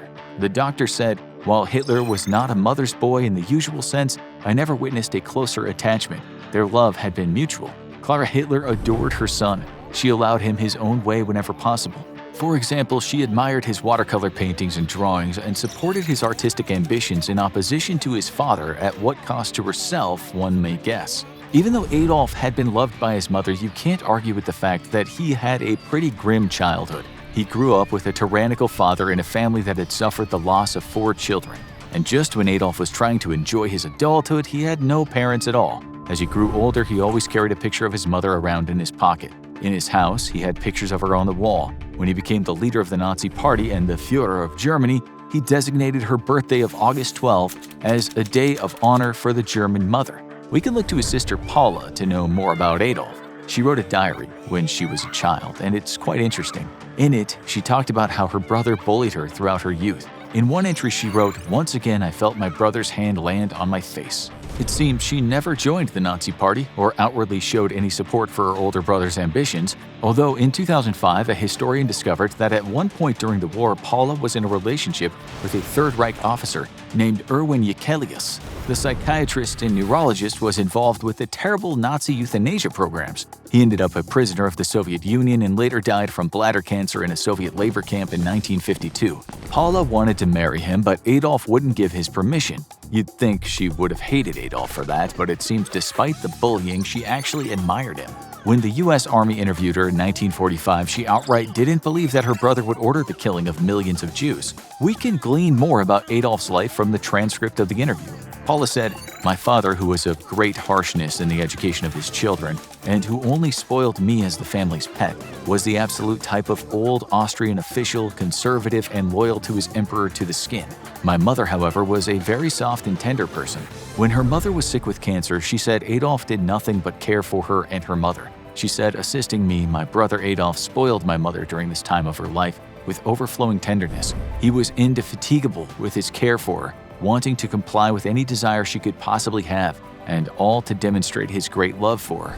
She said Adolf showed little interest in most of his subjects in school and only ever seemed interested in artistic endeavors. She told the interviewer, "At school, he was nothing less than a showboy. He often came home with bad school reports and admonitions." One thing she was adamant about was that her dear brother could not have done all the wicked things he'd been accused of. "I do not believe that my brother ordered the crime committed to innumerable human beings in the concentration camps, or that he even knew of these crimes," she said. Although she did add, it may be possible, however, that the hard years during his youth in Vienna caused his anti-Jewish attitude. He was starving severely in Vienna, and he believed that his failure in painting was only due to the fact that trade in works of art was in Jewish hands. This is important.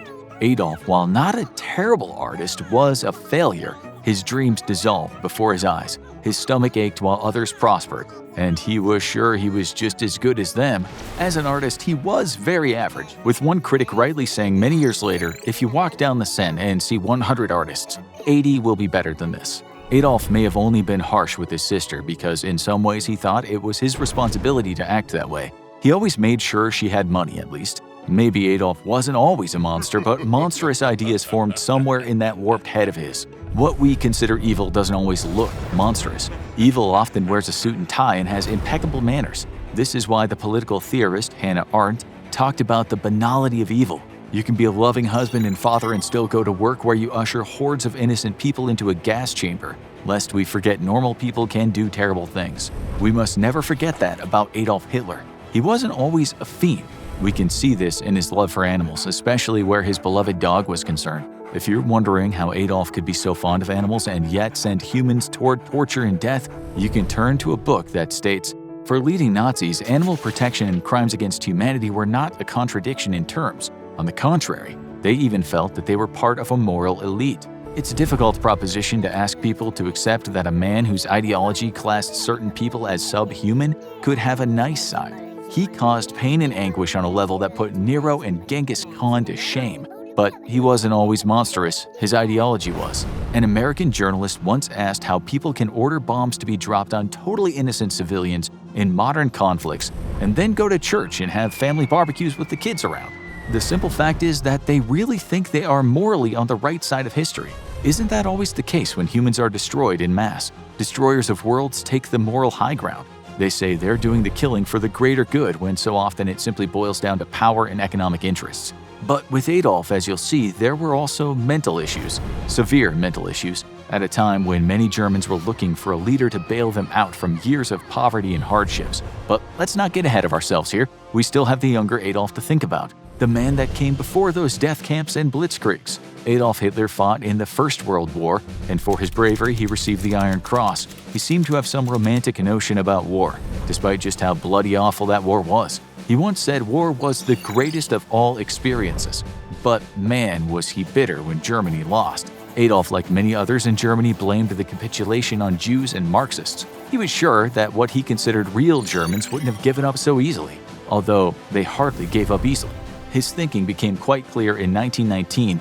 He wrote what is now referred to as the Gromlich Letter. This is an important piece of history for anyone who studies the Holocaust, since it's the first time we see Adolf Hitler's anti-Semitism on record. He wrote in the letter that the government's aim must unshakably be the removal of the Jews altogether. We won't talk too much about this rise to power, since this show is more about Adolf Hitler, the man, but we will say that he got involved with politics and never turned back. He wrote about that later, saying, "I finally came to the conviction that I had to take this step. It was the most decisive resolve of my life. From here, there was and could be no turning back." Soon he was filling beer houses and heads with the hatred he preached, and people roared with delight when he spoke. He chose populist themes. He chose the use of scapegoats. Everyone's misery was the fault of these people or those people. One person who watched those early speeches later said, "We erupted into a frenzy of nationalistic pride that bordered on hysteria. For minutes on end, we shouted at the top of our lungs, with tears streaming down our faces, 'Sieg Heil, Sieg Heil, Sieg Heil.' From that moment on, I belonged to Adolf Hitler body and soul." Sieg Heil means hail to victory, if you didn't know. Adolf's extreme views of a superior Aryan race became the fundamental foundation of the National Socialist German Workers' Party, aka the Nazi Party. He was the one who actually designed the flag of the party, the swastika, an ancient Sanskrit symbol that means something like well-being and prosperity. Hitler rotated the symbol and made some changes to creating a hooked cross, or Hakenkreuz, now a symbol that reminds us of hate and genocide.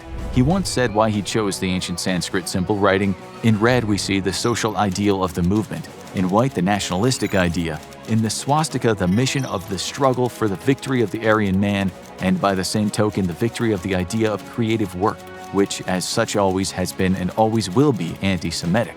Again, we have to skip a bit of history. The Nazis attempted a coup and failed, which is why Adolf ended up in prison. This is when he dictated his book Mein Kampf, or My Struggle, in English. This contained much of his hateful ideology. He compares certain kinds of people to germs and parasites. It's totalitarianism 101. Always dehumanize your enemy. That way they'll be easier to kill. He got out of prison and later he took full advantage of the Great Depression. Many Germans were near starving. People were so desperate for food they were eating horses that died in the streets. Well, they did that at least on one occasion. Folks were fed up, and when the public is down, you can be sure the populists get rolling. Extremism is always at its most influential when the populace is desperate. Adolf's rise to power was almost certain. In spite of how many enemies he had in Germany, he would soon put an end to many of them. As the Social Democrats and the Communists were arguing with each other, Adolf Hitler was attracting larger and larger crowds when he spoke at events. This ascension was watched by Adolf's nephew. This guy can give us some more insights into Adolf the man. Not many people know that Adolf had a nephew born in the UK. He was the son of Adolf's half-brother Alois Hitler Jr. and was named William Hitler. Ironically, William grew up in Liverpool on 102 Upper Stanhope Street, a house that was destroyed in the Liverpool Blitz during the war.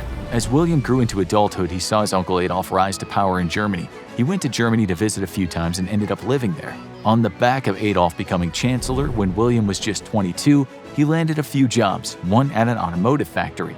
We tend not to think about Adolf in terms of a man who had squabbles with his family. But as we said, monsters are always all too human, as Hitler's favorite philosopher Friedrich Nietzsche might have said. According to William, his uncle was often a right royal pain in the backside, once saying, "I cannot even go on an outing without risking a summons to Hitler." Adolf, as you probably already figured out, was very controlling. This might be the understatement of the century, given he wanted to control half the world. But he was like that with his own family. He was petty too, according to William. who, it must be said, never really bought into all that Nazi ideology his uncle was screaming about to desperate German citizens. Adolf didn't like that his nephew was going back and forth between England and Germany, and no doubt spilling all the family secrets. Like any dictator to be, Adolf was trying to build a kind of mythology around himself. He was trying to tell people he was leading the Aryan race to better pastures, and he didn't want anyone to know his weaknesses. So Adolf got very upset when William started talking about his uncle's dandruff problem and his proclivity to lose his temper over trifling matters. Then, in 1939, he wrote an article for Look magazine entitled, "Why I Hate My Uncle." Talk about demythologizing the Fuhrer. The article dispelled any notion of the Fuhrer's almost godlike status. William wrote, "We had cakes and whipped cream, Hitler's favorite dessert. I was struck by his intensity, his feminine gestures. There was dandruff on his coat." Perhaps the whole purpose of this article was just making a quick buck.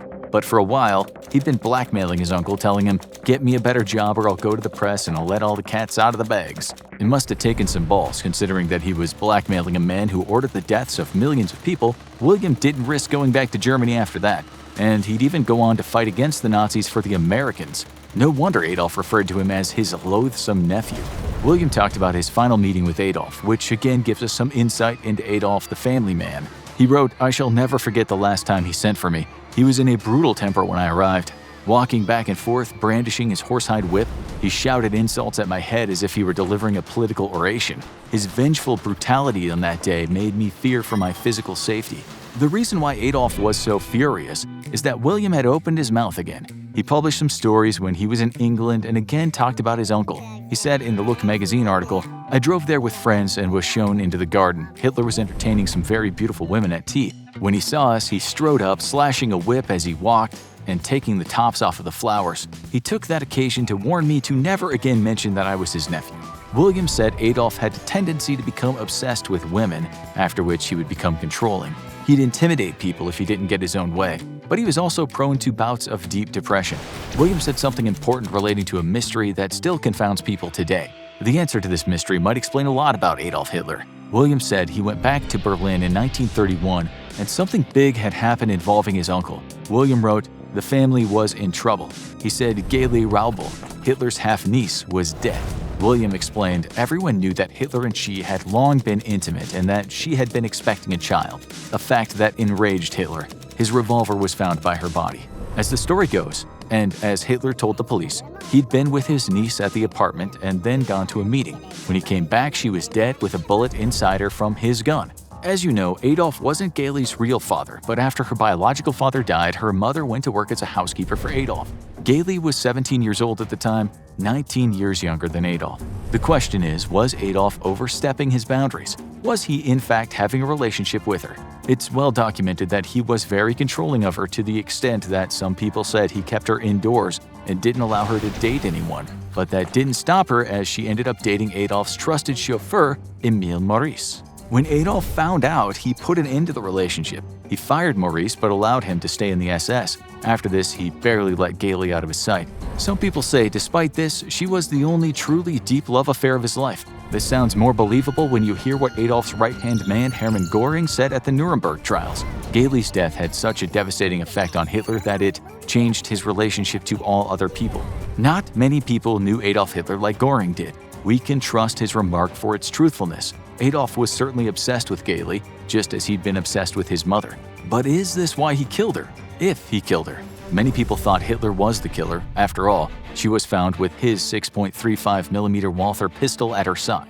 They said he'd done it and then laid the pistol next to her. In 1931, Adolf might have been powerful, but he still had a lot of enemies in Germany who were willing to accuse him of murder. Gayle was given what one person called a perfunctory post-mortem, and she was then quickly buried. The Nazi Party propagandists got busy creating tales about her depression, but some who knew her said they didn't believe the stories. This became a huge scandal. Adolf, not surprisingly, was upset about what some of the newspapers were saying about him. He called the stories a terrible smear campaign. He then wrote a story in the Münchner Post, an attempt to put the flames of the scandal out. The newspaper said they'd had a big fight because Gayle wanted to go to Vienna to get engaged to a man, and Adolf had forbidden her to go. In response to that, Adolf wrote, "It is not true that she was going to get engaged in Vienna or that I was against an engagement.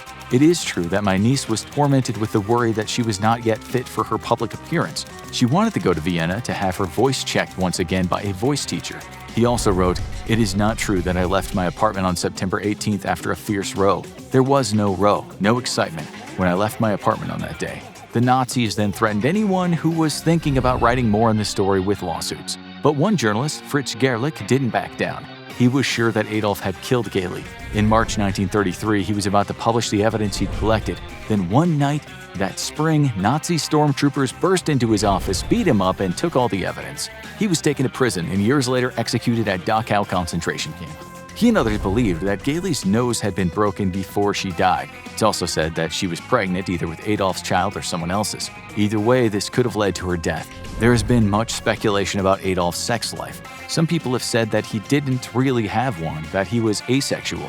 Then there are documents that have been published in various newspaper articles and in one book called The Hidden Hitler that suggested that Adolf was a closeted homosexual, which might explain Nazi homophobia. There is some pretty strong evidence that states he had relationships with men when he was fighting in World War I. There's also some convincing evidence that he killed those who uncovered his secret due to fears of blackmailing. A lawyer who actually got to see Adolf's military files, Erich Ebermeyer, told The Guardian despite his bravery toward the enemy, because of his homosexual activity he lost out on a promotion to non-commissioned officer. Another writer said he allowed the persecution of gays in order to disguise his own true colors. But this doesn't really gel with him having a relationship with his half-niece. Maybe he didn't, but he was definitely possessive of her. One man, Otto Strasser, said he was probably the only guy that Adolf allowed to take Gailey to a dance. He said, "I could feel how much she suffered because of Hitler's jealousy. She was a fun-loving young thing who enjoyed the Mardi Gras excitement in Munich, but was never able to persuade Hitler to accompany her to any of the many wild balls. Finally, during the 1931 Mardi Gras, Hitler allowed me to take Gailey to a ball. He said after the ball they both sat down in a quiet place in an English garden where there was a Chinese tower. She wept uncontrollably, telling him that her uncle Adolf was madly in love with her, but his jealousy drove her around the bend. She wanted to escape. She told Strasser that Adolf asked her to do things that repulsed her, and when Strasser inquired what those things were, all she said was they were the kinds of things you can find in a book called Psychopathia Sexualis. Some of the things she said are too X-rated for YouTube." After she died, he kept a portrait of Gailey next to a portrait of his mother in every one of his rooms, according to the researcher Robert Waite. The thing is, there have been many people like Strasser who've told stories about Adolf Hitler's strange life, and many of the stories just don't match up. But if there is a recurring theme, it's that he was possessive, sometimes paranoid, short-tempered, obsessed with women, starting with his mom, and was at least a tad strange regarding his close relations. Can it be coincidence, then, that few of the women that knew Adolf Hitler in perhaps an intimate way suffered from bouts of depression and obviously didn't want to live anymore? One such woman was actress Renate Muller, who may have been on intimate terms with Adolf. We say may because, again, this is speculation. In 1937, her body was found broken on the street many stories below the room where she'd been staying. Her death certificate said the reason for death was epilepsy, but several people later said they saw Gestapo officers enter her apartment building that night. Had she been in a relationship with Adolf? Some people think she had. Her film director, A. Zeisler, later confirmed this rumor in communications with the American intelligence, and that she was becoming severely distressed over what kinds of things he was asking her to do. Zeisler said that Adolf once fell on the floor and begged her to kick him, condemned himself as unworthy, and just groveled in an agonizing manner. The scene became intolerable to her and she finally acceded to his wishes. As she continued to kick him, he became more and more excited. But can we trust these stories? After all, propaganda works both ways, and there are enough people in the world that wanted and still want to make Adolf Hitler look like a sex-crazed beast. On the other hand, there is a lot more evidence regarding Adolf's addiction to various drugs, including powerful opiates and methamphetamines. He didn't drink booze, he didn't eat badly, but he did like his drugs. This is not speculation. We can see what drugs he took from the notes of journals and his doctor, Theodor Morell. If Adolf did have some strange sexual desires at times, these might have been episodes while he was out of his mind on the Nazi version of crystal meth. Maybe he came down from the meth high with the Nazi version of the opioid oxycodone called Eucodal. Adolf was very likely addicted to Eucodal, at least he took it a lot. Addicts of strong opiates and methamphetamines have their thinking and rationing skills profoundly changed due to the composition of the drugs. Add to this that he was said to have taken a lot of barbiturates, meds that are really ruthless Xanax pills, and, well, all we'll say is getting off those things would have driven Adolf half mad. It's said he also dabbled with cocaine, so we think he took a bunch of chill pills for the come down. In this regard, it's really not surprising that Adolf Hitler was a bit off his rocker. This is all detailed in the book Blitzed: Drugs in the Third Reich.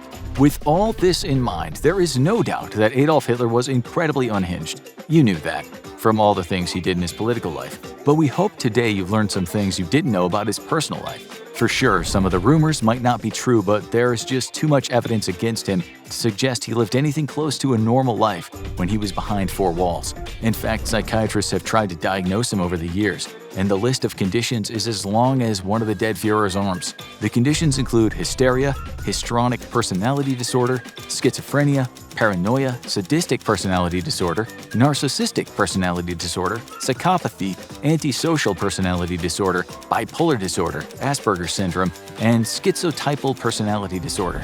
We'll end this show right here and let you diagnose Mr. Adolf Hitler. Hitler was an incredibly rich man when he wrote his last will and testament in the bunker where he would take his life. He had amassed a fortune from the sales of Mein Kampf, business deals, and private investments. But who got Hitler's money after his death? What else was in his will? And could there be a massive fortune hidden away somewhere waiting to be found? As Nazi Germany fell during the end of World War II, Hitler committed suicide and transferred his power to other members of the Nazi regime. But before he did this, he wrote a will. There were 3 copies of the will distributed, and all that might have been lost to time if it not had been for a British intelligence officer named Hermann Rothman. He was deployed to Germany to interrogate high-level Nazi officials for information. While on assignment, he spotted a suspicious man dressed in civilian clothing. Rothman decided something didn't seem right, and that the man warranted further investigation. He discovered the German man was carrying falsified documents. It turned out the imposter was Heinz Lorenz. Lorenz was the press secretary for Joseph Goebbels, the man who was made Chancellor of Nazi Germany by Hitler just before he committed suicide. Sewn into one of the seams of Lorenz's jacket were 3 documents. They were a final political statement written by Hitler himself, a document written by Goebbels, and Hitler's will. As you might expect, the political statement was wildly racist against the Jewish people. Hitler blamed them for his own shortcomings and for causing Nazi Germany to lose the war, thus reinforcing what a lunatic Hitler was. But what was in his will? Who got his fortune? The first thing Hitler talks about in his will is his new wife, Eva Braun. Up until right before their double suicide, Eva and Adolf were not yet married. Eva was the aide to Hitler's official photographer. They first met during a photo shoot of the Führer. Hitler and Braun developed a relationship, and when opportunities presented themselves, spent time alone together. Hitler explained in his will that he was too busy to marry, and that was why they did it right before their deaths. Some scholars have their own theories about why Hitler waited so long to marry Braun, but according to Hitler's will, at the end of April 1945, the two were joined in matrimony. Hitler goes on to declare that Eva Braun made the decision under her own free will to commit suicide with him. Whether this is true or not, we'll never know, but in his will, Hitler claims this to be the case. In the next part of his will, Hitler discusses what will happen to his belongings and money. He states that everything he possesses and has any value should be given to the Nazi Party. However, Hitler writes it in a way that seems as if he doesn't own much of anything. This is far from the truth, as he had amassed a fortune from the sales of Mein Kampf, as well as through royalties on images of himself and business deals. Hitler continues by saying that if the Nazi Party does not survive, that his belongings should be given to the state. And if the state does not survive, then all is lost and his wishes are no longer necessary.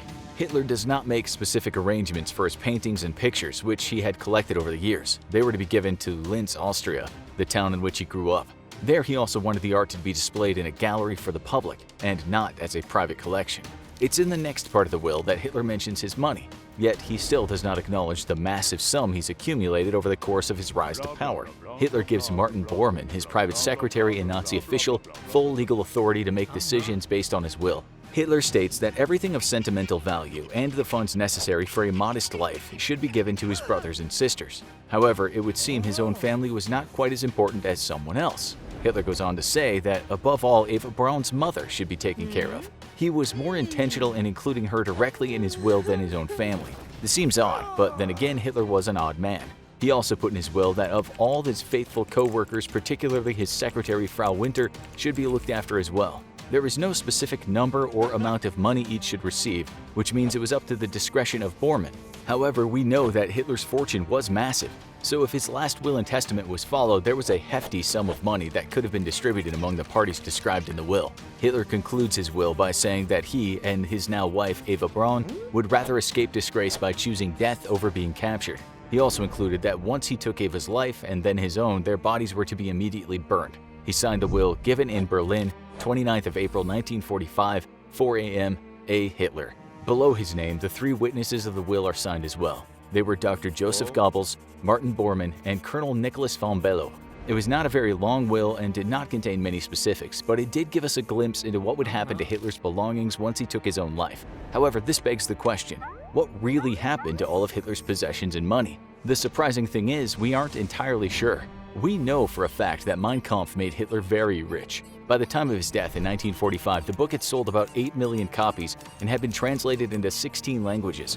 It was estimated that Hitler earned around $1 million per year in royalties. Some of this money was used to buy his Alpine retreat, named the Berghof, which was located near the town of Berchtesgaden in Germany.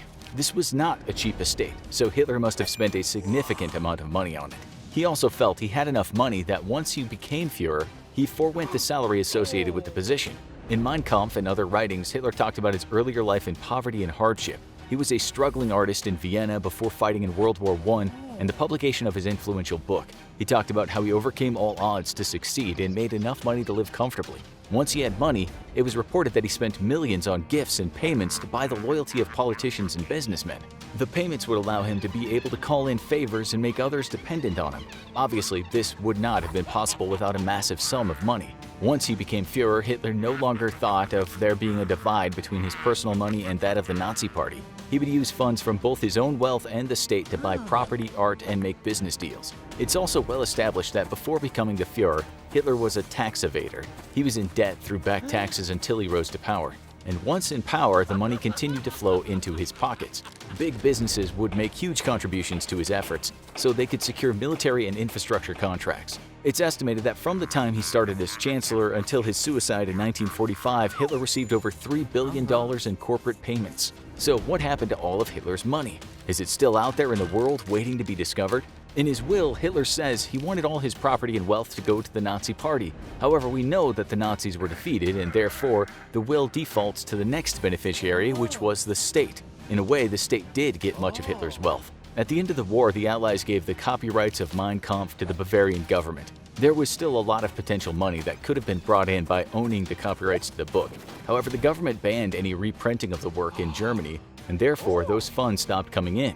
Both Hitler's Berghof estate in the Alps and his apartment in Munich were also given to Bavaria. So it would seem that a lot of Hitler's assets did actually go to the state like he wanted in his will. However, most of this was in the form of physical and intellectual property. What happened to the expensive art collections and actual money?